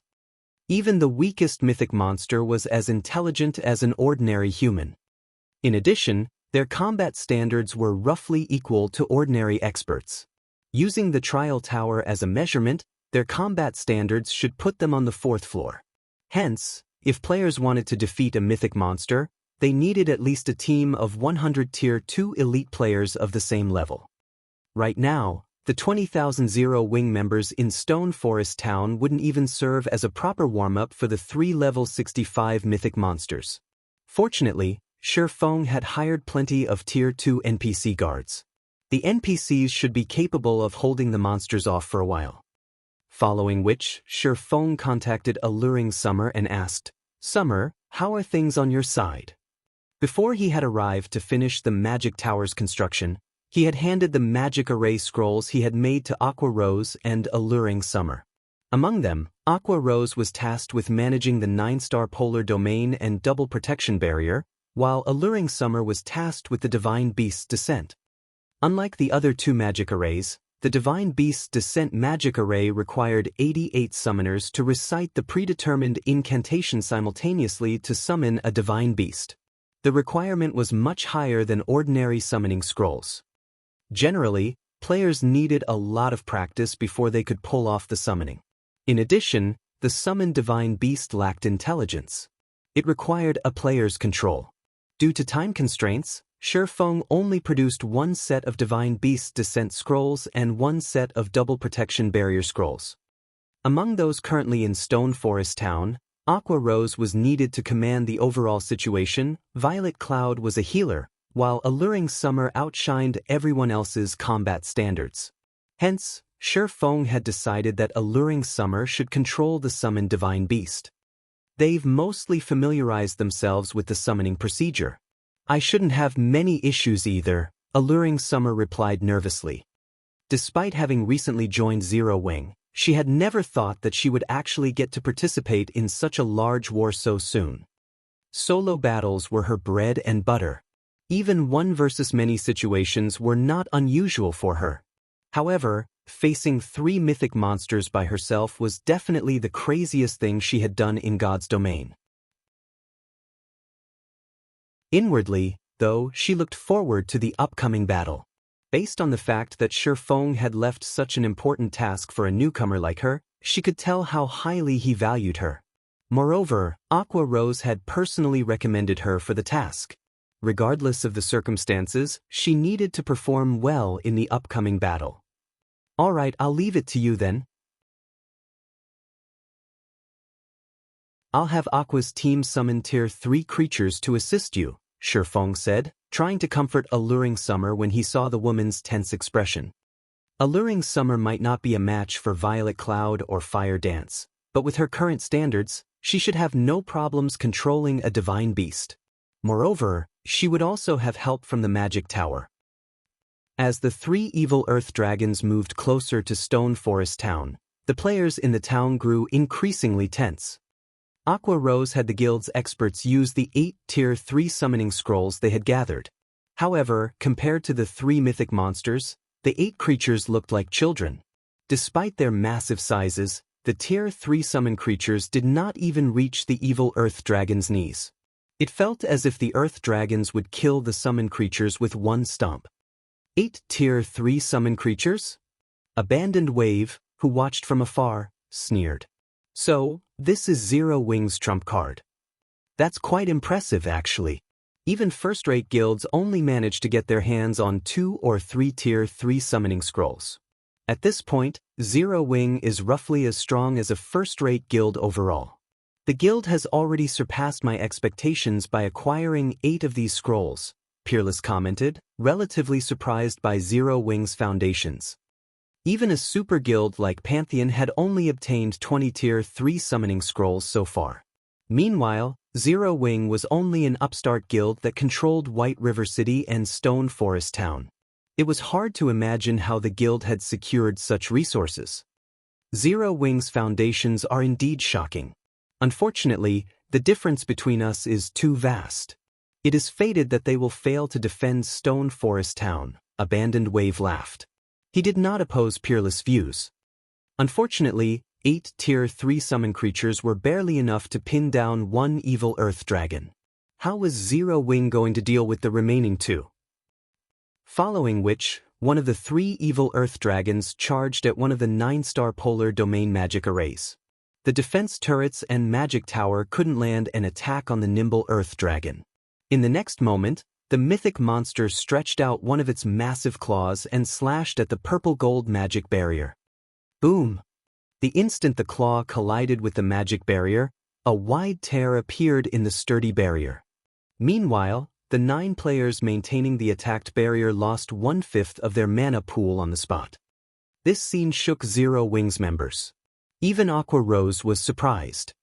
Even when the numerous Tier 3 summon creatures had attacked the barrier, they hadn't inflicted any significant damage. However, a single attack from the evil earth dragon had nearly crumbled the barrier. The mythic monster was even stronger than they had imagined. So sturdy, the bandaged man controlling the evil earth dragons was slightly surprised by this outcome. Although he had taken control of the evil earth dragons, decreasing its combat power significantly, the monster's power was still at the mythic rank. If one of these monsters attacked a basic magic array, it could shatter the array with one attack, yet even after the onslaught of 3 evil earth dragons, the purple-gold barrier remained. The mythic monsters had only torn the barrier. Moreover, the tear was quickly mending. I want to see how many hits this magic array can withstand. Immediately, the bandaged man controlled the evil earth dragons to attack again. After receiving a series of claw attacks, the 9-star polar domain shattered, transforming into particles of light before vanishing. The 4 summoned creatures trapped within the barrier were released. As another evil earth dragon was about to attack another 9-star polar domain magic array, a massive, golden magic array appeared above Stone Forest Town, enveloping nearly half of the town. What's that? A summoned creature? Everyone could not help but look up. Before they realized it, a 100-meter-long golden dragon appeared in the sky. The dragon's wings stretched over 400 meters. With a light flap, the golden dragon sent a wind storm through Stone Forest Town. The strong wind nearly threw the players in the town to the ground. A dragon? How is this possible? Isn't that a legendary creature? Why has a dragon appeared in Stone Forest Town? Everyone's jaws fell open when they saw the golden dragon. Dragons were considerably famous in God's domain. They were the image of power and destruction. Moreover, there were very few of them. When these creatures appeared, disaster followed.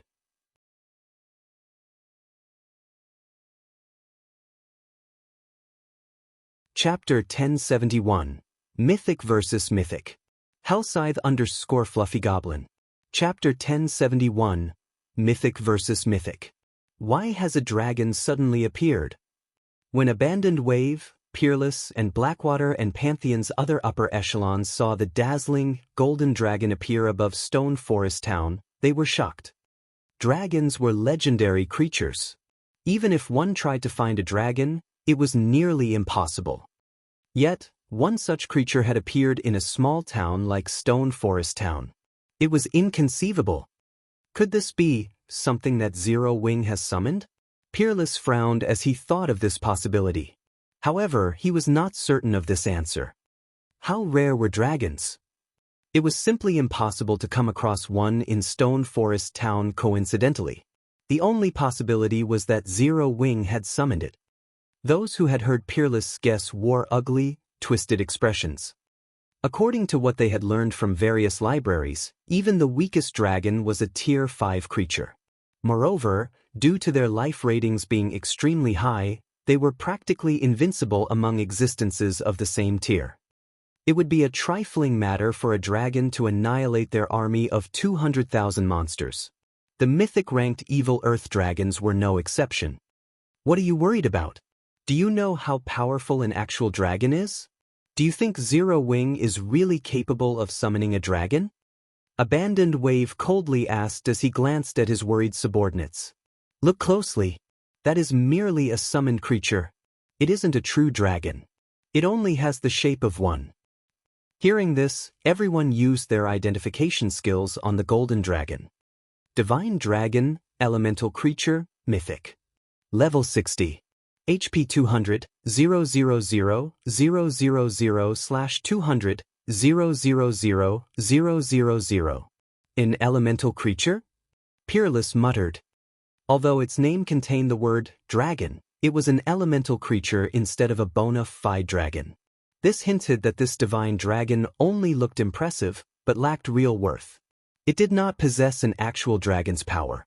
It was like the evil earth dragons, where they were called dragons, but were dark creatures that did not possess the power of the dragon race. Its life rating was no different than an ordinary monster. Although I don't know how Zero Wing managed to summon this mythic monster, if they think they can defend Stone Forest Town with one mythic monster, they are making a huge mistake. Abandoned Wave watched the divine dragon with contempt.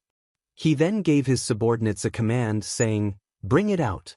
Let's widen Zero Wing's horizons. We'll show them that they aren't the only ones with siege tools."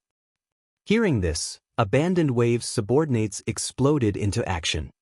Shortly after, 3 gnome cannons appeared beside Abandoned Wave. Peerless was momentarily stunned when he saw these cannons. Why does Blackwater have these? Pantheon possessed gnome cannons as well. However, they were extremely difficult to manufacture. Even when they had allowed their guild's chief engineer to make them, the latter's success rate was only 10%.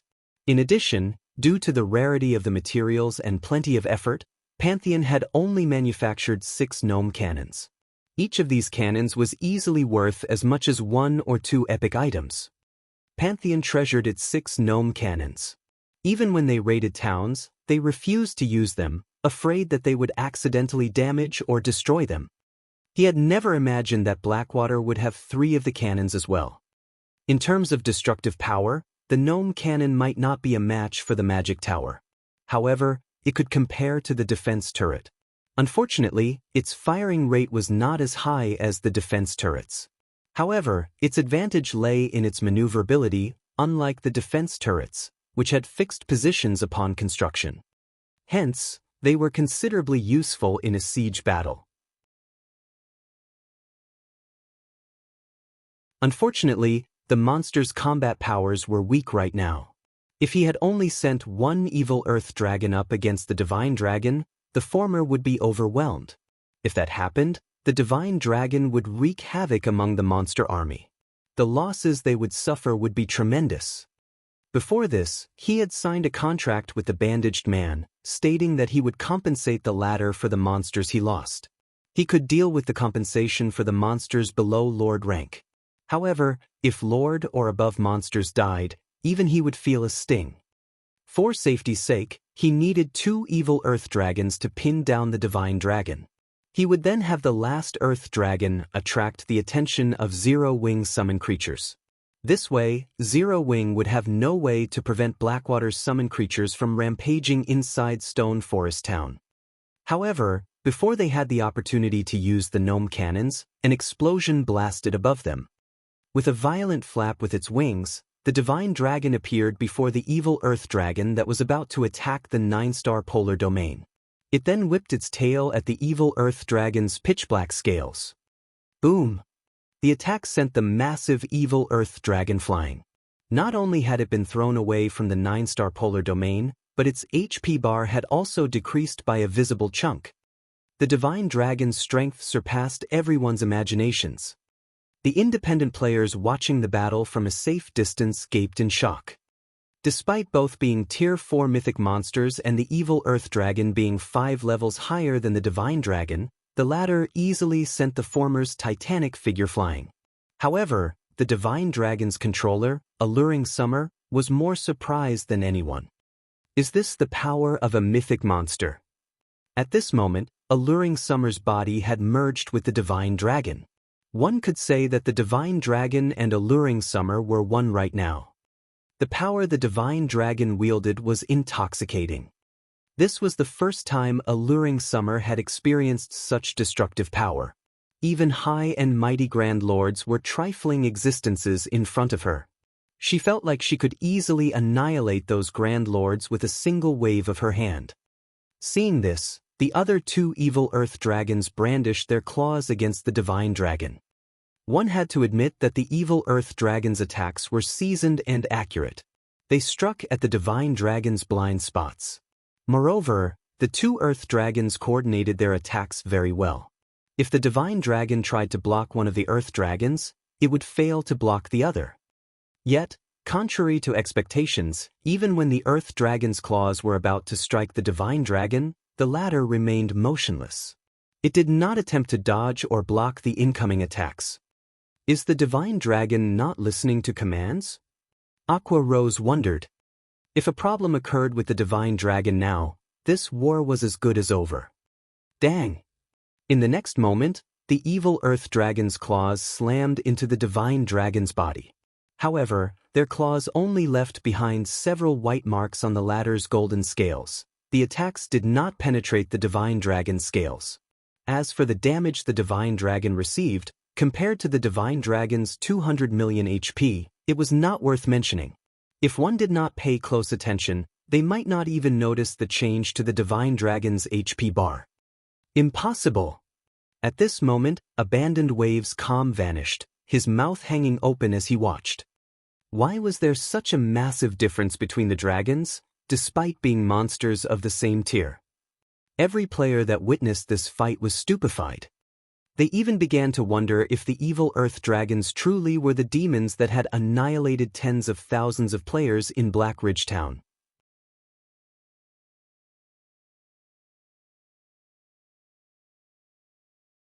Chapter 1072, Tier 4 Curse. Hellscythe _ Fluffy Chapter 1072, Tier 4 Curse.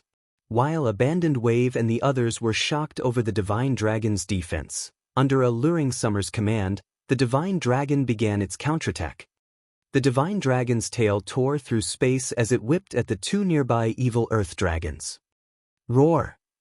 The 2 evil earth dragons possessed high intelligence. Knowing that the divine dragon's attack packed an extraordinary amount of power, they roared angrily as they swiped their sharp claws at the approaching tail. Boom! The instant claws and tail collided. A loud crash resounded throughout Stone Forest Town, the resulting shockwave sending all nearby players and monsters flying. At the same time, like kites with cut strings, the 2 evil earth dragons were sent flying hundreds of yards away. When they landed, their bodies slammed into the ground, instantly killing dozens of elite monsters. Atop the magic tower, Aqua Rose's expression shifted from worry to joy. The divine dragon was so strong. Despite the evil earth dragons also being Tier 4 mythic monsters, they couldn't even parry the divine dragon's attack. With this strength, the divine dragon could easily suppress all 3 evil earth dragons.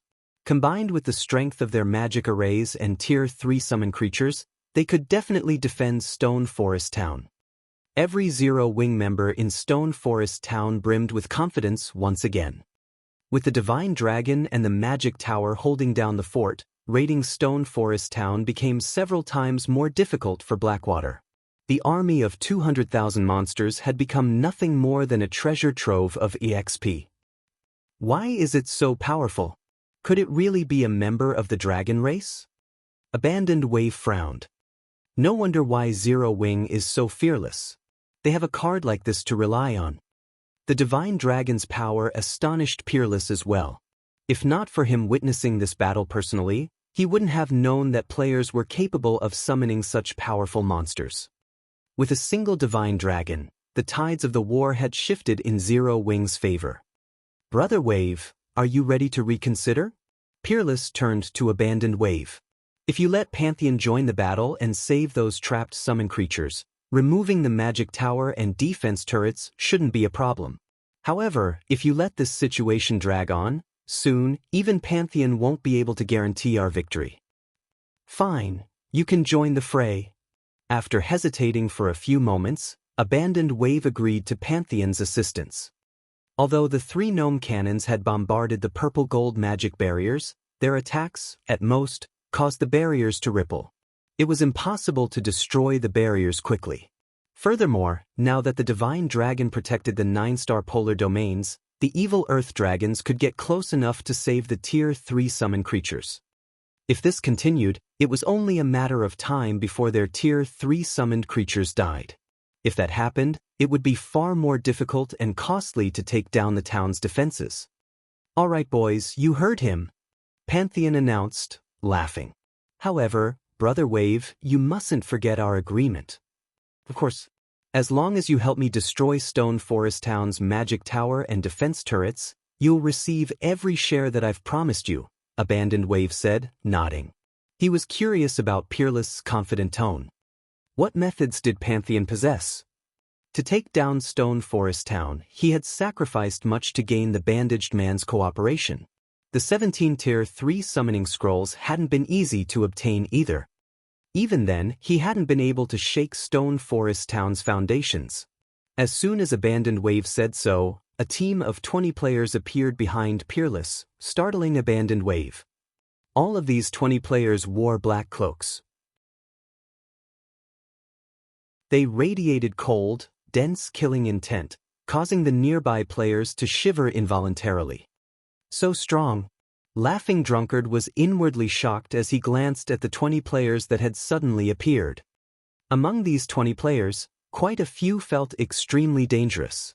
If not for these people exposing themselves, Laughing Drunkard suspected that there was over an 80% chance that these people could kill him before he realized what had happened.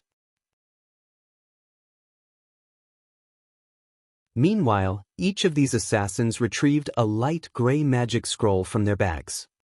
Individually, these magic scrolls could not compare to Tier 3 magic scrolls quality.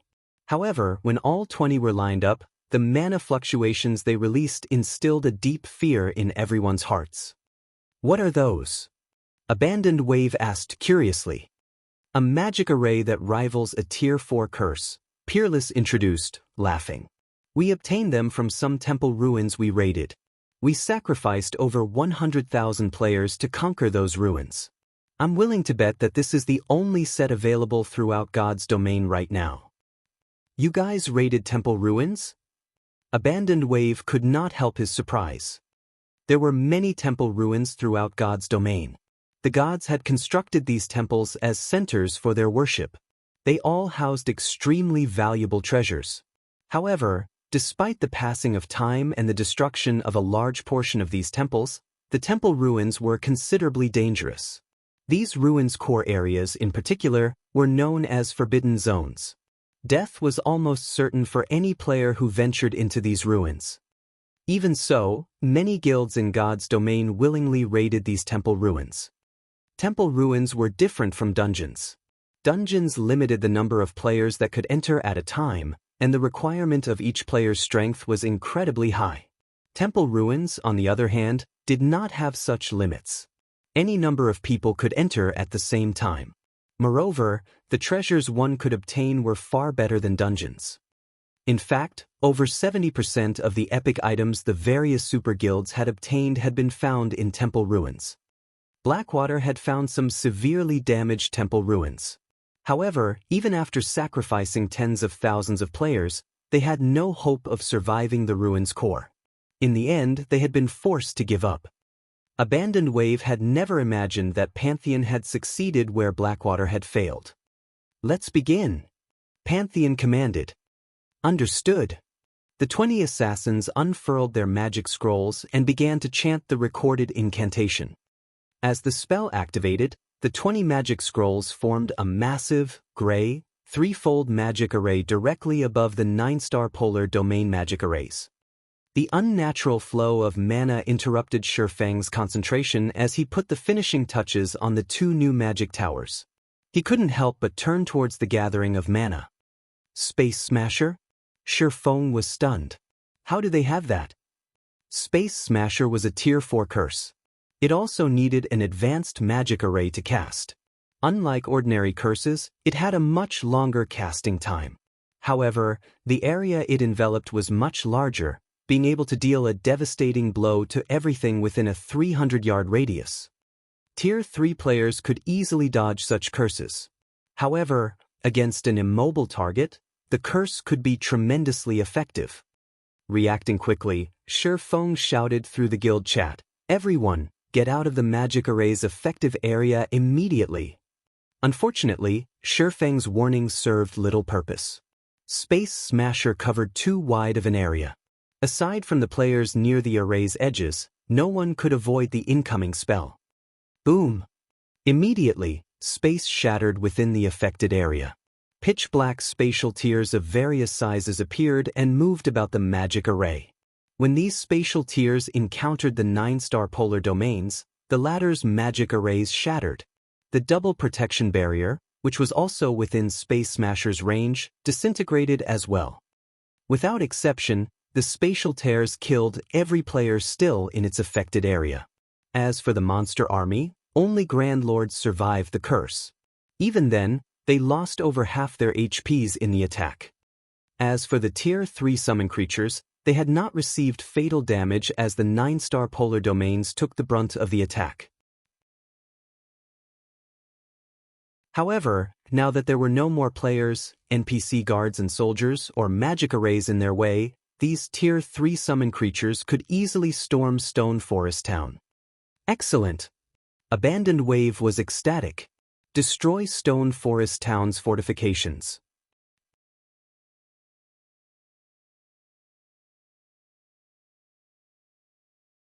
Chapter 1073, Town Defense.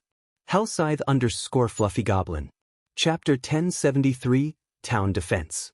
Seeing the release of the remaining 13 Tier 3 summon creatures, the Joy Zero Wings members previously enjoyed made a 180 turn. If they only had to face the Tier 3 summon creatures, they were confident of their success. After all, this was not their first time killing Great Lord-ranked monsters. Moreover, they had 20,000 elite players on their side. Defeating these monsters would be a trifling matter. However, the true problem lay in the disappearance of the magic barriers that had protected them. Now they were forced to take on an endless army of monsters.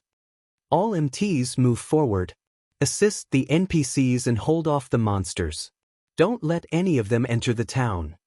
Aqua Rose hurriedly commanded. Previously, they had the double protection barrier to mitigate the monsters' damage. The most they lost was some mana. As long as they replaced the players maintaining the barrier, they could hold out for a long time with little effort. However, that plan was no longer viable. Suddenly, a level 60 Great Lord massacred one of the level 40 MTs standing at the forefront. The healers in the back had not even had a chance to save the player. If not for the level 60+, Tier 2 NPC guards and soldiers blocking the Great Lords, the monsters would have charged into the town. Unfortunately, this stalemate would not last long. Although Zero Wing had mass-recruited NPCs to defend Stone Forest Town, due to the town's popularity, they hadn't been able to recruit a lot of powerful NPCs. In addition, due to Stone Forest Town's small size, they could only recruit a maximum of 1,000 NPC guards. Among them, a portion consisted of Tier 1 NPCs ranging between level 60 and level 70. As for Tier 2 NPCs, there were less than 100. Tier 2 NPCs were only about as strong as Lord-ranked monsters. However, as NPCs knew how to cooperate and monsters did not, they could display greater combat power. However, the Lord's Aqua Rose could see outnumbered the Tier 2 NPCs by 10 to 1. There were also as many Great Lords as Tier 2 NPCs. Even Tier 2 NPCs could not fend off such a monstrous lineup. Zero Wings suffered over 600 casualties during the monster army's initial charge, and the death count continued to increase. Despite the magic tower and defense turrets' continuous bombardment, they couldn't slow the casualty rate. Drunkard, ignore the summoned creatures and guards' blockade. Regardless of the cost, I want that magic tower and those defense turrets destroyed. Abandoned Wave commanded. While he had joined hands with the bandaged man to exhaust Stone Forest Town's living forces, the main reason for their cooperation was to take down the town's fortifications. If Stone Forest Town lost its fortifications, Blackwater's forces could overwhelm Zero Wing in both quantity and quality when his elite army arrived. It would be child's play to take the town. Guild leader, leave it to me.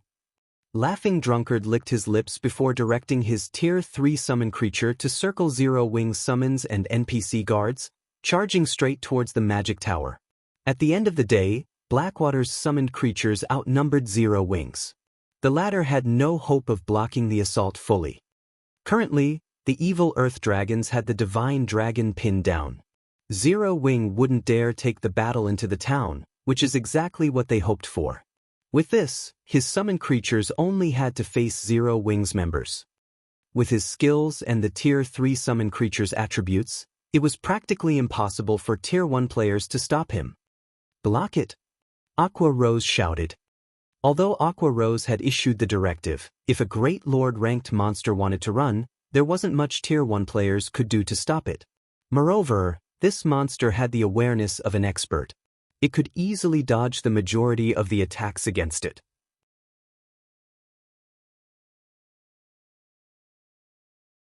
In a single attack, a crack appeared in the magic tower's sturdy wall.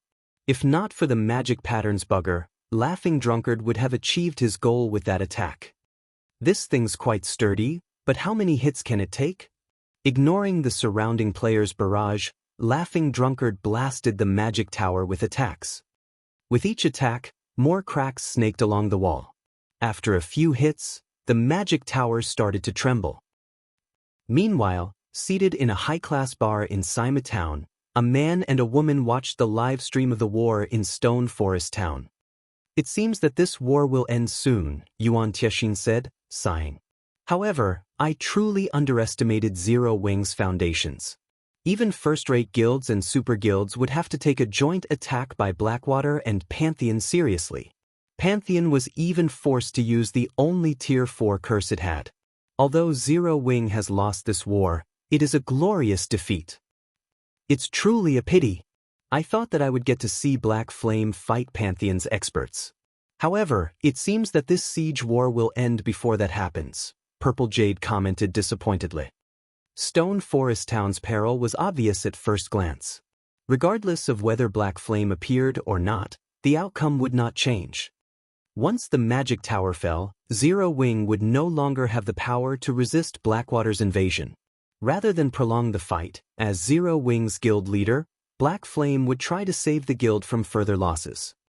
Alright, it's about time we prepare as well, Yuan Tiexin said as he withdrew emotionally. Turning to Purple Jade, he said, thanks to Blackwater, we now understand just how powerful the magic tower can be. As long as the secret pavilion obtains its own, the status quo among God's domain's superpowers will have to change. The magic tower's strength had exceeded Yuan Tiexin's expectations. Not only could it attract players, but it could also fortify a town. If the secret pavilion had the magic tower, they could develop more towns. They would not have to worry about lacking manpower for their town's defense. However, just as Purple Jade was about to turn the live stream off, she noticed something. Hurriedly, she shouted for Yuan Tiexin, who was about to leave the room. Uncle Yuan, something's not right. Look at the sky above Stone Forest Town. Confused, Yuan Tiexin turned to look at the screen, and immediately he was stunned. A massive, dark blue magic array had appeared above Stone Forest Town, enveloping the town. Moreover, due to this magic array, mana surged into the town, filling the sky with shimmering colors. It looked like an aurora of light, but more beautiful. What's going on? Laughing Drunkard unconsciously froze as he looked at the sky. Even he shuddered with fear at the mana gathering rate and the array's effective area. We finally made it. Shi Feng took a deep breath.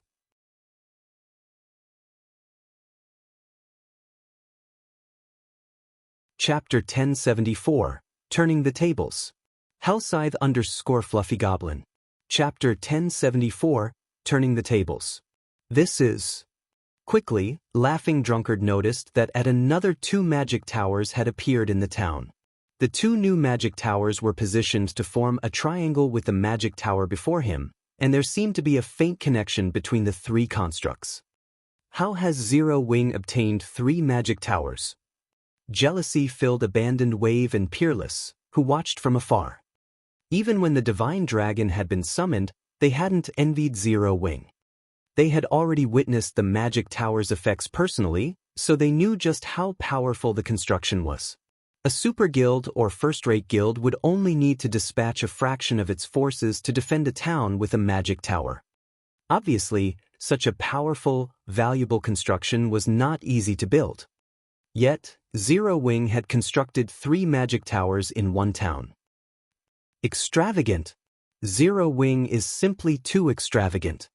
Despite his ability to control himself, Yuan Tiexin could not help but curse as he stared at the new magic towers. Stone Forest Town's magic barrier had already been destroyed, and Blackwater's Tier 3 summon creatures were inside the town. It was a waste to complete more magic towers. With 2 magic towers, one could operate 2 towns with a player population of 1 million. Now, at best, these 2 additional magic towers could eliminate some monsters. It would not affect the overall situation at all. Zero Wing would have been better off selling these magic towers to the secret pavilion. Even if you have 2 more magic towers, it is futile, Laughing Drunkard snorted disdainfully. Were the magic barrier protecting the town still present, he might have feared the 3 magic towers. Previously, dodging the magic tower's attacks had been relatively easy. However, if 3 magic towers attacked simultaneously, he wouldn't escape the attack's range in time. Meanwhile, the magic towers possessed the destructive power of a Tier 4 large-scale destruction spell. Even a Tier 3 summon creature would suffer under such a bombardment. After receiving a few hits, his summon creature would be heavily injured, which would decrease its combat power. In the end, he would not be able to destroy the magic towers. However, Stone Forest Town no longer had a magic barrier to protect it, and Zero Wing had no way of hindering his summoned creature in the town. Even destroying 10 magic towers wouldn't be difficult, much less 3. Shatter! Laughing Drunkard then used his summoned creature's Tier 3 skill, Wind Ripper. In the next moment, wind-type mana gathered around the creature's claws, forming a tornado that was over 50 meters tall. Wind Ripper was the summoned creature's strongest skill. Although the skill had a 1-hour cooldown, generally, summoned creatures could only exist for 3 hours. It's over. Aqua Rose felt her heart grow cold as she watched the tornado, which was even taller than the magic tower, spin toward her. Boom! When the tornado crashed into the magic tower, dust and dirt flew into the air. Laughing Drunkard revealed a wicked smile. This is impossible. However, when Laughing Drunkard turned to the tower after the dust cleared, he was stunned. As the dust settled, the magic tower stood before him. Although the cracks had widened, they were gradually mending. This was the most astonishing thing Laughing Drunkard had ever seen. Even Aqua Rose, Zero Wing's vice guild leader, was flabbergasted. Previously, the summon creature's normal attacks had shaken the magic tower, yet after receiving a Tier 3 skill, not only hadn't the tower crumbled, but it also began to regenerate slowly. I won't let you recover. Laughing Drunkard succumbed to madness as he controlled his summoned creature to strike the magic tower once more. However, despite the creature's bombardment, the cracks didn't widen. On the contrary, the cracks decreased. Shi Feng, who stood in a distant magic tower, could not help but laugh and shake his head as he watched Laughing Drunkard's crazed assault. How foolish! As the mainstream defensive structure during God's Domain's later stages, the magic tower had its own unique qualities.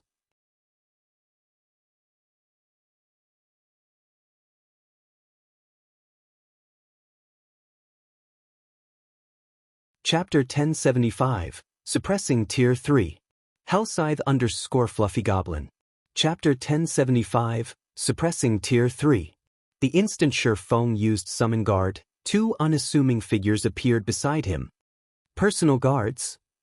When Laughing Drunkard saw the two figures, his lips curled up, and disdain filled his eyes. Currently, even very high-leveled personal guards were only level 60. Even if they conquered their Tier 2 class promotions, a Tier 3 summon creature could easily kill them. Scram! Laughing Drunkard's summoned creature used the Tier 2 skill, Dark Claw. He intended to send the two NPCs flying and finish Shi Feng off. After all, if Shi Feng tried to hide, he'd be very hard to find in a town this size. Right now, he was helpless against the magic towers. However, if he could kill Shi Feng, he could deal a greater blow to Zero Wing's morale. Dang! As if it had collided with adamantium, the summoned creature's claws stopped mid-swing, the clang of metal echoing across the town. This, Laughing Drunkard wore an incredulous expression. A Tier 2 NPC blocked a Tier 3 summon creature's Tier 2 skill. The gap between Tier 2 and Tier 3 was massive. This was especially true for monsters and NPCs. It was impossible for a Tier 2 NPC to stand against a Tier 3 monster. Yet, as the impossible became a reality, Laughing Drunkard's mind was blown. They've really grown after completing the epic quest. They're both so much stronger. Shi Feng was quite satisfied with Kite's performance. If Kite were an ordinary personal guard, he wouldn't be able to easily fend off the Tier 2 skill of a level 60, Tier 3 summon creature. However, Kite was a Dark Gold guard. He was practically invincible among those of the same tier. Now that Kite had completed an epic quest, his combat power had risen once again. The new, silver longsword Kite wielded made this apparent. Although the hilt was hollow, it shone with a dazzling golden brilliance. Rather than a sword, it looked as if Kite wielded a miniature sun. The sword was no less elegant than the sacred sword, Killing Ray. Kite's weapon was also epic rank. Not only had Kite replaced many of his old weapons and equipment, but he had also risen from level 65 to level 68. His leveling speed was astonishing. Being able to block the attack of an ordinary Tier 3 summoned creature was expected. However, Anna's transformation was even greater than Kite's.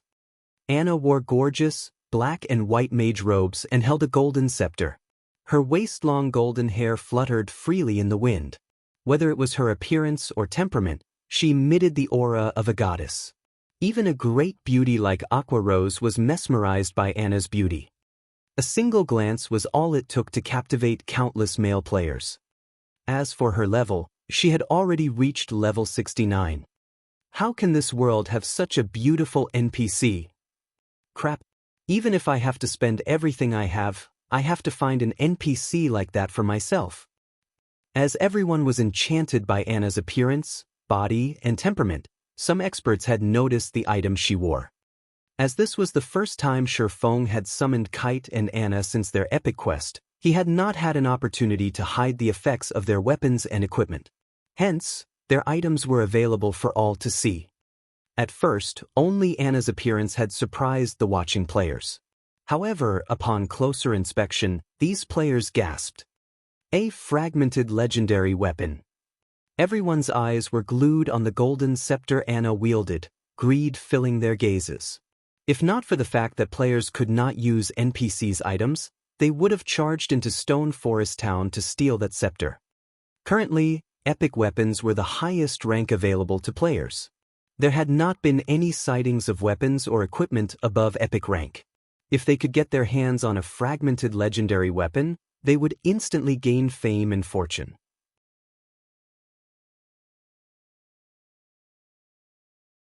After a single clash, he understood that he couldn't injure Shi Feng if he fought alone.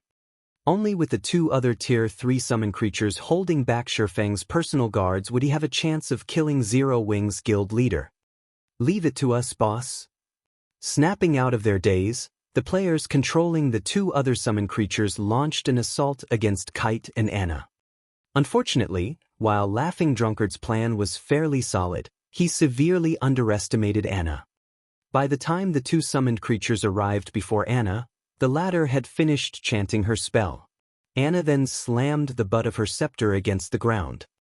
Like a drop of water falling into a still lake, Anna's scepter created ripples in the surrounding mana. Immediately after, 10 Tier 2 rock guards rose from the ground. Anna was capable of summoning far more creatures than ordinary summoners. Moreover, the rock guards were level 69. Following which, Anna started another chant and cast a spell to strengthen the 10 rock guards. In the next moment, the rock guards split up and surrounded the two Tier 3 summon creatures. Even when the latter attacked, the rock guards received the blows without hesitation.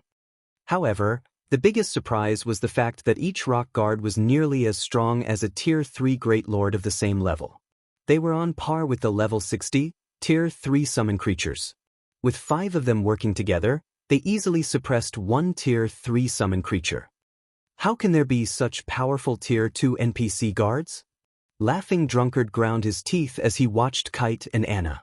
Despite Shifeng standing right in front of him, he couldn't approach Shifeng at all. Kite, the NPC guard he faced, already had higher strength than his summon creature. In terms of speed, the NPC was even more frightening. His creature couldn't respond to the NPC's attacks in time. Every one of Kite's attacks devoured over 100,000 of his creature's HP. If the former used a Tier 2 skill, he could deal over -400,000 damage. Kite's combat standards came as an even greater shock to Laughing Drunkard. A Tier 2 NPC fought as if it had entered the refinement realm. Kite's HP might not be a match for a Tier 3 summon creature, but he was definitely superior in terms of strength and speed. On the other hand, the summoned creature Laughing Drunkard controlled could only display the half-step refinement realm. In the end, Laughing Drunkard had to watch helplessly as his summoned creature's HP fell. Suddenly, Anna arrived to assist Kite, using the Tier 2 skill, Elemental Thorns against Laughing Drunkard's summoned creature. With one attack, the summoned creature was forced to retreat by over a dozen yards. Not only had the attack dealt over -500,000 damage, but it also gave Kite an easier time damaging the summoned creature. Laughing Drunkard's summoned creature could no longer resist the bombardment. Against Anna and Kite's joint assault, it was only a short moment before Laughing Drunkard's summoned creature collapsed, never to rise again.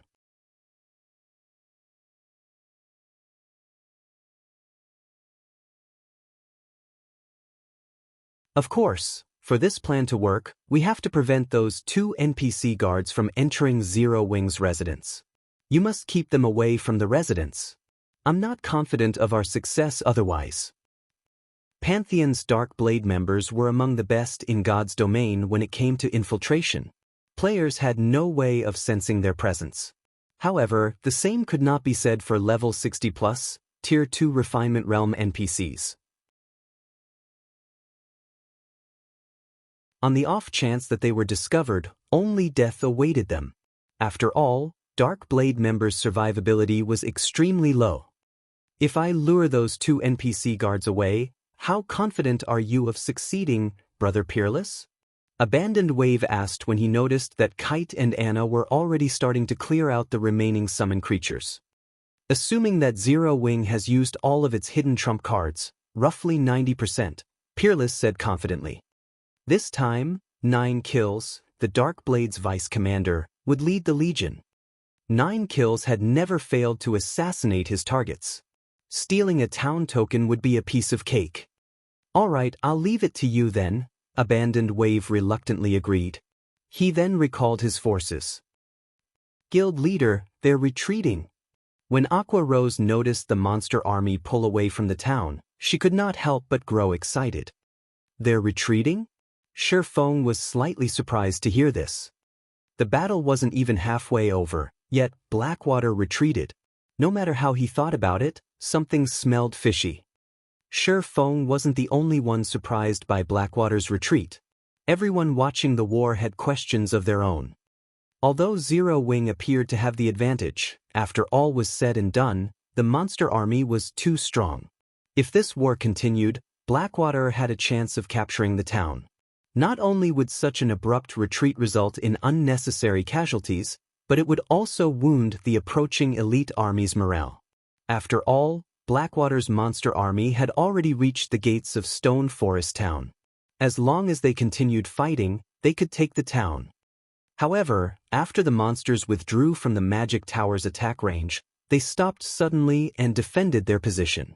With this development, everyone finally understood what Blackwater intended to do. Blackwater wasn't retreating at all. Rather, it was preparing for a final strike.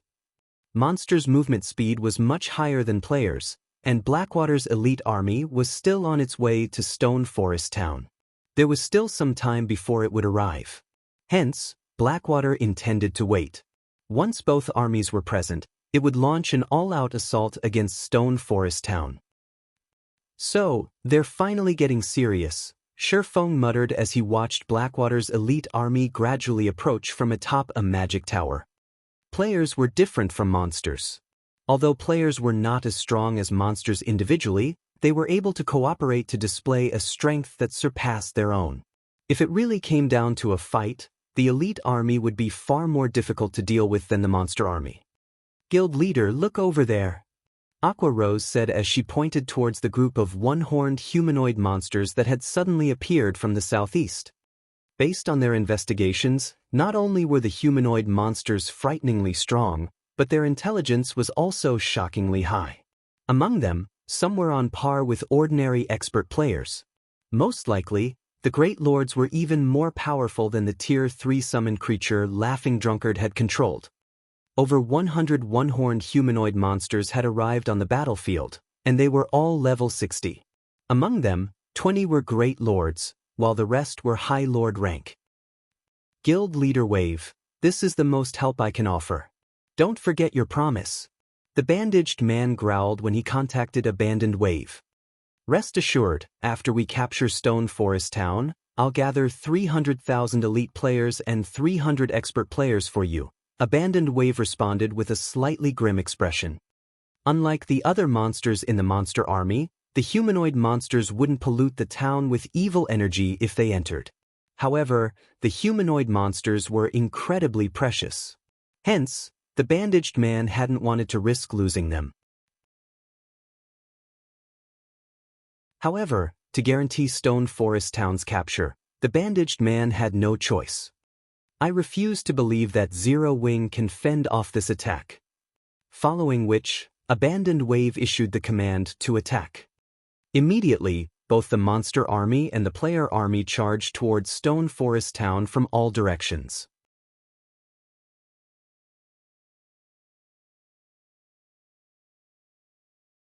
Chapter 1077, Shadow Dancer.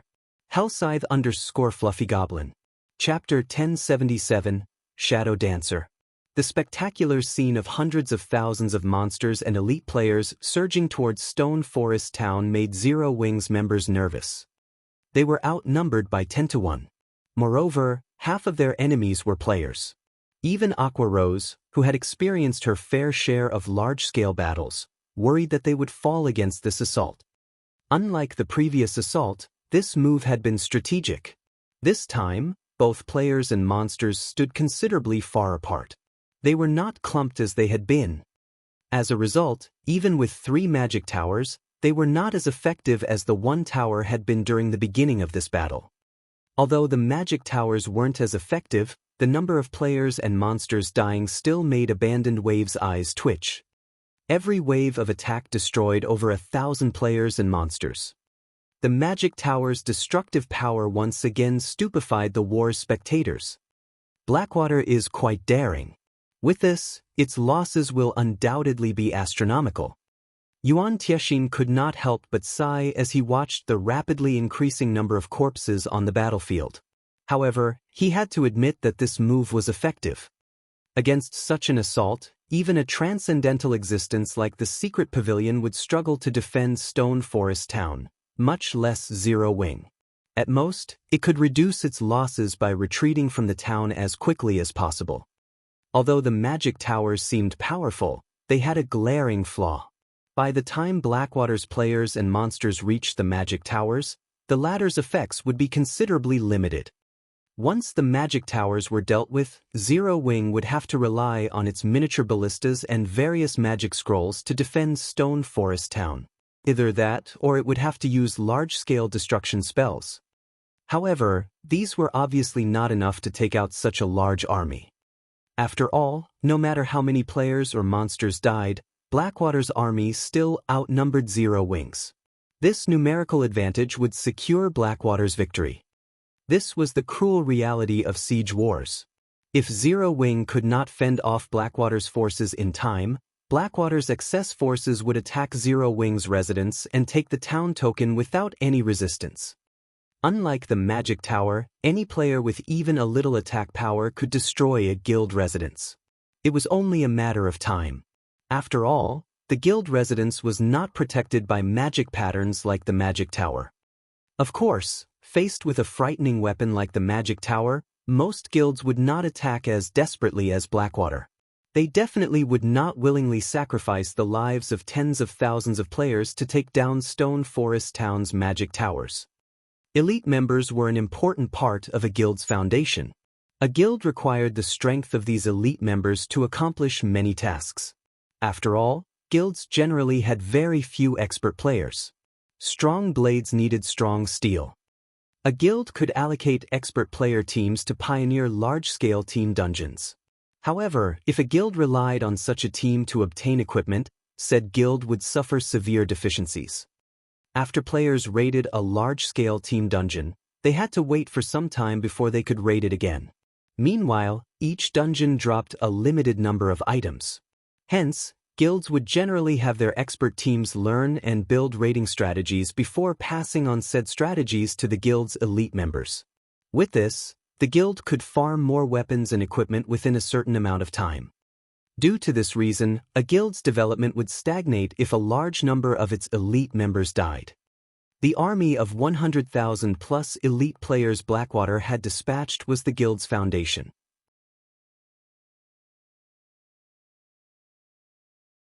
They're rushing ahead and disregarding their casualties. We don't have enough people to hold them off. Over 10,000 players have already infiltrated the town. The one-horned monsters are also assaulting the residents from all sides. Among our enemies, the most troublesome are the humanoid monsters. Even after we sent all of our Tier 3 summon creatures, we couldn't stop their advance. Moreover, they are devouring players and growing stronger. None of our players dare approach them. We have to rely on the NPC guards and soldiers to hold those monsters back. Aqua Rose anxiously reported the situation to Shifeng. Battles had broken out all over Stone Forest Town. She couldn't keep up with managing the war.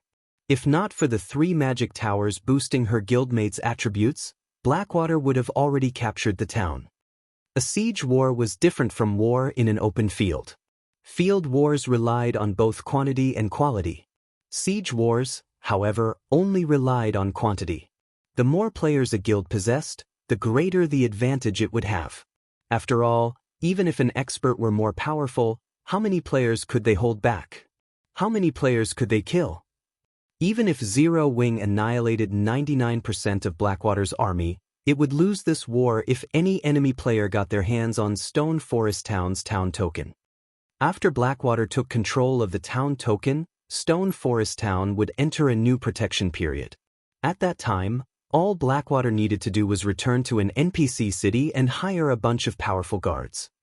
After all, how could players who had not even reached level 50 possibly survive against level 150 NPC guards? After giving the situation some thought, Shifeng looked at Anna and said, "Anna, you and Kite deal with those humanoid monsters. Don't let them near the guild residence." Shifeng hadn't expected the humanoid monsters to appear on this battlefield. To these monsters, Tier 1 expert players were nothing more than a snack. It was meaningless to have players fight these monsters. Moreover, any player these monsters devoured would lose a fraction of their immortal soul. This would deal a fatal blow to Zero Wing. Zero Wing had no way of receiving reinforcements. If the present elite members' immortal souls were damaged, they would be forced out of the game for a long time. With no better choice, Shi Feng was forced to send Anna and Kite against these monsters. Otherwise, by the time these humanoid monsters devoured every player in Stone Forest Town, Zero Wing would be powerless to stop them. Brother Wave, it would seem that our plan has been quite successful. Those 2 NPC guards have already gone out to keep your monsters from devouring Zero Wing's members, Peerless stated, joy brightening his eyes as he read the message his subordinate had sent. Then that means, excitement surfaced in Abandoned Wave's eyes. What he had anticipated had finally occurred. That's right. Pantheon's members have infiltrated Zero Wing's residence. When the time comes, not only will you obtain Stone Forest Town, but the 3 magic towers will also be yours to command, Peerless said, laughing. Without those 2 Tier 2 NPCs in their way, it was almost certain that the Dark Blade members would steal the town token. Vice Commander, we've dealt with the hidden assassins. Before us lies the secret room containing the town token. A level 41 gray-robed assassin reported to 9 kills with a mechanical tone, pointing towards a room a short distance away. In response, 9 kills nodded and said, "All right, have everyone prepare. Leopard, Heart, Wind, Feather, follow me to retrieve the town token." He had hoped to assassinate Zero Wing's guild leader, Black Flame. Hence, he had volunteered to join the war. Unfortunately, he had been disappointed. All of his opponents had been small fries. His several apprentices had no issue dispatching these players. However, after 9 kills and his 4 companions opened the secret room's locked door, their expressions froze. Black Flame. 9 kills and the others were caught by surprise. They hadn't expected Zero Wing's guild leader to wait for them in the room with the town token.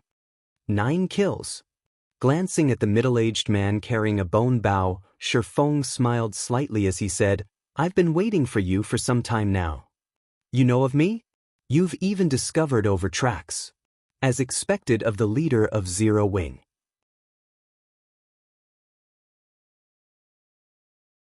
After recovering from his shock, 9 kills clapped, praising Shi Feng.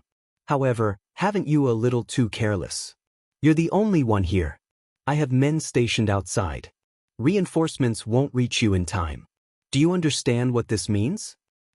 "Not really, but I do know that none of you are leaving this place alive." Shi Feng chuckled. Shi Feng knew quite a bit about 9 kills. In the past, the man had been an assassination expert with his own legends. If not for the magic tower's detection ability and his omniscient eyes, he wouldn't have noticed 9 kills and the others infiltrating Stone Forest Town. Despite 9 kills being a ranger, his figure was blurry, and when he moved, he was soundless. Rather than calling him a ranger, it was more appropriate to call him an assassin. However, Shi Feng knew that 9 kills wasn't just a ranger. He had a hidden class. Shadow Dancer. This class that was even more secretive and powerful than the assassin class. Moreover, it was an extreme class. The class's instantaneous, explosive power even surpassed Shi Feng's Blade Saint class. "You're going to accomplish this, alone?" 9 kills sneered. The other 4 assassins began to laugh. Shi Feng had just told the world's funniest joke. "That's right, alone." Shi Feng ignored their mocking giggles as he unsheathed Killing Ray.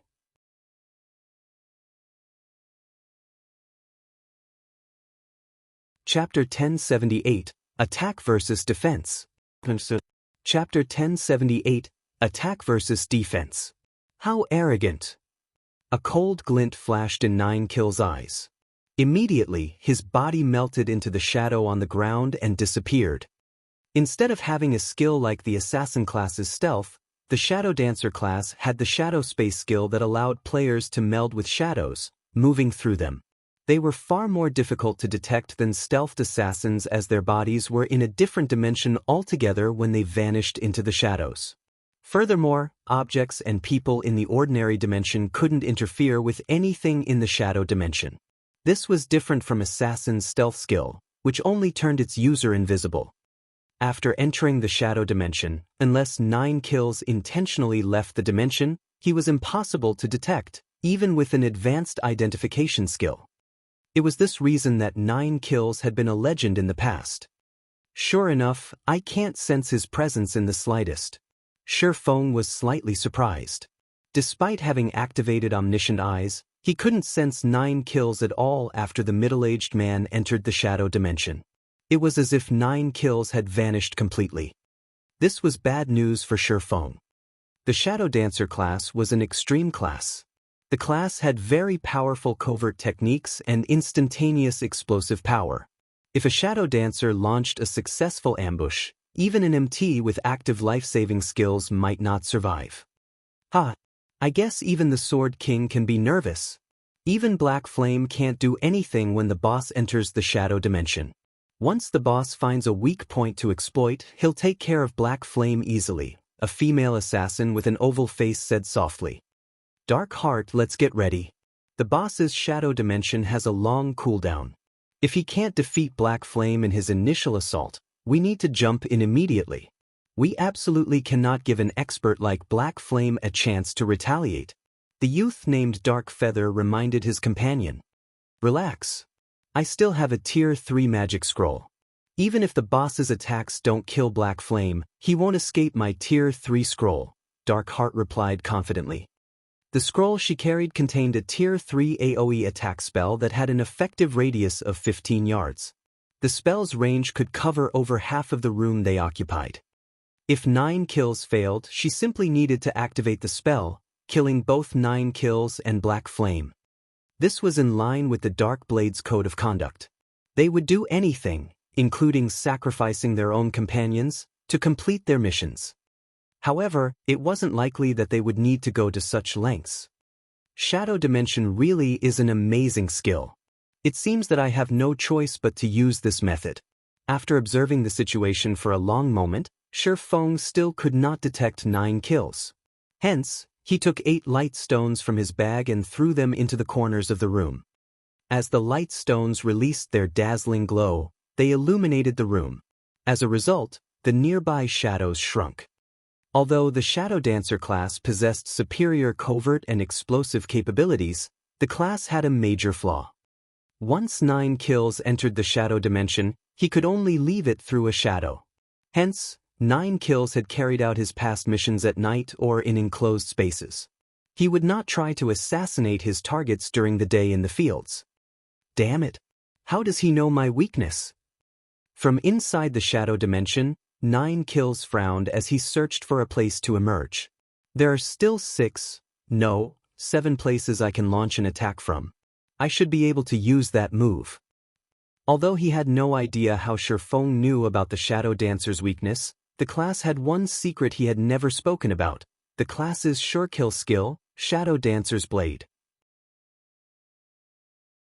After activating the skill, he could move rapidly between a maximum of 7 locations.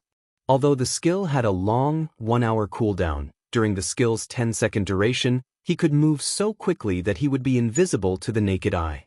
He hadn't used this skill since becoming a Shadow Dancer, he simply hadn't found a qualified target. You should be proud that you forced me to use this skill, 9 kills sneered as he watched Shi Feng from the Shadow Dimension.